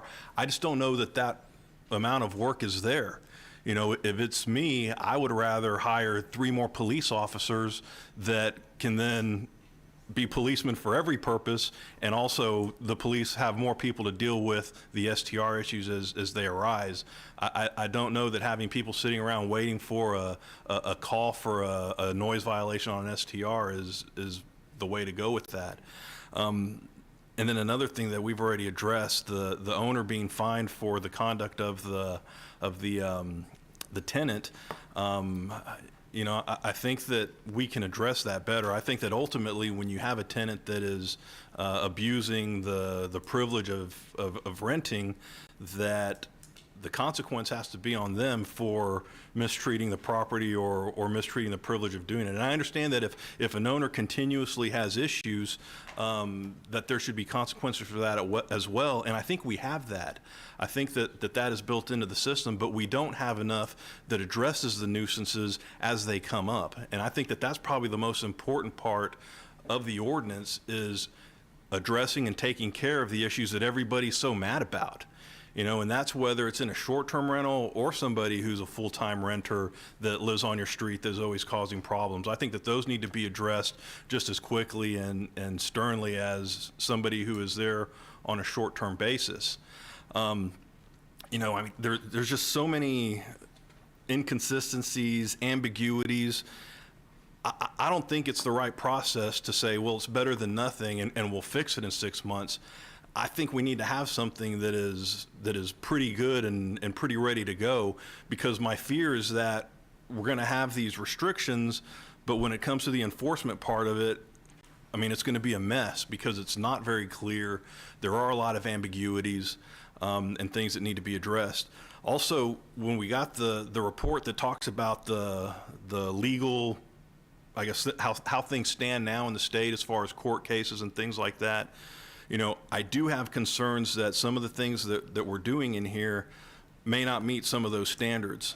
I worry that we will come into issues with depriving people of property if we run into people that have been running STRs, even if they're illegally under our ordinance, but we've been accepting hot taxes from them or accepting registration fees or anything like that. My concern is that if we don't have some kind of mechanism that, I'll say grandfathers them in, but that takes those things into consideration, where, like the person who commented earlier, they have some kind of preference to where they may be able to get in first. And I think we may have a legal issue on depriving somebody of property under the law. And, you know, the reason I bring these things up is there was a law firm that wrote that paper, and I think it would probably be a good idea to have somebody like that review the ordinance to make sure that we are in compliance as far as how the law stands, what is allowed, what isn't allowed, and issues that may arise based on the ordinance that we've proposed. That may have already been done, but if it hasn't been done, that's something that I would recommend. Councilman, on code compliance, we're going to have Heather, who knows about the software the best, to describe how it works. But the code compliance approach will be a gradual one. We initially had 8 officers. We scaled that back down to 4. So we'll hire them incrementally. If 2 or 3 is too many, then we'll scale back. We can reassign them to other duties in the department. So that's something we just don't know yet because we haven't done it before. We're decades at not doing it, but we have the authority for 4, so we'll manage it. A code compliance officer is probably about half the price of a police officer, so we have to be mindful of the cost. A police officer is double a code compliance officer. So those are some comments in the code. On the hotline, there's let's have Heather explain it. She's best familiar with it, but it will take information at all hours of the day, every day of the week. Yes. And it will route it to the right person, whether it's the homeowner or a city staff person. But Heather, can you? Yes. So what this is it is a service provided through the same software that we're using for hotel tax collections, along with the permitting module. And so this is a hotline, a number that is monitored 24 hours a day, 7 days a week. You can get an operator either in English or Spanish.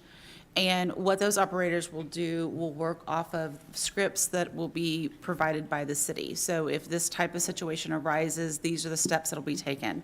The first line of defense that we're proposing is that if any complaint comes in, then it'll be referred to the emergency contact on file for that address. These operators will have access into our software, and so they can pull up. So when you apply for a permit, you have to provide an emergency contact for each location, for each unit. And so they will reach out to that emergency contact. That will be their first course of action.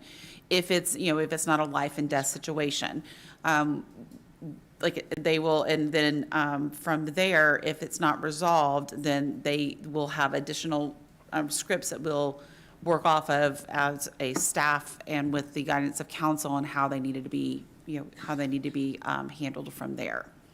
But this will also help us. One of the challenges that we've had is trying to collect the information on STRs in one location.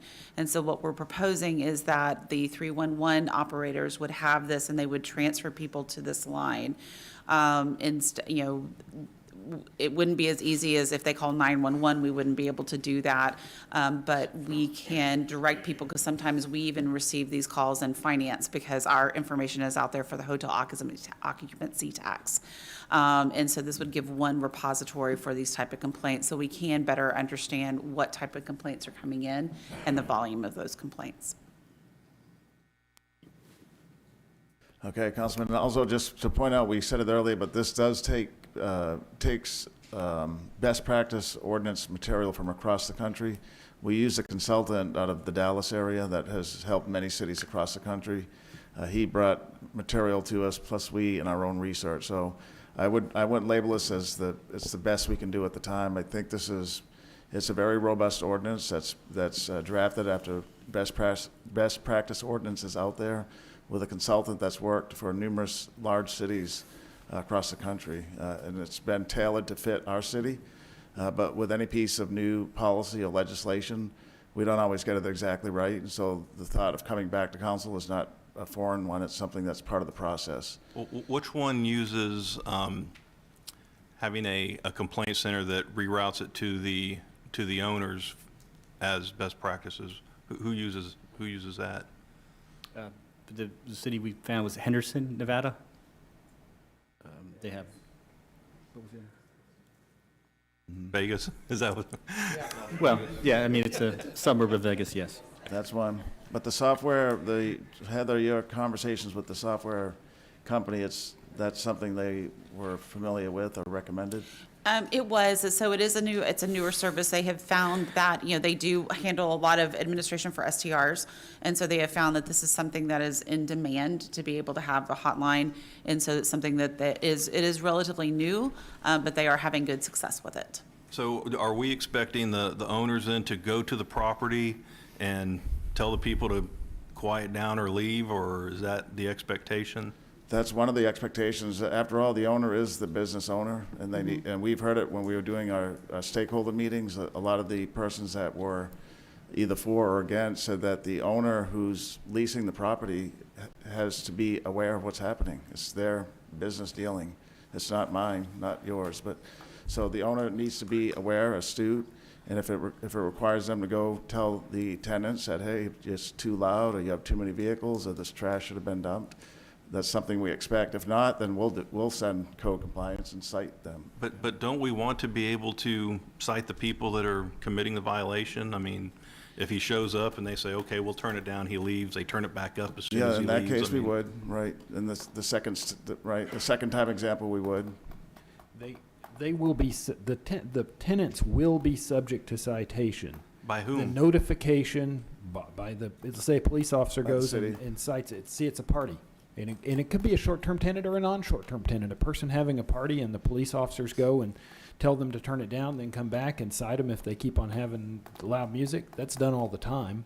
And it's done with non-short-term rental tenants as well as short-term rental tenants. Right, but an owner can't go and cite them for a noise ordinance violation, or... The owner can tell them it's time to leave. Your right to be here is being terminated, or you need to turn this down, or your right will be terminated. The owner is the person that is required to be, is an additional tool to be able to send the owner out there. Right, or they could call us and we could help them with our code compliance or police department. And it's exactly what you would do with a hotel. If a hotel room was making noise that was too loud and bleeding over into the property that was not on the hotel, and a person was calling the police and complaining, the police would go to the front desk and have the hotel owner's representative go to that hotel room. Quite possibly, yes.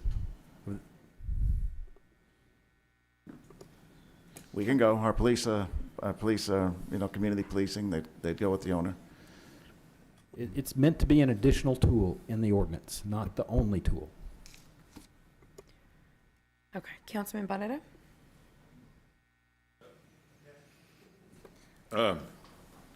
First off, Peter, Dan, and Buck, and Heather, and even Michael. I just want to commend your team for all the hard work they put into this, and having to deal with the different opinions, and people are obviously very passionate about this, either from one end or for it. And unfortunately, as I explained to a few people yesterday, we're having to meet somewhere in the middle. There were a lot of people that I talked to that thought that short-term rentals, they were unaware that short-term rentals were illegal for anything less than 30 days. So they thought and some of them said, well, we should vote no to this ordinance because things are fine the way they are. And I said, well, things aren't fine the way they are. And no worries, no worries. Stop me now. I promise I'm not going to go on for 45 minutes like I did with the commissioners.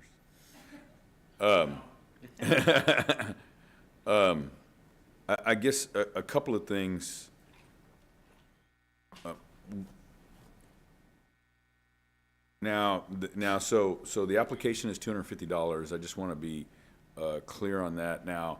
So is it prorated for the end of the year, or for the? I'm talking about for next year, because you indicated that it renews every January. Yeah, the proposal is $50 for the rest of the year, and then come January, it'd be $250, but it would not be prorated, say, if you got your permit in, March of next year. It would still be the $250. So it's always be so if somebody gets a permit in November, then they pay $250, and they're going to have to pay $250 again in January. This year, it'll be $50. Yeah, I know, but I'm saying for the following year. Yeah, that's correct, Councilman. Now, so it's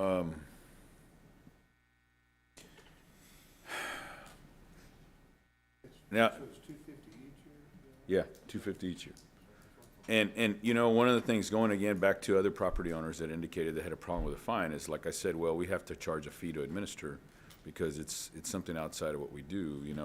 People don't understand that public safety is about 50% of our operating budget, in excess of 50% of our operating budget.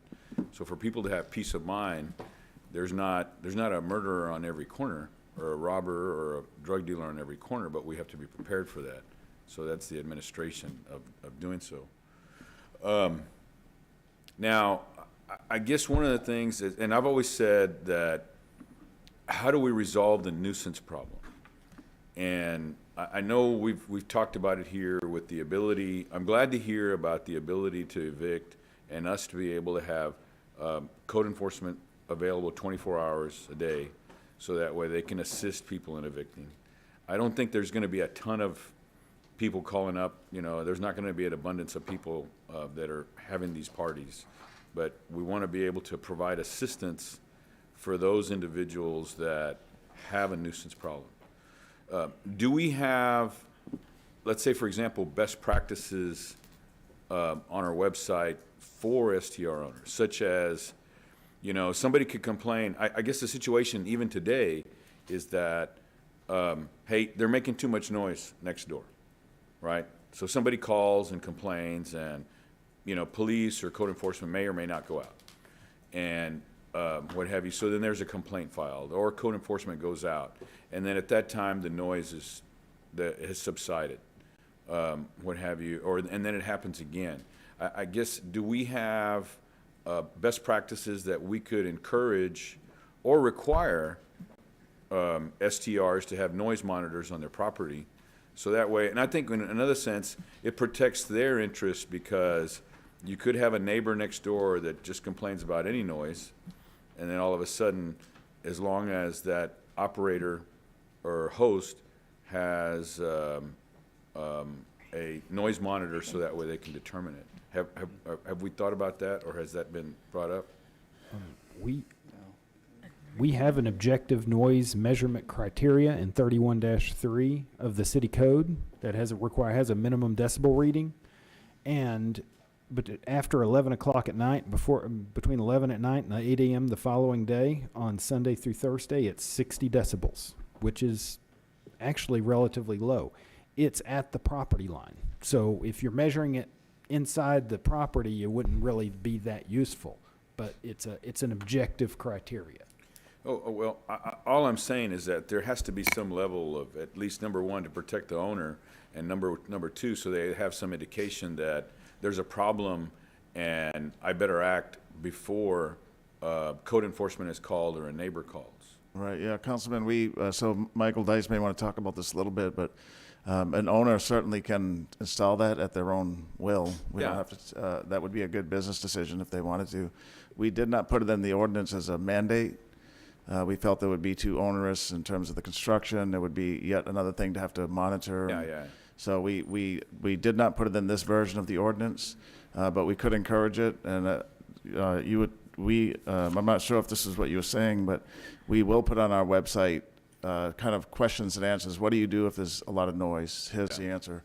Or what does it mean to be a top quality STR? And we could put that in for the owner to install sound devices on their property. I would recommend that for best practices. Right. So that way they have a clear understanding of what is going to trigger a violation. Right. That's a good idea. Can you also, by the way, Andy Talbot gave me that idea. I would like to point out also, there is a provision that requires that the tenants have a written notification on the property of what the noise restrictions are and the quiet hours. Okay, can you pull up the standard practices that you had with regard to a fire extinguisher and go back to that slide? Yeah, can you please pull up the PowerPoint?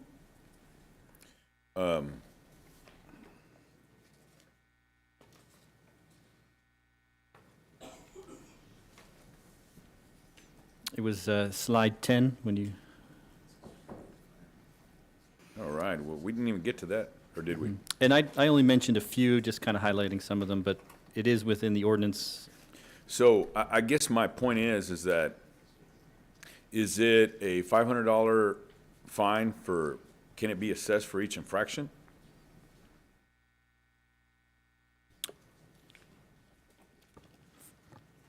For the... Well, no fire extinguishers, then this person's had a problem with noise. Each infraction can be cited as a separate violation by the owner. If he doesn't have the notice, if he doesn't have the fire extinguisher, if he doesn't, each violation of the ordinance could be cited separately. Okay, so and each is subject to a $500 fine. Potentially, if they did that now. They could potentially, probably. It's rare that a code possibly. enforcement officer is going to be that strict, and normally they're going to, if they cite you, they might cite you once, and then they come back and then they cite you again after you've been warned. I understand, and like I said, the situation is I want to ensure that we're doing everything we can to remedy a nuisance. And I don't think there's going to be an abundance of them. I mean, I know, like I said, I've been dealing with one because an individual in my office, the home next to hers, and, you know, Peter even visited with her. And code enforcement even went and took pictures. And the challenge with this individual, here's what I worry about. They pay the fine, and then they're still able to operate. And from what I understand, in this particular property, they don't use a typical system of which VRBO or what's the other one? Airbnb. So if they're utilizing some system that we're not tracking, then once again, how do we ensure that that property owner is compliant? Because once again, we'd have to go through a sting operation, and if that happens, then we fine them. And let's say, for example, we end up fining them $1,500. And then they has to be adjudicated, and in the meantime, they continue to operate illegally. and we're still having challenges. So what is our remedy for those that are going to operate outside the ordinance and continue to operate outside the ordinance? The person who's not advertising, that's what you're talking about is advertising in an alternative, site other than the ones that we're tracking. Yeah, Councilman, so if we, with 4 additional code compliance officers, well, that's not a whole lot. It gives us more resources to do the sting operations, to focus in or zero in on a home like your office employee whom I met with. If they have their permit revoked, then every day that they try to lease that facility, that home, it's a $500 fine. Yeah, leasing without the registration is a $500 fine. So every day could be, so just take $500 per day. Right. And So- advertising on alternative media is still an advertisement. And so once you find that advertisement, then that's a violation too, the permit violation. Okay, so that's what I want to ensure. So we can those- track it down. We'll be able to, sorry to interrupt you. We can track it down. Plus that software will have, it's going to be able to help us track information about that one home or homes. Today, we don't have that. So it'll help us to compile a lot of case evidence, a lot of fines. So you're right. It could be that if we don't do that, then $500 is part of the business, no big deal. But when you start adding them up and you do infraction by infraction, and we get smarter about tracking their advertisements, we can easily issue them that $500 fine every day. Yeah. It can make the business difficult for them. And that's exactly what I'm looking for. So Right. that way we know that there is a substantial fine for, a willful or egregious attempt to circumvent the ordinance. Exactly. Because that's the situation. Currently, in this particular instance, the individual is right now only under a $700 fine. And that's partly because code enforcement obviously wants to consult, and what happens is they go and consult the guest, right? And then if it happens again, code enforcement goes out, and then this person is issued a citation, then they're entitled to due process. And right now, this individual has continued to operate and only has a $700 fine, which they'll probably end up paying. Okay, so I just want to be clear that way to give peace of mind for those individuals who are opposed to it outside of the area that's on the island, that they understand, and particularly peace of mind for this person is that person is continue to get fined once we find out they're operating outside the ordinance. Right. Okay, Exactly. on a daily Yes, sir. basis. So that I feel better about that. Yeah. Because we want to protect the rights of those individuals. Now, the ones that are operating that will be compliant, because currently nobody is, So we're going to operate the ones that will be compliant. So what you didn't speak, or maybe I missed it or fell asleep, the limitation for the block face.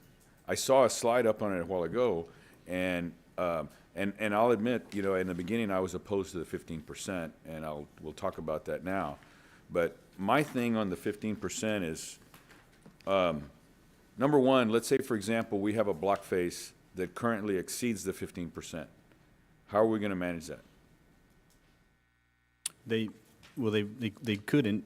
We're only going to be able to issue up to that 15% level for a block.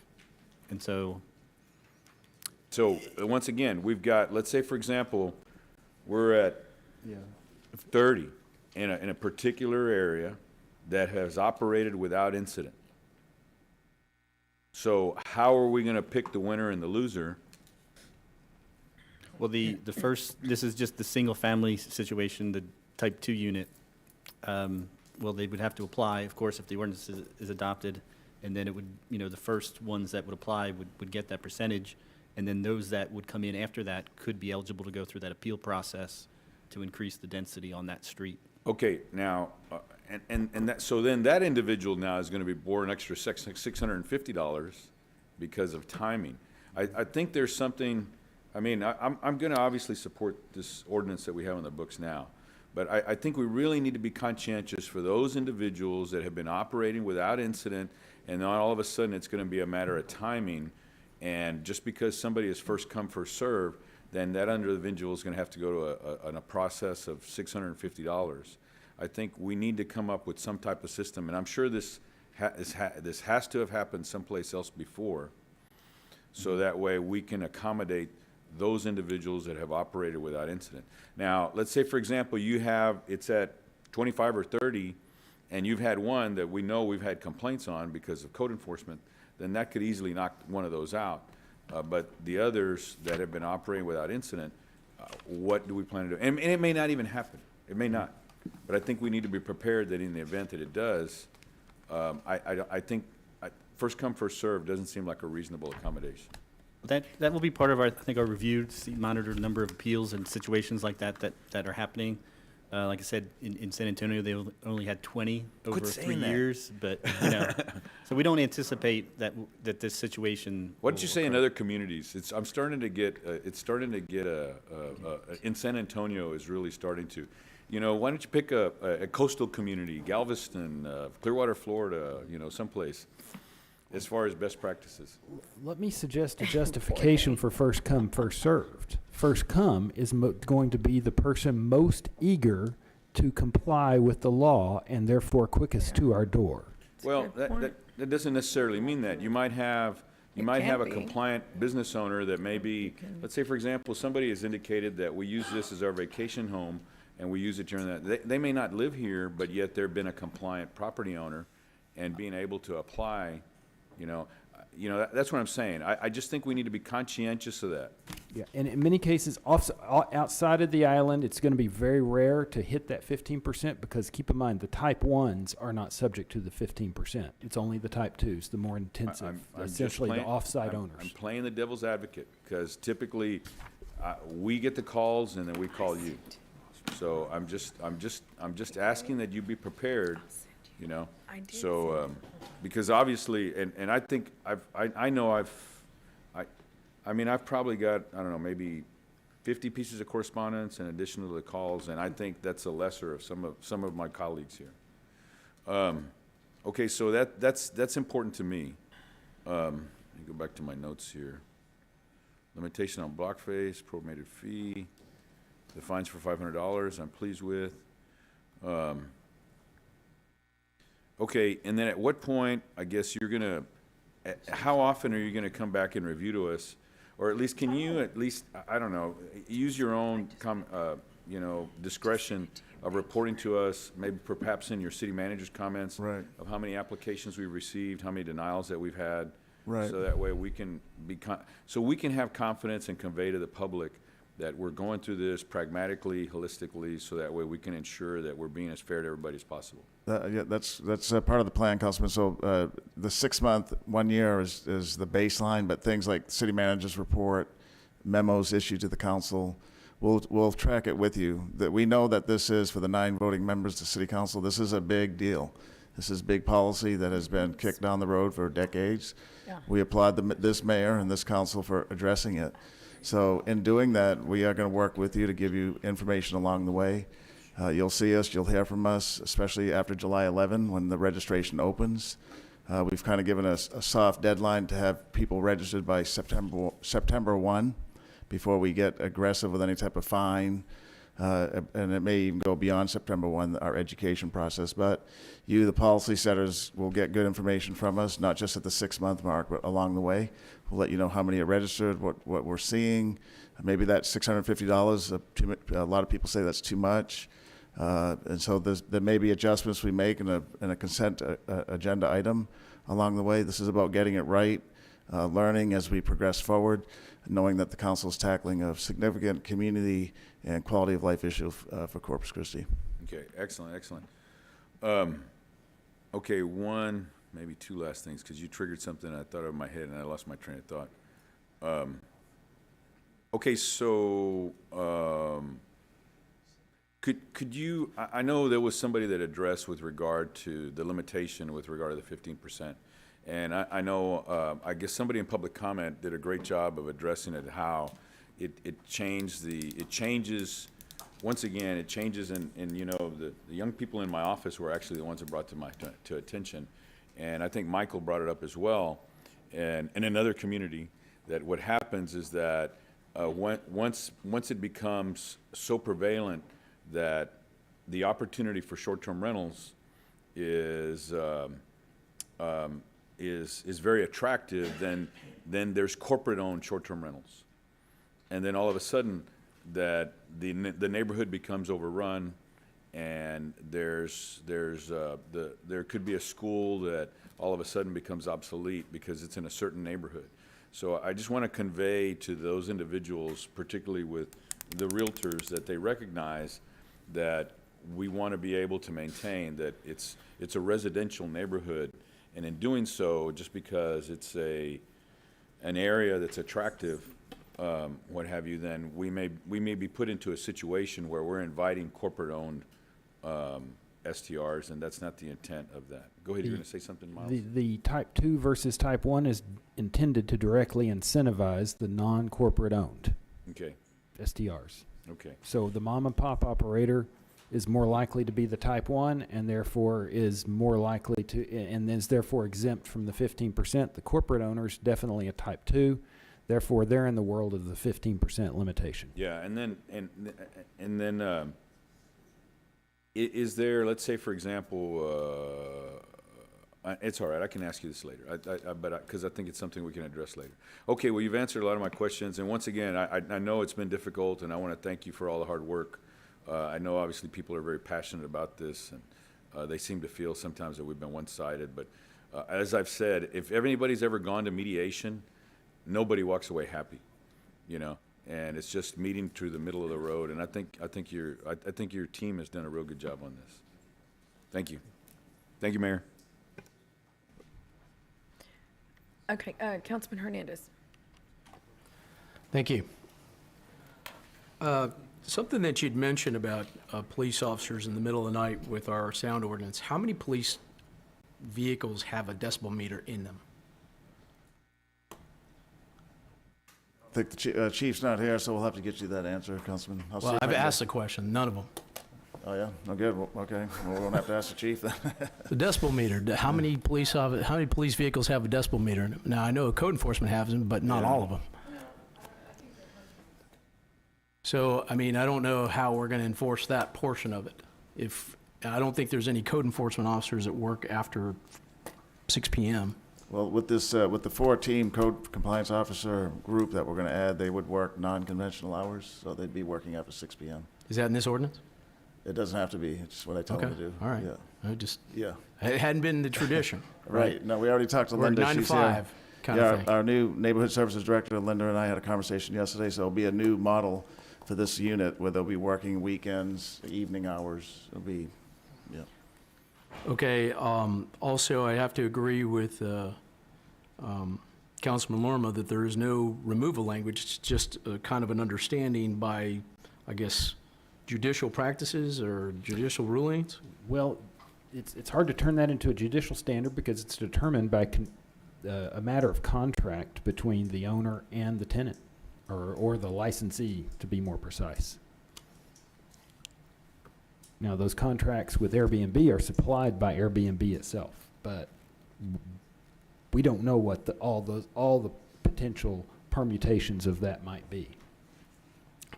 So, from our perspective, if a licensee removes somebody from their property, they would have no recourse through city or anybody, any law enforcement within Corpus Christi.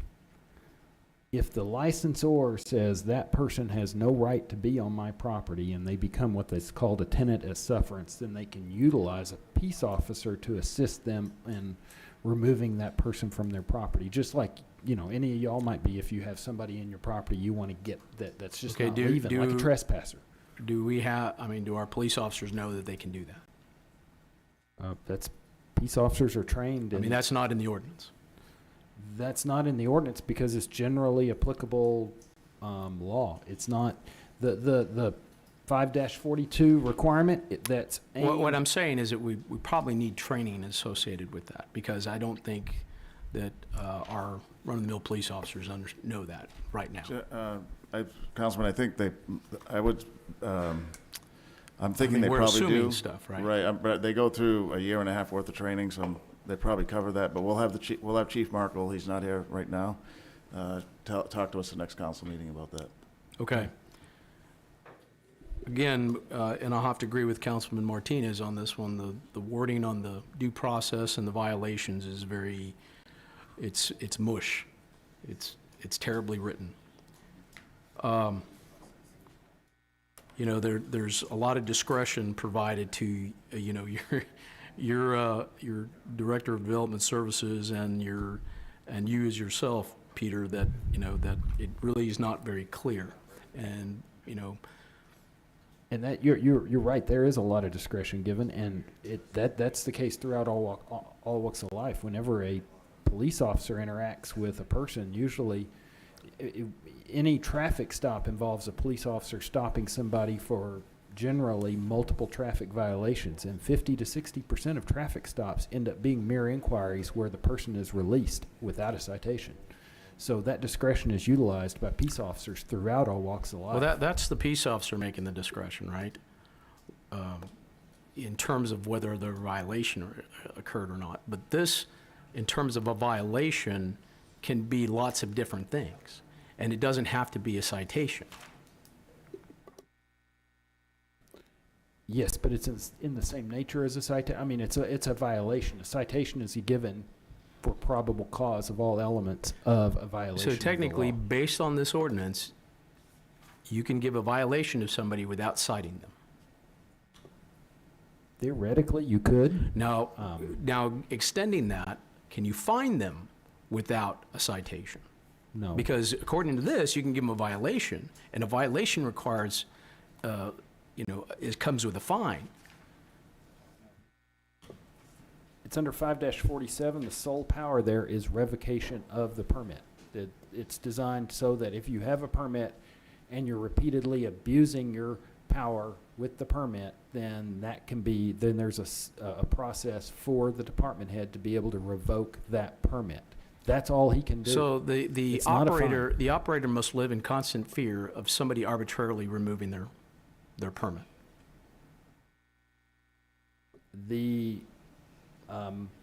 Because there's really, it's arbitrary. The operator who is violating the law will live in that fear of potentially somebody addressing that violation of the law.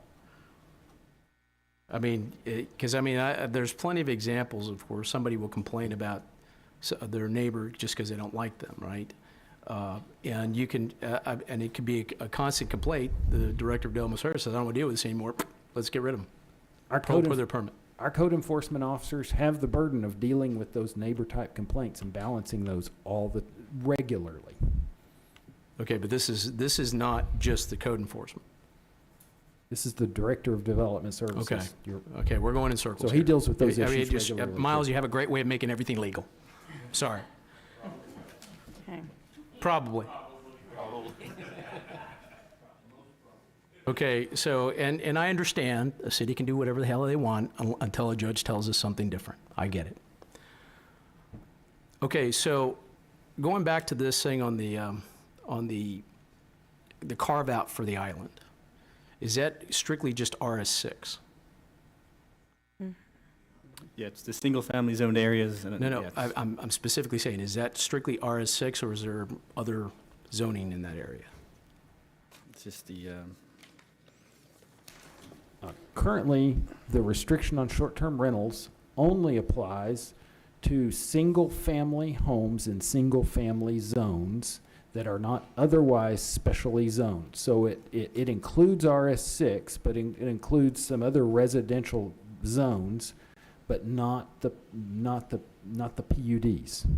Okay, so specifically, things that are not in PUDs, that are not multifamily or townhomes or whatever, it's just RS6, RS4.5, and anything that's RS. To sum it up, it would only be those little red areas that were shown on that map of the island. It's funny that you use red, because it looks like redlining. And I say that because, I live in an RS6 zoned area, but yet I'm being discriminated against differently than what's on the island, RS6.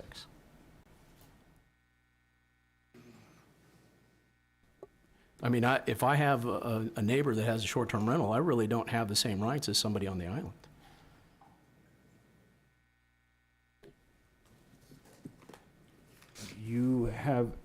you have different rights with respect to your property based Okay, on. but it's the same zoning, right? Actually, the island has special zoning that applies, the island Okay, but overlays. there's you're talking about the special island contractual overlay, but limits. does this apply to the island overlay? It's single-family districts on the island. And No, so I understand fully. I just think we're in, for the phrase that Councilman Barrera used, of picking winners and losers, I guess it depends on your perspective. If you're STR operator in District 5, you're a winner. If you're not, you're a loser. I mean, just your perspective. But it's not equal treatment in the same zoning.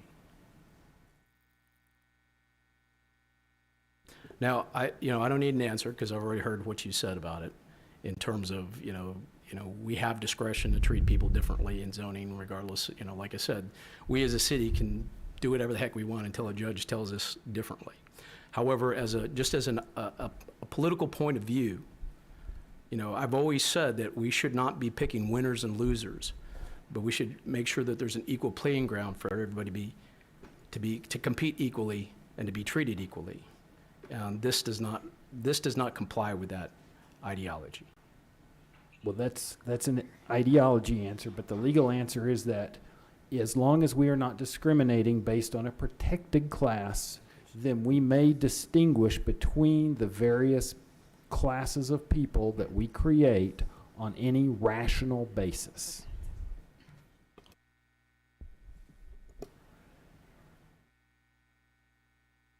Okay. All right, Councilman. I don't want us to get in trouble with the Department of Justice, so I will stop there. Okay, Councilman Pusley. Let's see, which item are we on? Yeah. Yeah, I didn't take the 45 minutes, sir, that Councilman Barrera did. Okay. I've been making notes all day as well, and I'm going to try not to be redundant for what's already been talked about here. This July 11th date, we created that deadline, right?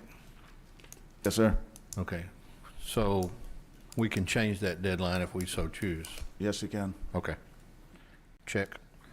I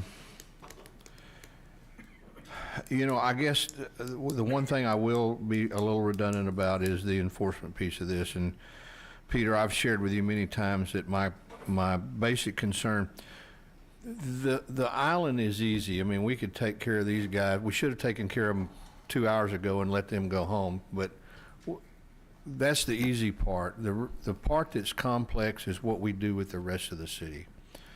And Councilman Hernandez brings up a good point. If we say that STRs are not valid in an RS6 subdivision on the island, why are they valid in the rest of the city? And are we going to end up, Miles, in court trying to defend that? I don't think that we are making a distinguishment that's prohibited under the law with this ordinance. And in fact, it's a deregulatory ordinance. I mean, we have a prohibition across the board already. Correct. For short-term rentals. Correct. A prohibition that is so broadly written and universal that it does make it difficult to enforce where it has an impact on one particular part of the city. But what we're essentially going to do is keep in place that enforcement in one area of our city, and everywhere else we're going to release it. Even in the R4.5 subdivisions, are they still included in this? Yes, Yeah. it would be. So I just don't know how we're going to, and I get a lot of calls about that, and just not that I'm trying to run a competition here, Councilman, but I did a rough count a while ago, and I'm up to 212 emails on this subject. So, and a lot of people have brought out the fact that, that we're doing something special for the island that we're not doing everywhere else. And so so another point I wanted to bring up is, if a street or a subdivision or a collective group of homes, I don't know how you're going to distinguish this, Michael. Are you doing it by streets as far as the number of residences that are allowed to be STRs? Are you doing it street by street? Is that correct, or is it subdivision by subdivision? That's street by street. It's each side of the street by each side of the street. Okay. Yes, sir. All right. So could a street come to us and petition not to be in an STR? No, not as currently written, no. Well, not as it's currently written, but why wouldn't that be applicable the same way? You're asking, could a neighborhood organize and come to you and say, as a neighborhood, we want the city to expand the limitation that it currently has on the island to include the people in our neighborhood too? And could we write a prohibition that includes that petitioning and requesting neighborhood? We could probably specially write that if it came to us and made that request. I mean, it would take some creativity. Because, you know, I wonder about the people that have those big homes along Ocean Drive and the people who live on Hewitt Drive. Are they going to like the fact that we're now going to allow STRs in their subdivision? Well, they will still get the benefit of the 15% of that block face. So Yeah, but maybe they aren't going to be covered. Maybe up they don't too. want any. Would they not have the right to petition us to not do that? Theoretically, they could make a request to have a change to the zoning provision however they want. They could come to the city and request a change in the law, yes. Okay. And I just want to say in passing, I think our formulation of the committee that met 3 or 4 times, however many times they met on this, was probably not the greatest success, just from my perspective. And I'm trying to look here and see if there's something that hadn't already been. You know, I think in many instances we should look at what the adverse effects of STRs on Padre Island have had as an example of what we can have in the rest of the city if we're not careful. But again, I will say enforcement is going to be the key to success on this. And our code enforcement department, and I know we have a new director who's just started, has had some challenges with that. And so I'm like Councilman Martinez. The island overlay piece is pretty easy, but the rest of this is very difficult. And Michael, I want to go back to Dan, I want to go back to the winners and losers question. If a street currently in this city, wherever, has STRs that are operating, and currently they'd be operating illegally, but if they are operating, and let's say that number of residences on a given street exceeds the 15%, then who do we pick as the winner? We have looked at those. We do have about a list of, I think, about 20 that have applied and were denied the registration permit, and most in Flower Bluff, and we've looked at where they were at, and we didn't have that situation. So you don't have any that exceed the... No. Okay. I mean, that's not saying that, you know, it could eventually happen, but okay. Right now we don't. If it does happen, what do we do? Well, they could apply for the appeal process per the proposed ordinance today, but we could certainly, when we come back in 6 months, if we see that situation popping up in other places, then we could modify the ordinance to, you know, maybe And what do we increase the say percentage. on the appeal process? What is the limit of what we will agree to do? Is it going to be 17%? Is it going to be 20%? Where are we going to draw the line? That's, you know, it's just a. Yeah, it's going to be subjective. So if a street, one part of the application process includes input from a 200 foot radius. So if everybody on that street says we want more, I don't care if every house is an SCR, then Al Raymond's going to say approved. Okay. If the opposition is very strong, if it's narrow streets, no sidewalks, small driveways, and it's up to 16, 17%, it looks like that's saturation, then Al Raymond's going to say deny. So your plan today is to route this through the Development Services Department. We're not going to go to the Planning Commission. We're not going to go to the council. Right. Okay. Yeah. We heard some concern about that, so it would be me, the city manager, or a designee. It could be Al, that was just an example. It could be an assistant city manager over neighborhoods or over development services. Could be Al Raymond, Development Service Director. That decision will be made. It hasn't been made yet. Okay. And I'm perfectly fine with that. I think that's, the less politics you can keep out of it, the better. Okay, I just got two more things I want to talk about, and the first one is the simple one. The times that I have rented STRs, and I've done that in Port Aransas, I've done it in Winter Park, Colorado, I've done it in Destin, Florida, and by the way, I agree with Councilman Barrera. Destin, Florida would have been a perfect comparison for us to look at. STRs are extremely popular there. They're a coastal city. They're a growing city. That would have been a perfect place to compare us with. Not San Antonio. They gave us a list of the rules coming in the door before we ever arrived. This is how many people you can have. This is how many cars you can have. This is everything. And so we should require that of the properties. They should have a list of the rules and regulations to be given to every client that comes through to rent an STR. And including the one in Port Aransas said, because of the large number of people that this property will hold, we are providing 2 trash receptacles instead of 1. And then the last thing I want to say is we've put into this ordinance that we're going to come back and review this in 6 to 12 months, whatever.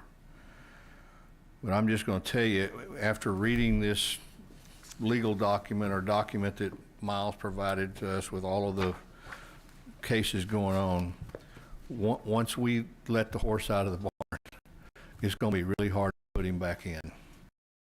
What we do is you may modify what you've done slightly, but it's going to be really hard, because once you grant property owners property rights, taking those away is a very big deal. That the U.S. Constitution supports that, as well as our own state constitution. So I just caution you that this is something we need to think really hard about. As Councilman, I agree. It's an annual permit, so subject to renewal once a year. So it's not indefinite. The permit process in and of itself is a limited time permit, 12 months if you register on January 1. So it has to be renewed each year. I understand that, Peter, but these cases in here say that once people come in and if someone purchases a piece of property or they make improvements to a piece of property to make it available as an STR, you have granted them property rights under this ordinance. And if you take those away, that's a different issue. And I think that to sum it up, the zoning ordinances that are cited in those cases essentially state that that they start from a standpoint of cities that did not heavily restrict short-term rentals, unlike us. And once you allow the short-term rentals, then if you try to zone them out again, then you have to capitalize out that the use over a period of time, or have some mechanism for gradually implementing your new restrictions.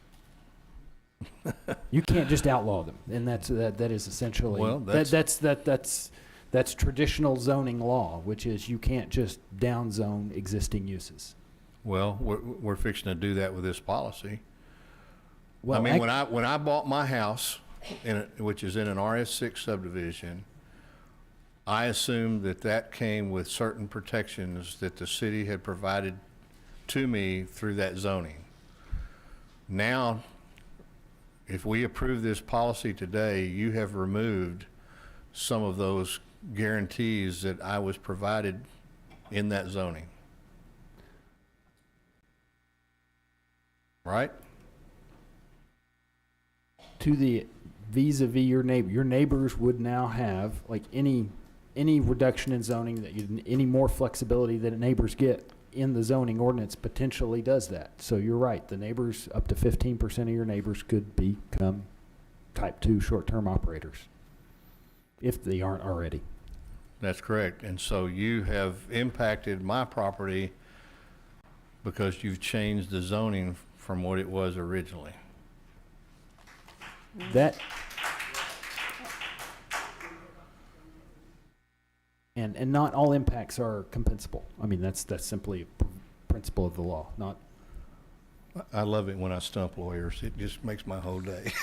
No, it's the down zoning, and I think that the principle of those cases that you saw in the paper is it's the down zoning that creates the rights. It's not the up zoning properties in general. Deregulation, while it may or may not be, it's a political decision. It's not so much a legally prohibited decision. Well, yeah, it's maybe not legally prohibited, but, you know, we may find out. I would suspect I've received 212 or thereabout emails, and I don't know how many phone calls about this issue, but I will assure you there are probably 4 times as many people out in our community who don't even realize we're discussing this, and who will wake up tomorrow with the news that their property now in their neighborhood is subject to a new zoning that allows for people to rent out on a daily basis the house next door to them, or the 15% of the houses next door to them. And in the R 4.5 neighborhoods, it's going to be a real challenge, because 15% of an R 4.5 neighborhood, I mean, they're even tighter lot sizes than the island has. So this is the part that I struggle with, guys, is the fact that what we do with this ordinance removes the protection that we afforded to the people who purchased homes, purchased property, with the knowledge that the city had provided zoning protection for them for their most important investment in some instances. And we should not do that lightly. Thank you. Councilman Martinez. I know that it's been rough for you guys. This is, you know, and I know that I was hard on you, but I just wanted to let you know how much I appreciate the work that you've done on this. This is a very difficult task that you guys have been put on to try to find an ordinance that, you know, doesn't necessarily work for everybody, but works for, I guess, the most people the best that it can. So I just want to acknowledge the work that you did, and thank you for the work that you've done. And I understand, you know, this it's a tough issue, and as you can see from both sides, we've heard from a lot of people that are both for and against. So, you know, thank you guys. And you know, if this ordinance does get passed, I just hope that we do take that opportunity to use the time while we're looking at it to make the improvements that we can, to try to make the ordinance better. You know, and I really hope that we do utilize that time. I understand, like Councilman Pusley said, once you let the horse out, it's hard to put it back in, but I think we do have an opportunity to make things better. So I just hope that we do utilize that opportunity.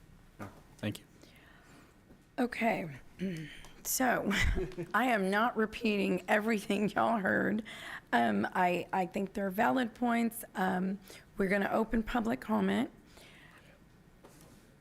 And what I will say before public comment and then the vote comes is, first of all, I want to thank all the citizens, not just you who are here, you know, taking a stance on your position, one way or the other, but also those who have called us, those who have reached out, those who have visited with us, just everyone who has had a voice.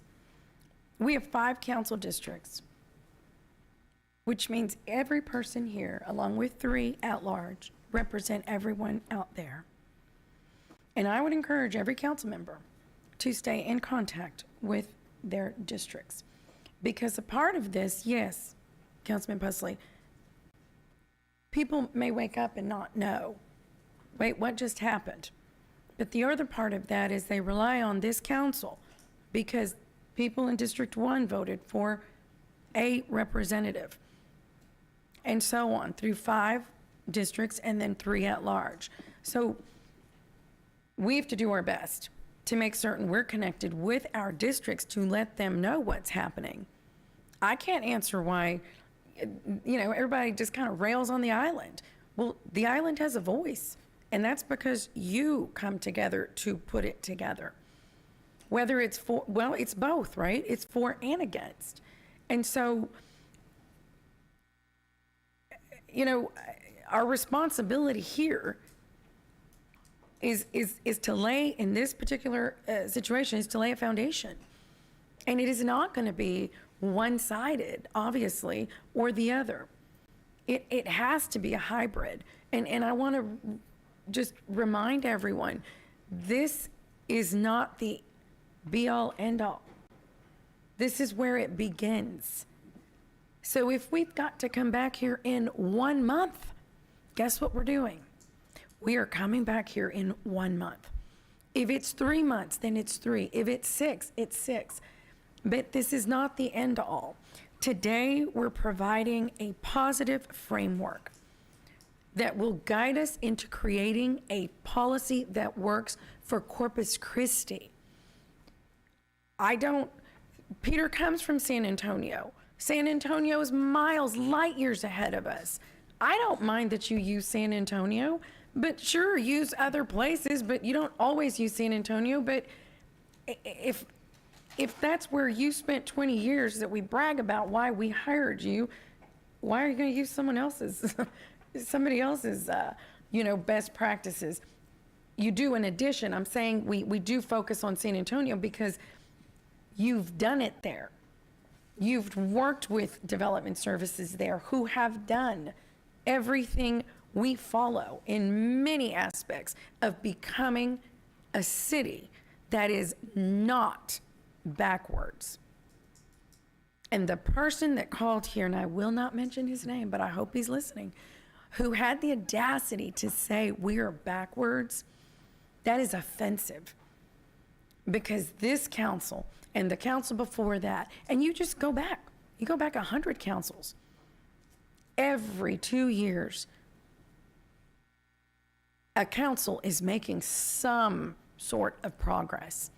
It may not be as much as it should be. It may be strides more, 1 term before, than the prior. But I promise you, every single one, because it's 9 people who are elected to do it. We have to vote.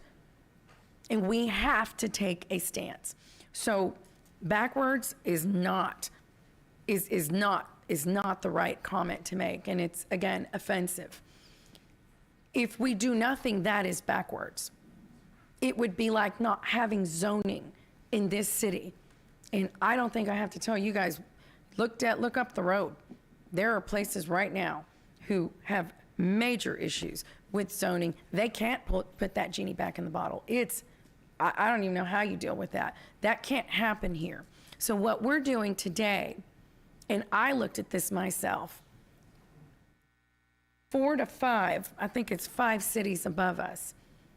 We are, I would dare to say, less stringent with what we're coming forth with today than some of the policies that exist already. So I know that people want nothing at all, hence the backwards, comment. And then people want a hybrid. Allow it.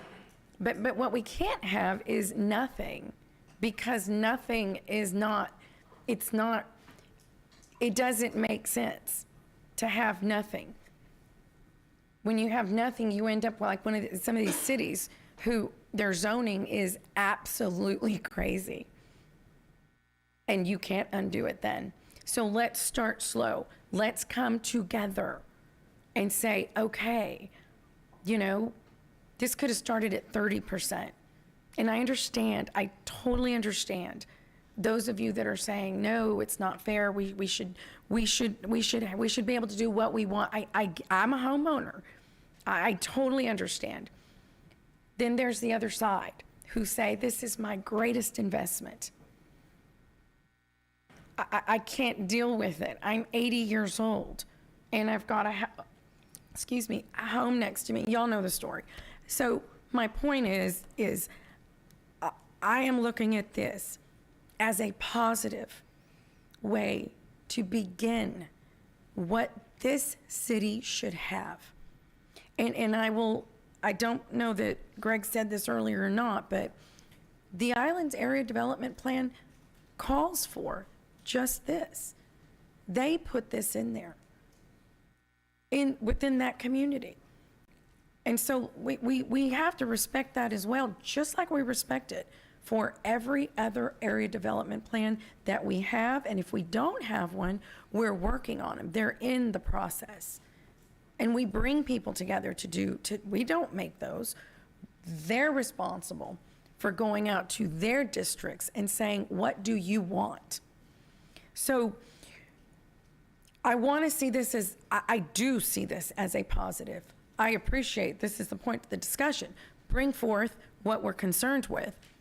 But when you go out and you do get best practices from both the state of Texas and nationally, we're not reinventing the wheel. We're not using buffer zones.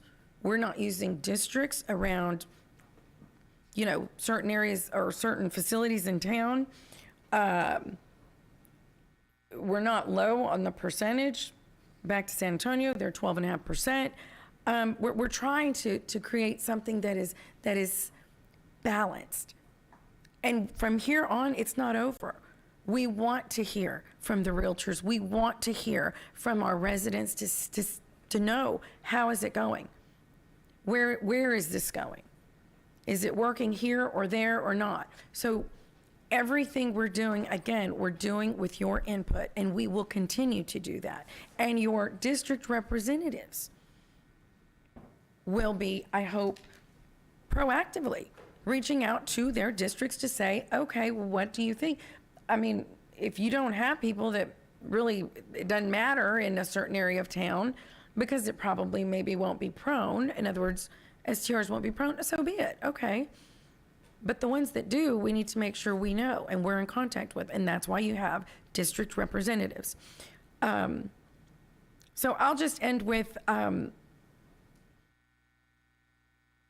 urging my colleagues to vote for this and to establish a foundation from which we will work to make our own policy fit our community with your input. That's my 3 minutes. So with that, I'm gonna open public comment. So at this time, if you are wanting to speak on this item, please come forth. And you can take a seat, you can take a seat right up front here. If you're gonna speak, maybe this first row. Yes, Good ma'am. almost evening. I know. And if I'm shaking, it's not because I'm nervous, I'm very cold. Oh. But thank you very much for this opportunity, and I do appreciate every single thing that you guys do sitting on the council. It's not an easy job. I'm speaking from experience as I sit on the PIPOA board. Would you state your name? Oh, I'm and sorry. address? Yes, sorry please. about that. Yeah. I see I'm cold. I'm not thinking That's good. okay. My name is Sandy Graves. I live at 15802 Gypsy Street on the island. And I just want to say that I'm not against STRs as long as they're in their proper zoning area. I am very against having the STRs in my R6 residential area. We all purchased our homes in single families, residential areas for a reason. It's a place for our kids to grow. It's a place for us to walk our dog or dogs. It's a place where you know your neighbors. You develop friendships. It's a place where you feel safe and vested. It's a place where you retire, like I did. A typical STR can bring in 400 to 500 strangers in a 6-month period. And in most cases, those renters are not vetted. Typically, the owners don't live there. So they can say, okay, my house can only handle 6 people, And in reality, you're going to get 12 to 15 in there. And I'm speaking from experience with that one. And I'm not going to waste your time saying all the problems with the STRs on the island, with the parking issue, the congested streets, issues with, because there's so many cars parked on the street, emergency vehicles can't get down the street. At a prior meeting, well, Mr. Zanoni is not here now, he stated that the city has procedures in place that monitor these STRs on places like Airbnb, VRBO, and so forth. 2 weeks ago, I got on Airbnb, and within 30 minutes, I found 2 STRs operating within a stone's throw of my home. I do understand that property rights, they are not absolute. And in this case, an STR's property rights does not take priority over mine. I have the right not to have an STR across the street from me, beside me, and possibly behind me. Code enforcement, they don't work on the weekends, they don't work at night, so you call it in. They don't come and investigate it until next Monday or Tuesday. But I'll finish it up. I wanted to say more, but I know my time is up. It's not a matter of treating the island different. It's about doing what's right for the island residents. So I am respectfully asking each one of you to carefully think about how you're going to vote and do what's right for the island. Thank you. Thank you, Ms. Grace. And the next person can come up, but Councilman Hunter, I'm sorry, I didn't get your comment. You're Mine more was than probably blinking over there like, police sirens going to disrupt an STR. But I just wanted to tell the staff, thank you very much. Y'all have done this, been working on it for 4 years, and you even kept working on it through COVID, and we really appreciate it. A lot of us, 4 of us have been up here for a long time, and we didn't have anything in place. And you have very adamant individuals or groups on both sides that y'all have had to deal with. And Dan, I want to say thank you to you especially, because I know you've been in the middle of it for a long time, so appreciate it. Thank you, Michael. Yes, ma'am. Hi there, my name's Andrea Hawley. I live at 13854 Top Sales down on the island. I agree in the sense of that having something in place is better than having nothing in place, particularly because there is no true code enforcement at this time, and it is illegal in R6 residentials, right? But what's happening everywhere. So I think that's better. I am a business owner. We have 4 locations in the coastal bend. I depend on tourism for part of my business. I think that's fantastic. I think that we really need to look at this, though, as where their STRs are currently allowed. It's a great thing, right? There's condos, there's townhomes. That's fantastic. There's tons of area for new development of STRs that would be currently allowed, not in R6 residentials or the R4.5s. I live on the island. Of course, I'm happy to see that the current plan excludes the R6 residential there. I have concerns about, though, what the current plan says on the island that would be allowed in R6 residential. Okay, so if there's new developments that are R6 residential, go back and look at that. It says it would be allowed, right? Unless that they developed an HOA or a POA or something like that that didn't allow it. I think that's concerning. I agree with Hernandez implicitly in the event of it shouldn't be allowed in R6 residential, particularly at 15%, okay? On the street that we are on, currently there is 1 vacation rental that is illegal, and it is problematic. It's 1 house, and it's super problematic. I think you guys really need to stop back and think about that. I think that you need to get with your constituents and ask them, let's look at your street. How many houses are on your street? Because that's what we're looking at. And if we allowed 15%, what does that look like? Okay, people that own short-term residentials in R6 currently, it's illegal. It has been illegal. When they purchased the home, they signed paperwork that said it couldn't be less than 30 days. You're not taking anything away from those business owners. And let's be real, right? What funds our neighborhoods, what funds our city, are voters and taxpayers, okay? And those short-term rentals, a lot of them that are in family homes, They are corporations. It is not, or they're buying multiples, right? And they're not living here. I can tell you that right now. The one on our street that's been there since 2019, he doesn't live here. He's got multiple homes on the island that he rents, and he doesn't give, want to cuss, doesn't care what I feel about the fact that I bought on a cul-de-sac so my kids could ride their bikes because I don't have sidewalks for them to ride their bikes on. They're 6 and 8. Does he care? No, he doesn't care. He's told that to our face. Okay, so when he has multiple cars coming and going all week, he doesn't care. They're not going to care when they're in the R6 residential of your constituents. So I think you need to really think about that. Thank you. Thank you, Andrea.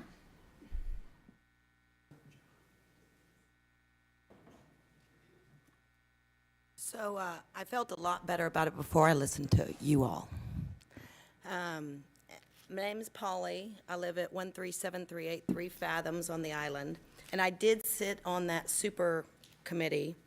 And I noticed the first meeting, I was the only person at the committee that was a homeowner that was concerned about short-term rentals. The entire rest of the committee was, and even one of them that was labeled as an association member actually owns and runs a short-term rental.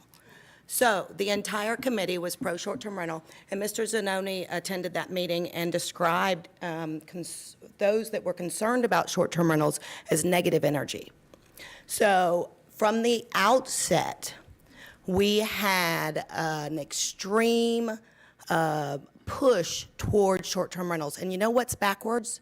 Is watching the news in Dallas, watching the news in San Antonio, which, by the way, on June the 22nd, there was an article, actually there was a news report. On June the 22nd of this year, the news outlet, I think it was Fox, reported that thousands, it's actually SA, I can't remember the news outlet. Get on your phones, it's easy to find. Thousands of homes have been turned into short-term rentals, and some worry that their popularity is transforming neighborhoods and reducing the supply of available homes. Dallas, Mr. Zanoni mentioned Dallas a few minutes ago. Dallas had, their city council is trying to reverse it right now. On June the 1st, they voted, and they are trying to reverse it. I don't know if y'all have read Zatari or if you know how to read case law, but it is too late. You let the horse out of the barn, Mr. Pusley. If you let that horse out of the barn, it is too late. You can't come back in 6 months and change it. Once you have deregulated and allowed short-term rentals in our neighborhoods, they're not going to let you put the horse back in the barn. Y'all are missing the boat. And we were told at that meeting that we were going to be talking about where in the city it's appropriate. So there is a solution. And by the way, Gil is correct. Redlining, y'all got a problem with doing that for the island and not doing it for the rest of the city. There is a solution. We were told in that committee meeting that we were going to be talking about where it's appropriate in the city. Now, did we have that conversation? No. And you know how many other neighborhoods were represented on that committee? None. There was a gal from Flower Bluff, there was Mr. Marvin Jones, and there was myself. And the entire rest of the committee was short-term rental owners and operators. The entire rest of the committee. I'm sorry, except for the Realtor Association, and she was upset because she couldn't find a house to rent on the island. So go back, and you need to carve out certain areas in the city where you think it's appropriate. You don't have the money. Y'all don't enforce the code as it is. You don't police, you don't have sidewalks, you don't have lights. There's no water in the bathroom in City Hall. It barely is a little trickle. Y'all don't have the money to give us the police, the trash pickup, the code enforcement on the entire city. Y'all are about to open this citywide. Don't do it citywide. You need to go back, send it back to committee, and figure out which neighborhoods it's appropriate in. Thank you, Polly.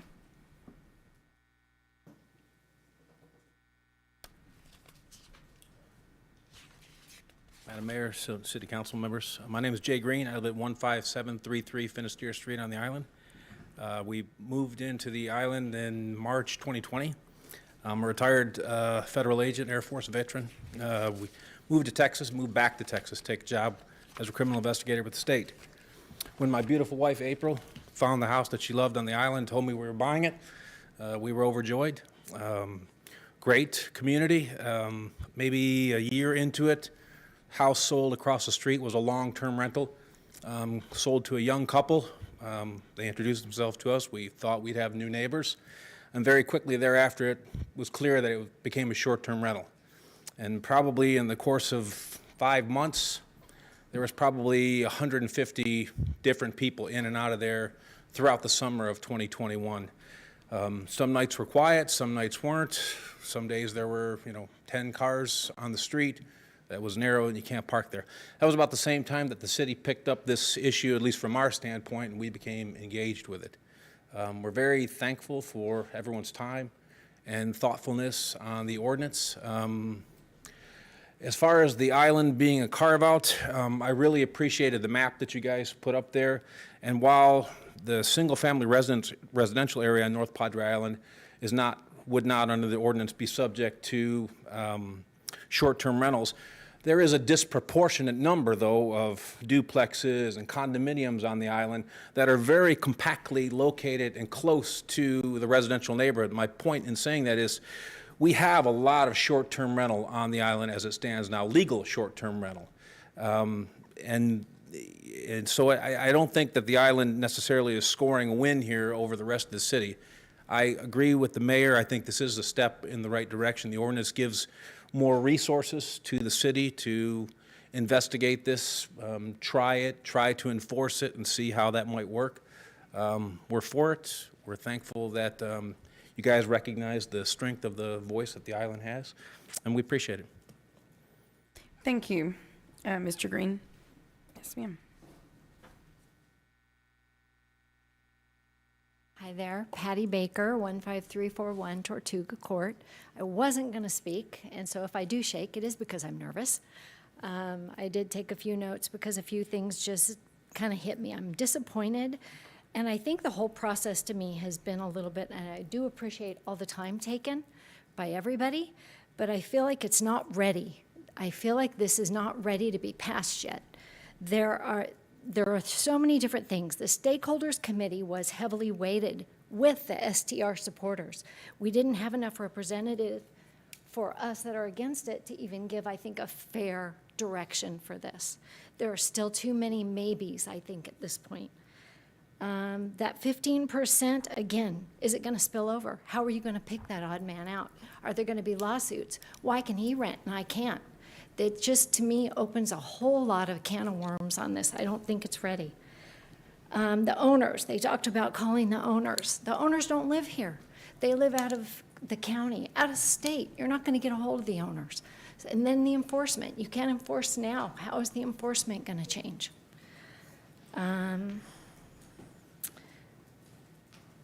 Again, each person that bought on the island signed a form joining the POA stating there was not rentals. We bought in this neighborhood zoned for not rentals.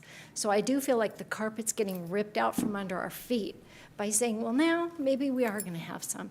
And as Mr. Hernandez said, what about his neighborhood? So now these people don't have a voice, and they are going to have it. We may not, yay us, but not yay us, because I feel like these doors open. It's a door jamb that you stuck a little thing in and opened it, and now you get that crowbar, it's going to fly open. And so I just feel this is not ready. I urge you to not pass this at this point. Go back to the drawing board, get these problems ironed out, get some doors that are shut, some locks that can seal, some different things that can actually be enforced. Please be thoughtful for everyone in our city, not just the island. Thank you. Thank you, Patty.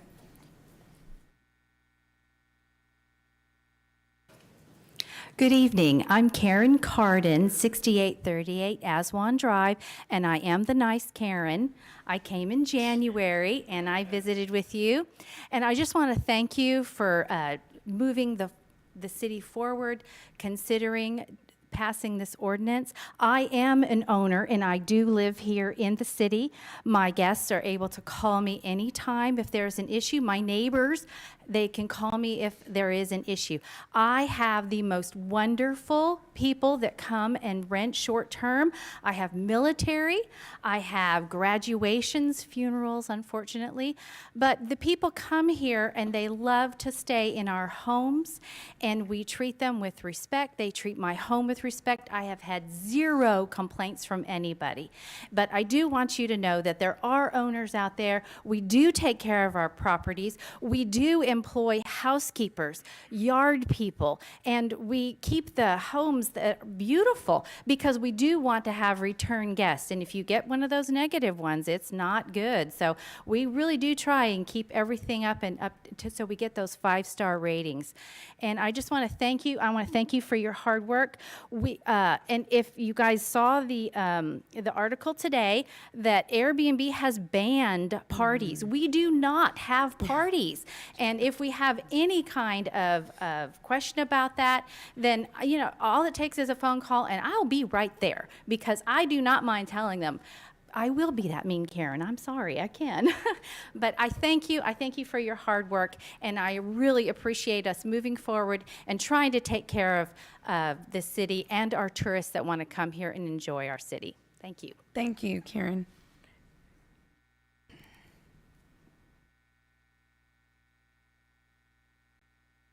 Hi, my name is Pete Alsop. I live at 14126 Bounty Avenue. I've been an island resident for 22 years. They've stopped now, but 2 or 3 years ago, we had a short-term rental three doors down. And one night I was walking the dog. It was a Saturday night, and there were more cars than usual, and a guy came out from the porch and he says, "Hey, buddy, you want a girl?" This house was, like I say, it was a short-term rental, and this particular evening or weekend, it was a house of ill repute.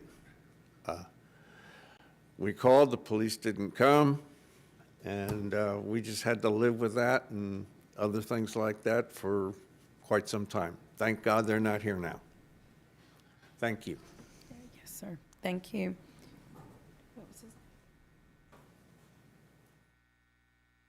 Good afternoon. My name's Steve Brown. I live on the island as well, 15305 Bowsprit. We're one of the probably more slender streets on the island. And so my point to you guys and Mayor is to just consider it's a safety and a sanitation issue. And I don't think these things have been looked at so far. For example, for our street, if you had on-street parking by short-term rentals, you would not be able to get a fire truck down because we're the second house at the artery. There's no way a fire truck would be able to get down to the end of the street. Also, in the sanitation portion, almost every week, my neighbors, they use their house for a vacation home, and typically them or their kids are there every weekend. So they put the trash out on Monday. Trash doesn't get picked up until Friday. So every time the wind picks up, guess who's running out, grabbing their trash can off the street and throwing it up in a secure area? It's this guy. You know, so if we can, or throughout the city, if you're going to continue to press down this road, you have to look at sanitation. And because that trash just sits there. And as we can all probably attest, we can look at some of our roadways, and there's pretty litter-filled as it is. Thank you very much. Thank you.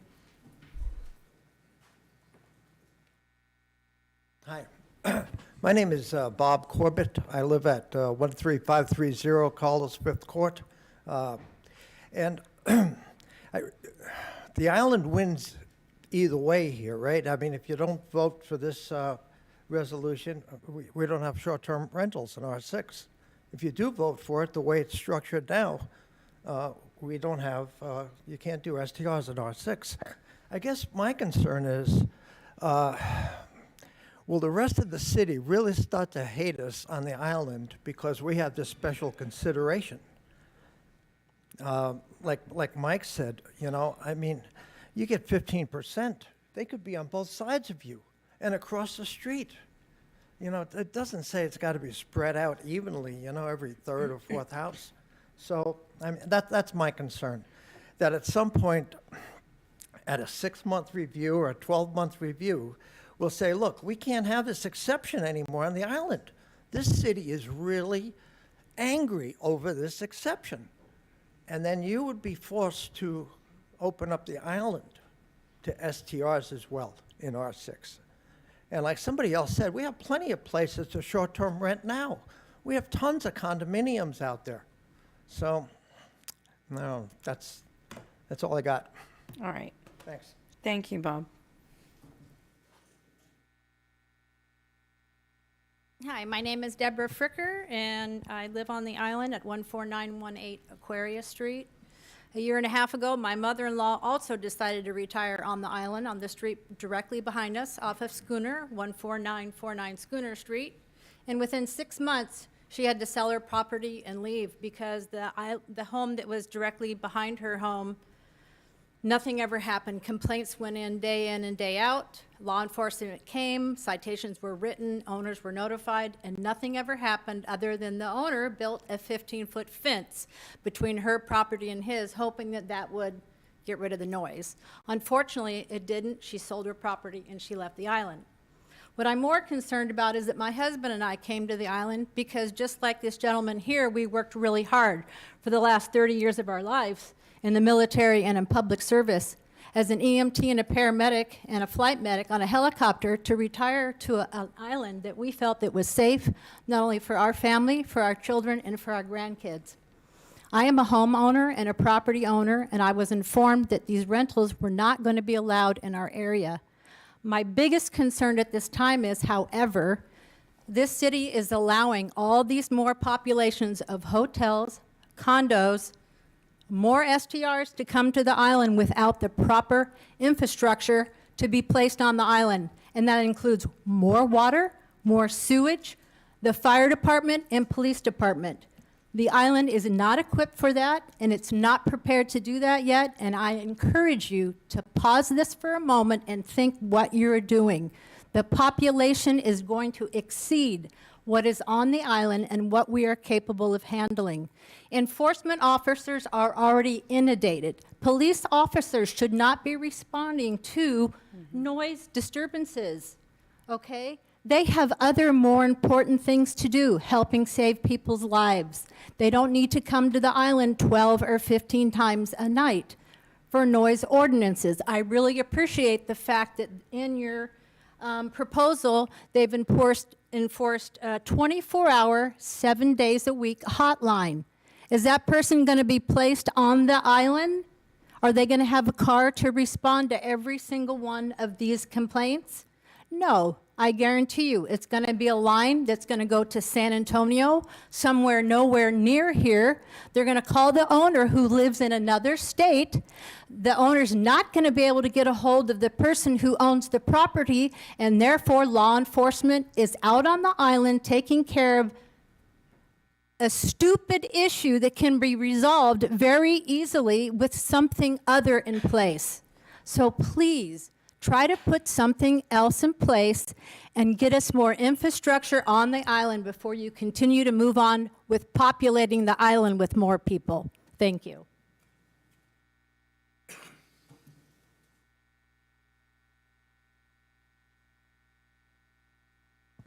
Good evening. My name's Peter Prizer. I live at 13854 Topsail. Let's just talk about STRs. It doesn't work. Let's do condos. We have them. How many of you have one within 2 doors of your house? Yeah, not a one. So you haven't dealt with it. Karen, is yours next door to you? Yes. Congrats to you. I'm impressed. Ours has been horrible. We've had some decent renters, no problem. But yes, they speed down the street. They park on the street. There are issues with it.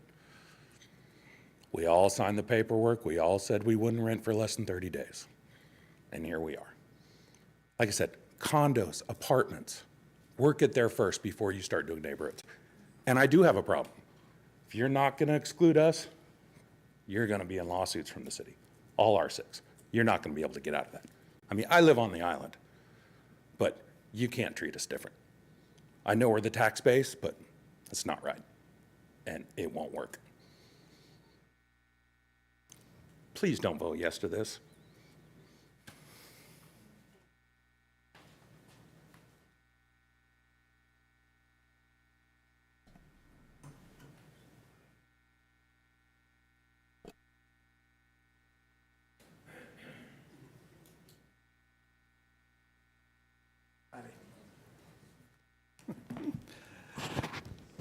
Good afternoon. Marvin Jones, President of the Property Owners Association, and I live at 15313 Beaufort Court.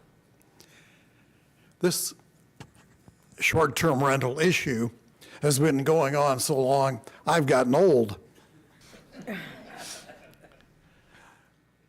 I am delighted to hear that there's going to be a 24-hour hotline that people can call, because I've said here before, I publish my telephone number in the Moon every week and encourage members of the POA to call me. I don't want to get any more calls at 3 in the morning complaining about short-term rentals. So keep that hotline in there. Something else that you might consider, I think there in other areas they have a requirement that the owner or an owner's representative must be able to get to the property within 1 hour to resolve issues. It doesn't have to be the owner, it can be a representative, property management. That would be a help for the rest of the city.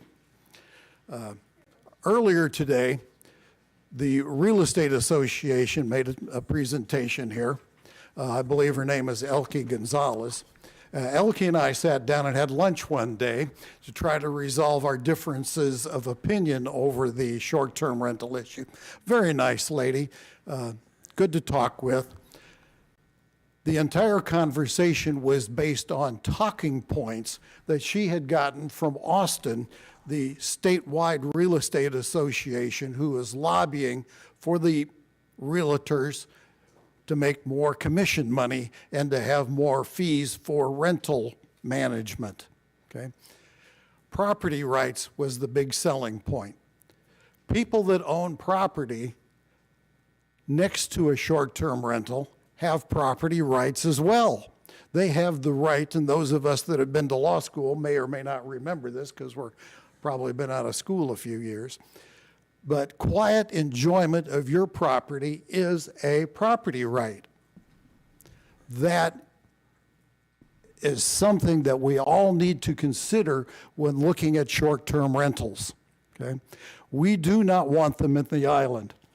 This last weekend for fun, we did a little petition drive, and some of us sat at the IGA, the local grocery store out there, and let me tell you that we got a signature objecting to the short-term rentals on the hour every 4 minutes for 3 hours. And here they are. We also had some people walking on Saturday in that huge heat just to see how they would do. We got 300 in 2 days. Very remarkable. Please keep the short-term rentals out of the island. Thank you, Mr. Jones.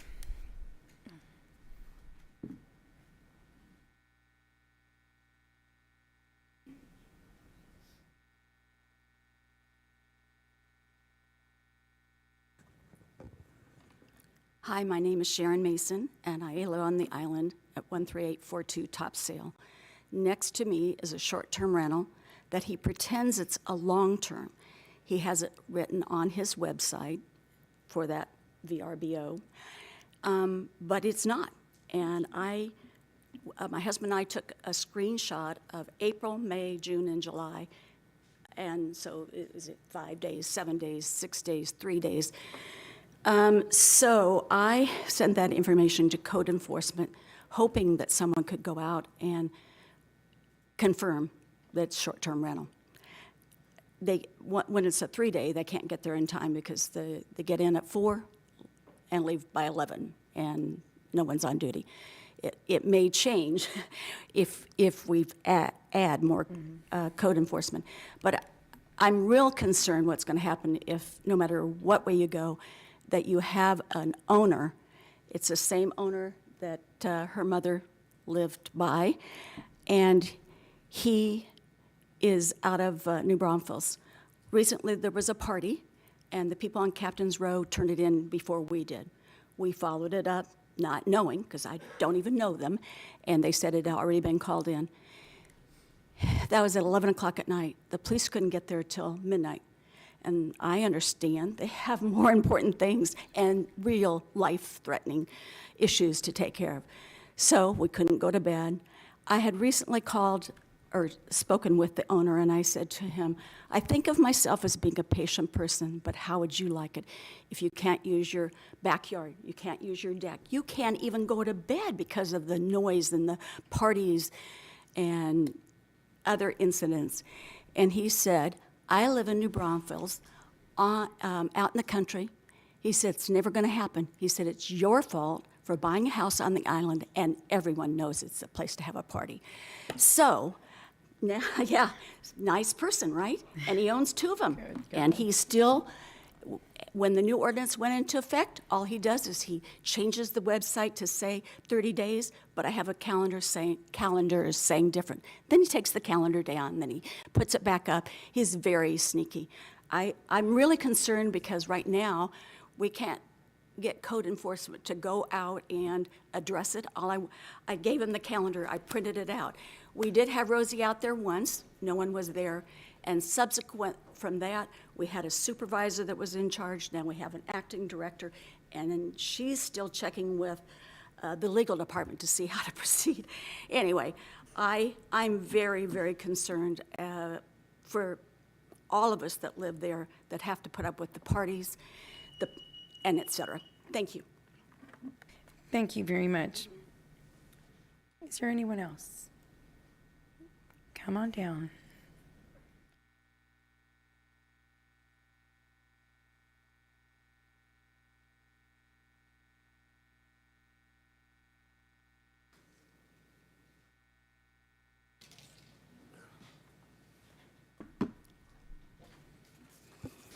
Hello, Mayor, Council members. My name is Robert Suggs. I live at 402 Carmel Parkway, a lifelong resident, and I do own property here, and I do short-term rent.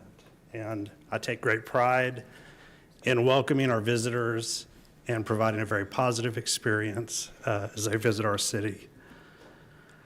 Interestingly enough, just this morning, CEO and co-founder of Airbnb, Brian Chesky, announced implementation of a permanent global ban on parties and events in Airbnb properties. This makes their temporary ban from 2 years ago permanent. They share that guests who violate this policy will be removed from their platform. And in 2021, Airbnb removed 6,600 guests from the platform for violating the party ban policy.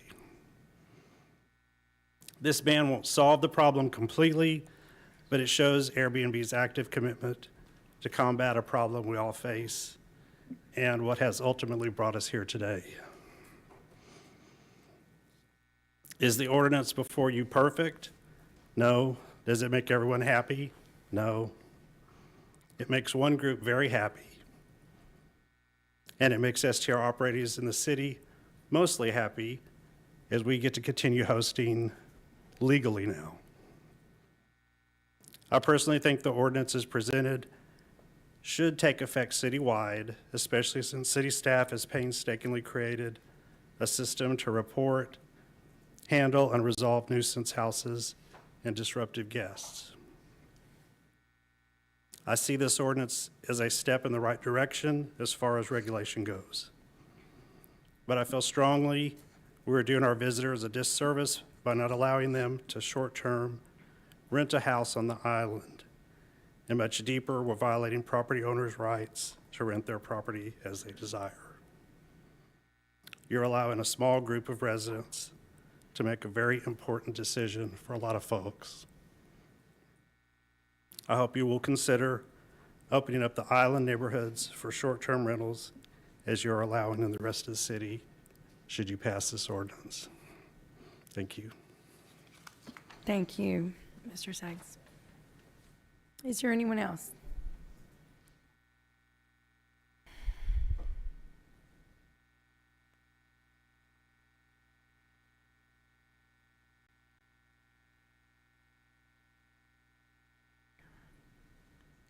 Hello, I'm Deb Boatinghouse. I live at 15634 Kamana. Wasn't going to speak, but I have a couple points to make. The difference between the short terms in the city and on the island. I don't think you're getting the ones in the city, or not getting the vacationers that are coming to party and have all the problems that you heard that we have. They're families that are coming to the city to do the aquarium, to do the Lexington, to do this and that. You're coming to the island to go to the beach, drink beer, party. And the same way with on our canals. They bring their boats. They're out there to party. I want to ask each and every one of you, do you want to have a house next door to a party house? Live in our house and see what we're saying. Kind of like walk in our shoes. Just think about it seriously. Thank you. Thank you, Deb. Anyone else? Last call. Okay, there being no one else wanting to speak on this item, I will close public hearing. Mr. Risley, did you have something, your lights on? Oh, sorry. Okay, Councilman Pusley. And then Mr. Hernandez will get to you. Yeah, Miles, I want to ask a question. Can we adopt this policy in two parts? In other words, if we wanted to make a motion to approve the restriction of STRs in the RS6 neighborhoods on the island, and then table the rest of it for further review, can we do that? Well, you already prohibit them on the island. I know, but what, to put it in formal policy? And this is in the RS6s, because the first phase of this was allowing it in the commercial areas.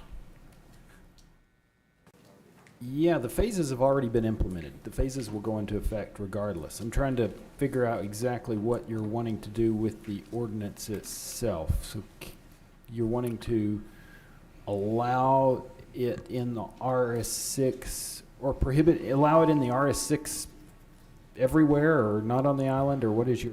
No, if we wanted to pass the ordinance such that it would take effect in the areas of the island that were demonstrated on the map that was presented to us today,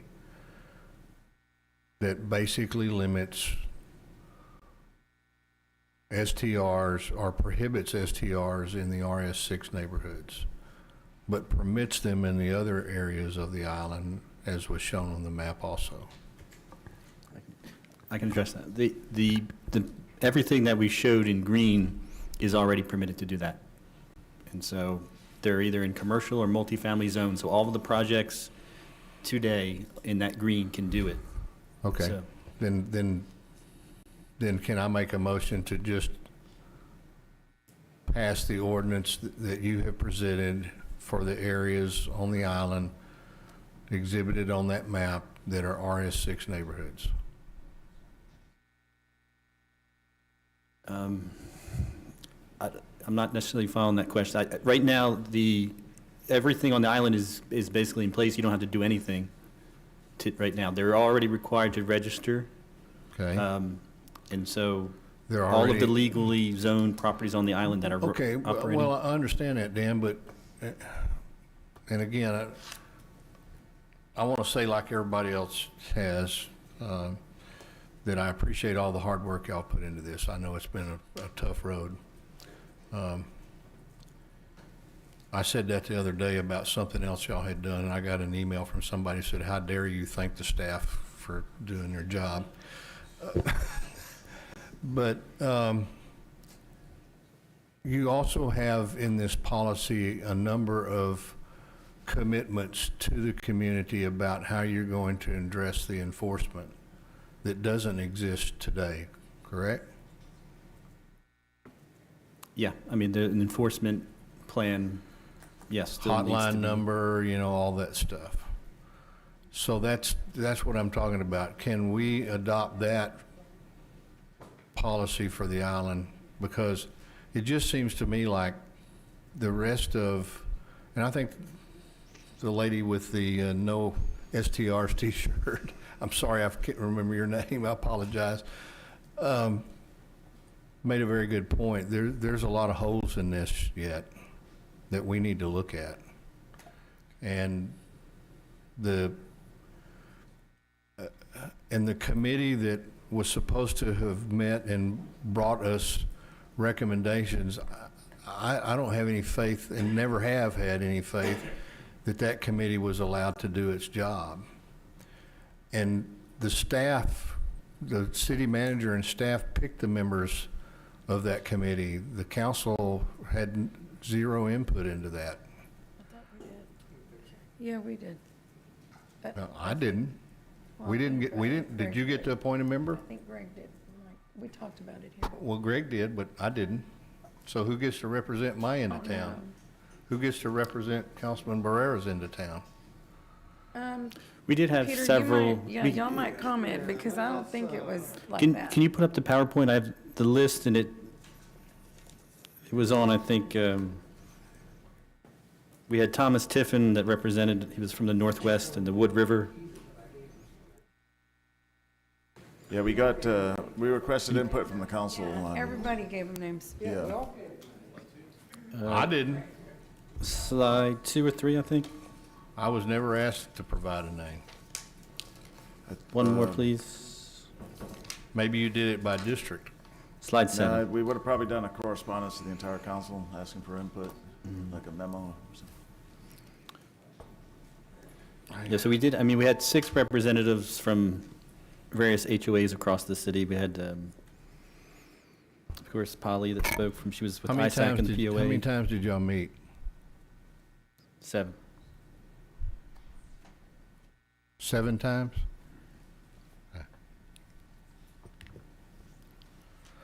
Well, anyway, I never got to have any input on that, so. And every time I say that I didn't get an opportunity to do something, everybody says, well, you didn't read your email. But I was able to read 212 emails about this subject, so that excuse just won't fly anymore. Well, I'm perfectly satisfied with moving forward with what we need to do on the island, but I'm not satisfied that this council and this community is ready for us to move forward with the rest of this for the rest of the city.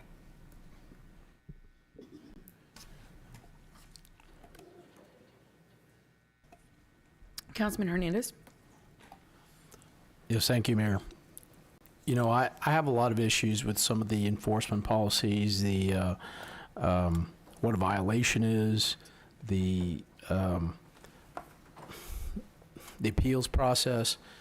I just don't think there's a lot of holes in it. I'll have to agree with Councilman Pusley on this.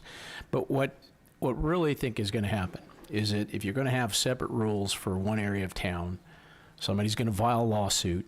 They're going to say, we're going to have to do it. We're going to have to treat everybody equally. And then they're going to get, you're going to be required to have the 15% on the island. I mean, that's ultimately what's going to happen. So, you either, it's better to treat everybody equally, either do it at the front side or it's going to happen on the back side.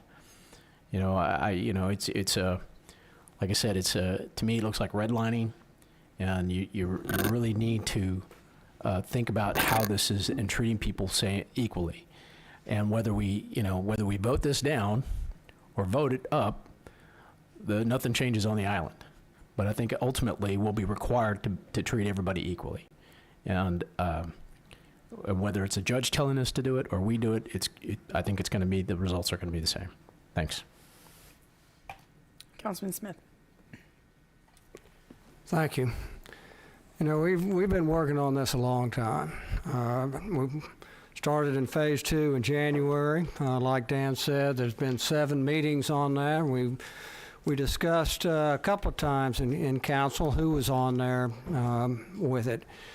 Everything has been on the website. We've seen these draft ordinances on there with it. There's been a lot of communications there. What I'm hearing today is a bit of a push for the status quo. Let's don't do any change because we got problems with it. on there. So if we go to the status quo, what is it? It's non-enforcement. We don't hire the extra people on there. We don't do the changes that help enforce it all the way around. As far as precedents, there are other areas, there are other communities that do have where you can have it and where you can't. The closest is our next door neighbor, our adjacent neighbor in Port Aransas. You've got areas in Port Aransas that allow it, and you have your traditional residential areas. Very similar. This is a town of 4,000, and they split it in two. We're a town of 320,000, and we're saying we have to have one size fits all. We see here, we've had a lot of great public comment. Everybody on the island says we have a problem with it on the island. Everybody from town said, reasons to do it in town. Yet we're trying to find reasons that we can just maintain the status quo. Nothing happens on there. Something that we've been looking at, studying, meeting, everything else on it. So here, it's not like we haven't had a chance to comment. That ordinance has been in place for how long, Dan? We started with a draft 3 months ago, 2 months ago? Higher level concept, yeah. Yeah, and like I say, well posted on here. We're in the summertime. Yeah, we can find problems, and we'll never get this done. We'll never have those extra code enforcement officers out there. It'll just be the same guy that's checking for grass or rats or something like that, working 8 to 5. If we want to keep going down this road with it. I think we need to move forward. We talked about we're going to go in and review it on there, but it's very disappointing. We have our chance to finally make a difference. And I know we had a lot of comments. Can we improve? Yes. Are there things that we can improve? Yes, we can. But we need to start someplace. And one common denominator comment that we always get is you're not going to do it, because you haven't done it in the past. And I think this council a few months ago approved 4 new code enforcement people, the trash police. We got a lot of heat about that. Why are you guys paying for this, yada, yada, yada.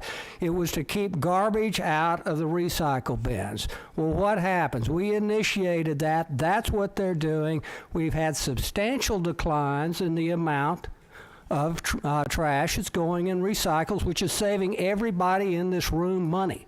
We did it. We need to have a little bit of confidence in our city on there, rather than finding out, oh, you didn't do it in the past or something like this on there. But I have confidence in this staff and these people on there with the plan that they proposed. And those of you that talk to me, I believe we need to work on enforcement. But I do have confidence, and I have confidence for a reason, because they have performed. The city of the past is not the city of the future. And passage of this would be one. So I fully support it, with looking at it later on there, but I think we need to move forward. It's 6 years. We've been working 6 months on this very same ordinance, and please, we've got people out there. I know we had some in the audience that left earlier with it. We have both sides on there, and if we don't pass this now, we're staying in limbo land once again. Thanks. Councilman Molina. Thank you, Mayor. I've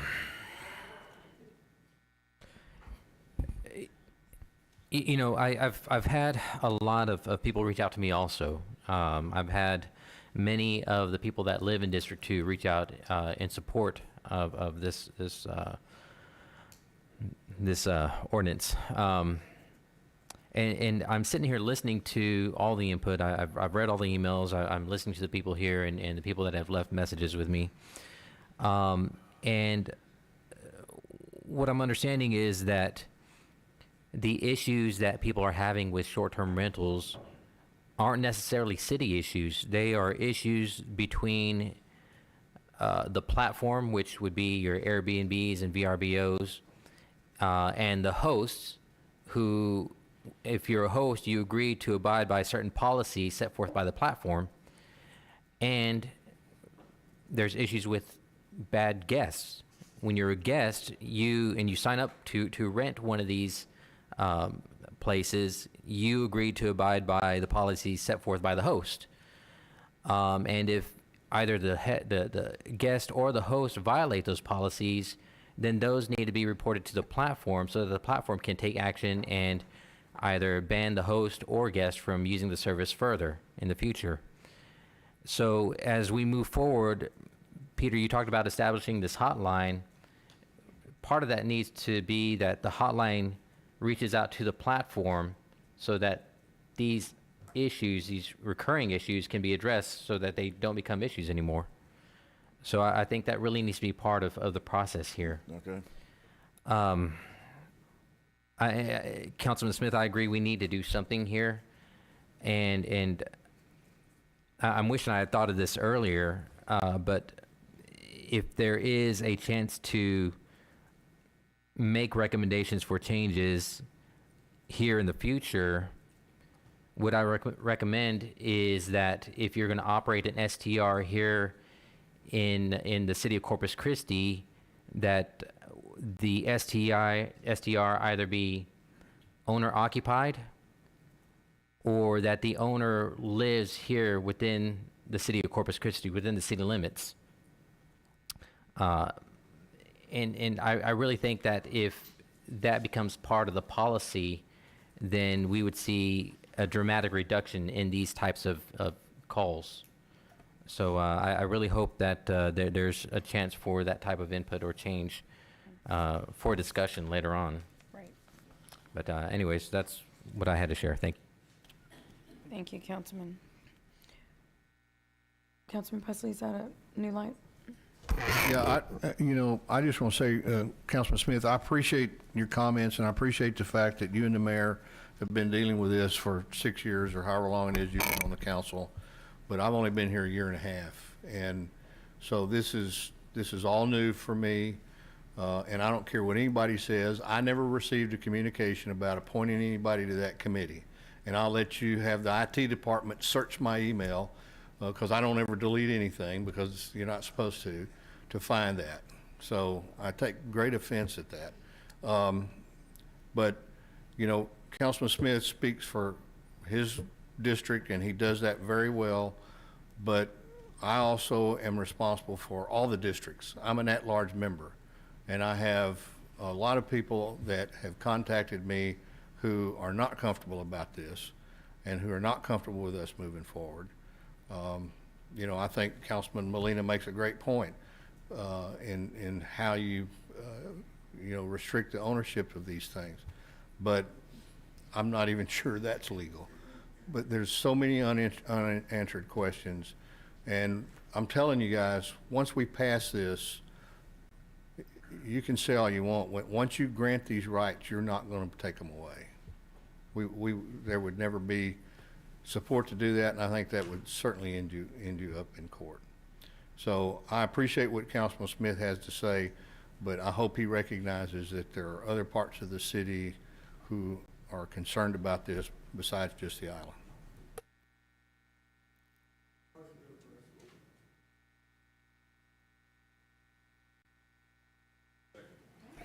We have a motion. We have a second. Is there any further discussion? Yes, I'd like to motion to amend. I'd like the idea that Councilman Molina has of including a local preference of ownership as opposed to outside the city limits. Can we do that, Mr. Attorney? I'm sure you can make everything legal. Can you outlaw out-of-city owners? No. I think you could really be on short. No, I didn't say outlaw. I said a local preference for local owners. There is the type 1 versus type 2. That No. is a local preference. In the type 2, where you have an absentee, not somebody on the property, but is a local owner of the property, can they get a local preference for the permit versus somebody that's out of town?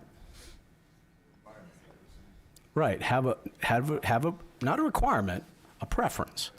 So you have for the owners that live in town that can come to the property immediately, can there be a preference for that? There'd be several ways to do that legally, probably. You could you could include the owners that are within town in the realm of type 1s. You could make them like type 1s. So the 15% would not apply to them.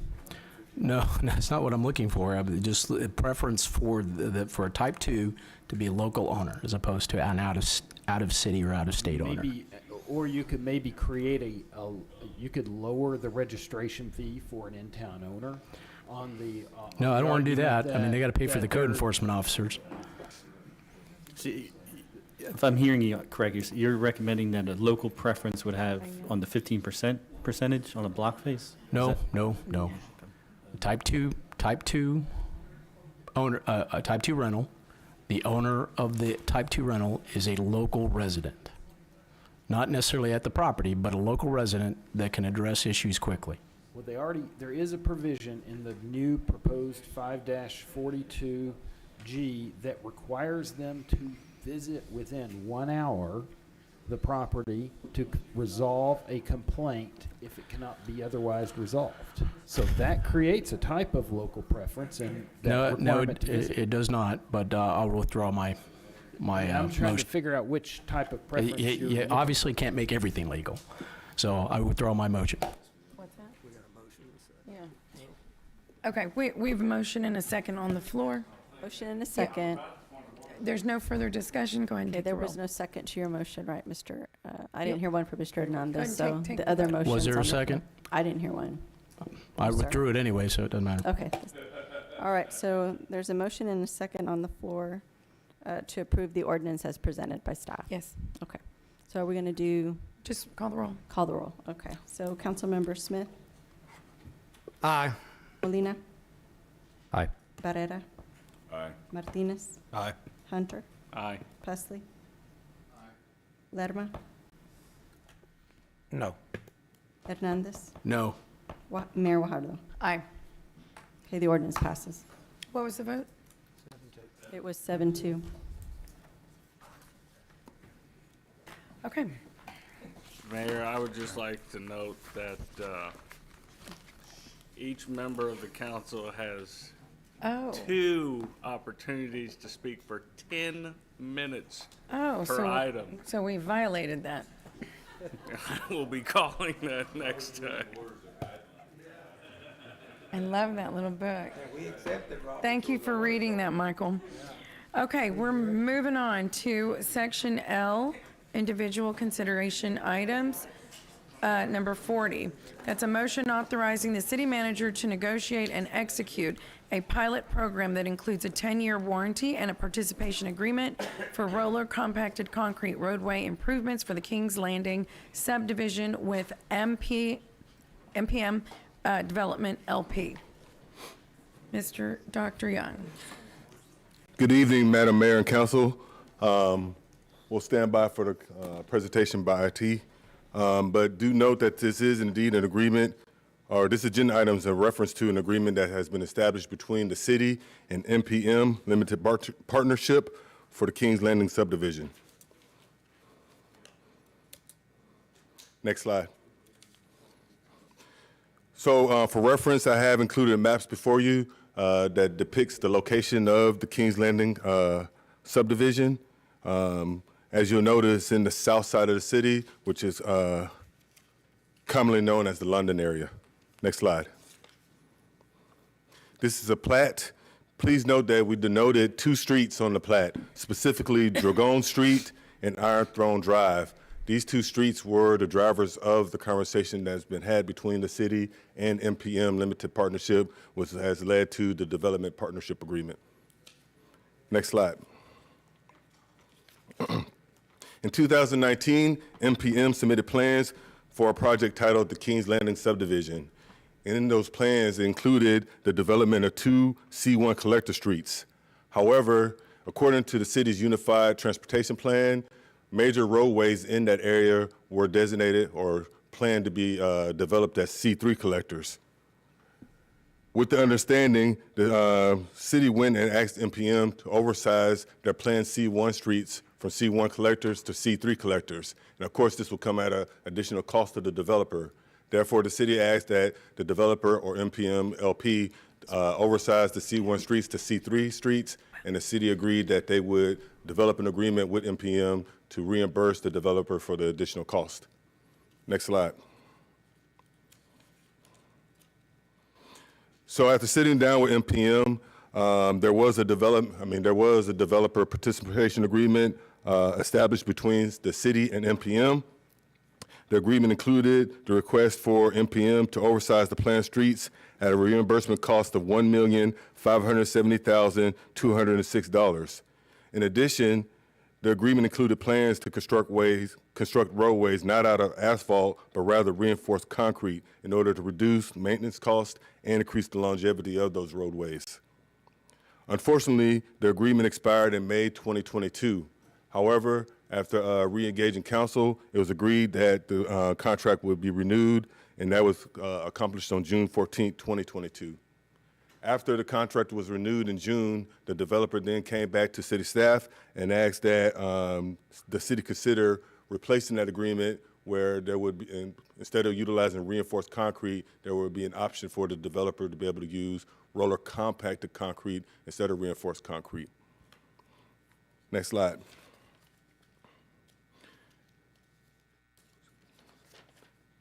The staff reviewed the request and understood that there was some given risk we utilize roller compacted concrete.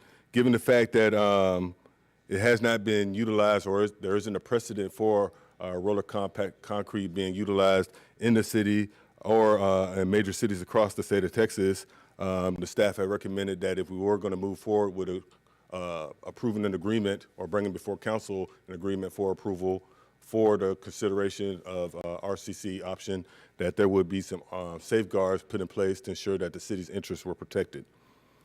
Next slide. Those safeguards included establishing a pilot program where the use of RCC would be limited to the Kings Landing subdivision only. In addition, the safeguards included the developer affording the city a 10-year warranty, where the first 7 years of that warranty would be backed by a surety bond for maintenance and warranty of the streets against defect. And then the last 2 years of the bond, or years 8 through 10, the last 3 years of the bond, years 8 through 10, the warranty would be backed only by a developer's guarantee for defects or and no maintenance. It should be noted that after 3 to 5 years, the city could then assess the material and determine if it would be appropriate to expand the use of RCC beyond the Kings Landing development. I'm sorry. On the slide, yeah, the 3-year guarantee is for warranty, not maintenance, right? That's correct. Yeah, just for the record, this thing says maintenance, but it's actually warranty. So it's the first 7 years warranty against defects and maintenance. The last 3 years are warranty by the developer. That's correct. Yes, Yes, sir. sir. Thank you. That's a mistake on the slide.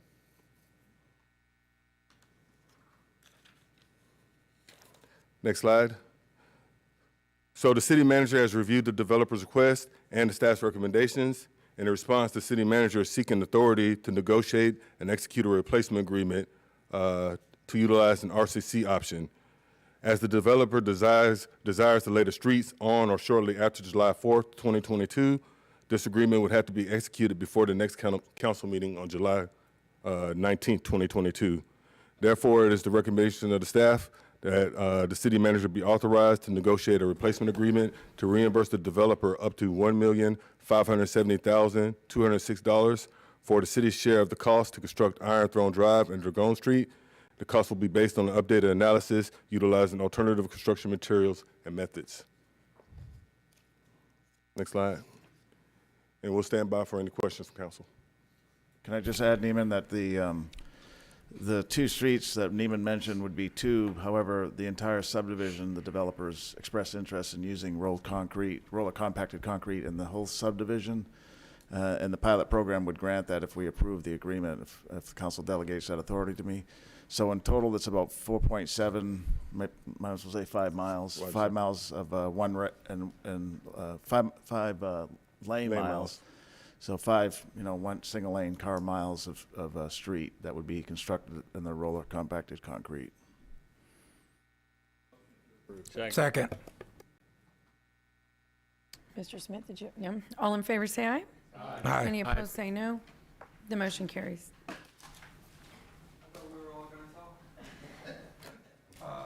We already did the talking. Be glad. Wow.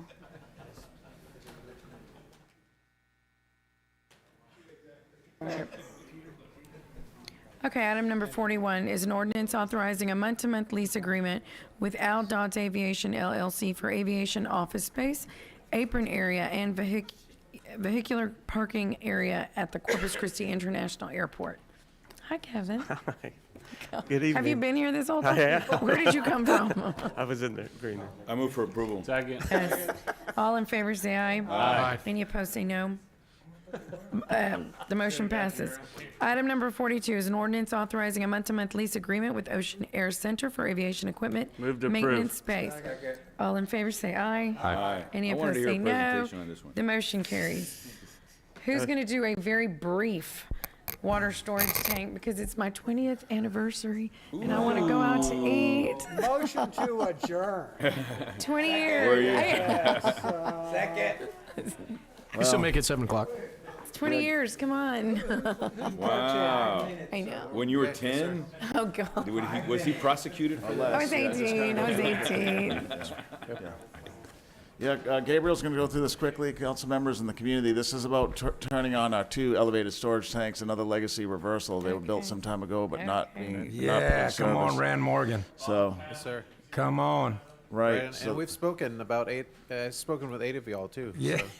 Yeah, so Right, we there all you get go. it. We all understand it. Briefing So check. let's go. All right. So good evening, Mayor and Council. Gabriel Ramirez, Interim Director, Corpus Christi Water.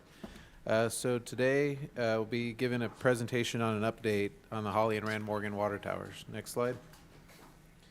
At the beginning of the project to modify the tanks, the projected date to place these online was February 2023. So I'm happy to say that thanks to our city leadership, City Manager and COO Murphy, the staff from CCW and Engineering Services, our consultant CPNY, and our contractor ACP, these towers are ready 8 months ahead of time. And the city council for pushing it. Yes, sir, and the council for pushing it for sure. The project will be beneficial for the water distribution system in terms of the water quality and the water pressure. Next slide.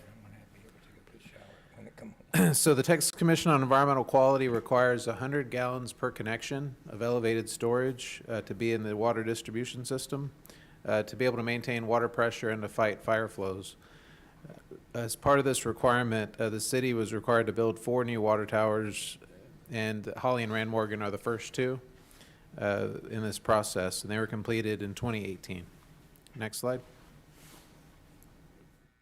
Previously, in July 2018, the Holly elevated storage tank came online for 3 days and was about 40% full, which added about 8 psi to the distribution system.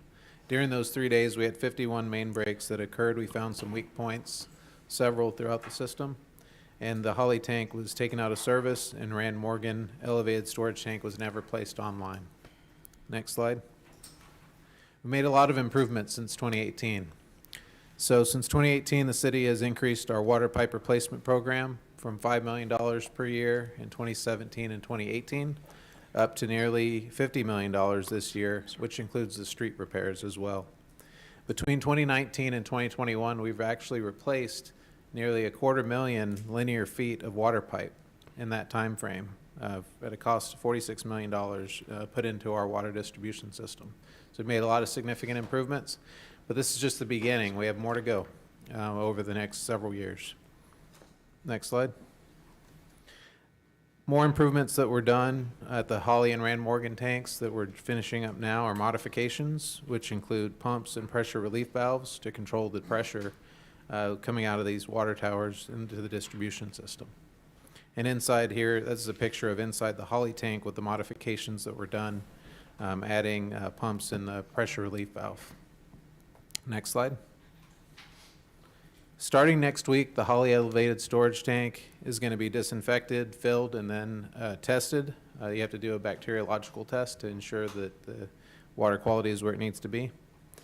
Additionally, pressure transmitters for our SCADA system. SCADA is supervisory control and data acquisition. Basically, that's our real-time monitoring so that we could see the pressure in real time in the control room or even from our desk in the office. And so those pressure transmitters are going to be relocated. The pressure relief valve is going to be set to 52 psi, which is the equivalent of what the distribution system pressure is today in that area of the city. So the pressure will not increase at this time. Next slide. If you, can you, on this slide, can you just go back to the prior slide real quick? All the pipe in the light blue and dark blue, this is what's newly been added, and all those valves, so that was not there before. That's the 2 point. Right, the dark blue is that's the pressure relief valve there. Right. Okay. All right, and then so the next step, so the target date between July 5th and 15th is when we'll be placing the Holly tank online. And again, the pressure is going to be maintained at the 52 psi for at least 6 months or longer, depending on our drought situation. We don't want to increase the pressure in the middle of a drought. So let's see where we are in 6 months and proceed from there. Next slide. So looking ahead, the Rand Morgan piping is actually going to be delivered next week. So that tank's going to be placed online late July, early August. Then in 6 months, if we're out of the stage 1 drought restrictions, then we are going to increase the pressure by 2 psi into the from the Holly tank and the Rand Morgan tank at that time if we're out of the drought restrictions. There's going to be a robust communication plan. I'll speak to each of y'all individually, and plus informing the public as well before we do anything like that as far as increasing the pressure. And it's going to have to be incrementally every 6 months, maybe 2 psi per time. And then at the end of that, then we'll reach our goal of using these towers how they were designed to be used. In addition to that, we'll be putting our CCW logo on all of these. The first tower we're doing is the one on coral vines on the island, a coral vine elevated tank, and that's going to have the turtles on it as well. And that's expected to be completed by the fall. In addition to that, in our tank capital improvement program is building 2 more new water towers. The Flower Bluff is going to get the next one. That's going to come before you in September for that construction. And then the one at New Aces Bay will be coming through next year for approval in 2023. In addition to that, there would be a 5th water tower at a location to be determined based on our hydraulic modeling. And that'll get us to where we need to be as far as all of our storage requirements. And at that point, we could actually apply to be an outstanding water system. Right now, we're a superior rated water system. There's only 1% of the water systems in Texas that are outstanding. And so we're going to be able to apply for that once we have all of our elevated storage to be the elite water systems in Texas. Standing by for questions. Councilman Molina. Thank you, Mayor. Appreciate the news. What does this mean for the water storage tanks at Carmel Parkway and the one off Morgan behind the fire station? Okay, so the one at Morgan behind the fire station, that one's going to be able to be demolished actually once we have the new Flower Bluff tank online. So once we have the new Flower Bluff tank online, that's going to go start construction later this year. The Flower Bluff tank that's older and the Morgan tank from 1930 can both be demolished. The one on Carmel Parkway on Alameda, that one and the one on Galahar are going to remain in place as long as we have to use the pressure relief valves. Once we can raise the hydraulic grade line 20 psi, which the goal is 2029 right now, okay. By then we can replace enough piping that we can raise the pressure, then those 2 can be demolished, Alameda and Galahar. Those are from 1950. Got it. Thank you. Yes, sir. Councilman Hernandez. No turtles on these ones, right? No turtles on any of the others. Just our CCW logo, but the one on Coral Vine is going to have the turtles back. Got it. It's not in District 5 anymore. It's in District 3, so. Well, we are going to have our new tagline, serving the coastal bend, and CCW And District with a 3. nice crisp logo. Put That's going to be on every District tower. 3 on it. No, I'm Yep. kidding. Thank you. Sir. One other thing about Alameda and Galahar is those are going to come before you pretty soon as well for rehabilitation of those tanks, because they're in need of rehabilitation at this point so that we can use them over the next several years. Are we going to have ribbon cutting ceremonies for these bids? Yes, Councilman, we're working on that, especially We for need good media. Yes, right. The media's here right now. Chris Six is stuck around. We thank them for doing so because this is important for the community. Yeah. The important message is water pressure will not increase. So we hope to not get calls to say my whole plumbing was just been destroyed because you turned the towers on. Right. The water pressure will be the same for many months to come. There'll be a substantial education process that will let the community know when we start turning the pressure up. Yes, sir. Thanks, Chris Six, for being here. Yep. Is there any type of landscaping that's going to go around these tanks? Because it looked pretty bare and pretty. So at this time, we only have the grass at this point, but that's something that we've looked No, I'm at. talking about like fencing as far as Oh, yeah, blocking the yes. slits. Yeah, They- screening. Yes, they have to be fenced. Well, no, That's no, one of the no, I'm talking rules. about screening to where the people can't see into the lot. Well, we have to discuss that. It's a possibility. Okay. Yeah, the more secure, the better. Yeah, so. that's how I look at it, yeah. Yes, Okay. sir.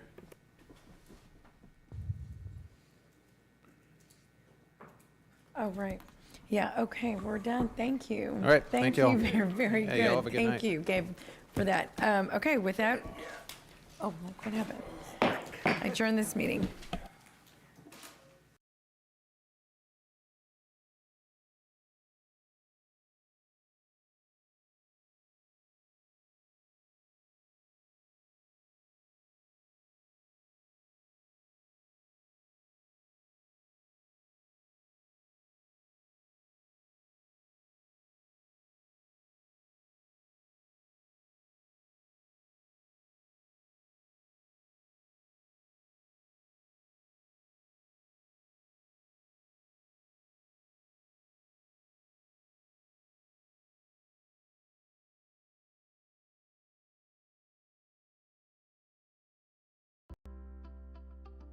We're out at the Owen Stevens water plant. We're doing an annual exercise that it takes place every year, and it has to do with an emergency response to a hazardous material, specifically chlorine, and that is something that they use out here to treat our water. The water treatment plant has a lot of chemicals.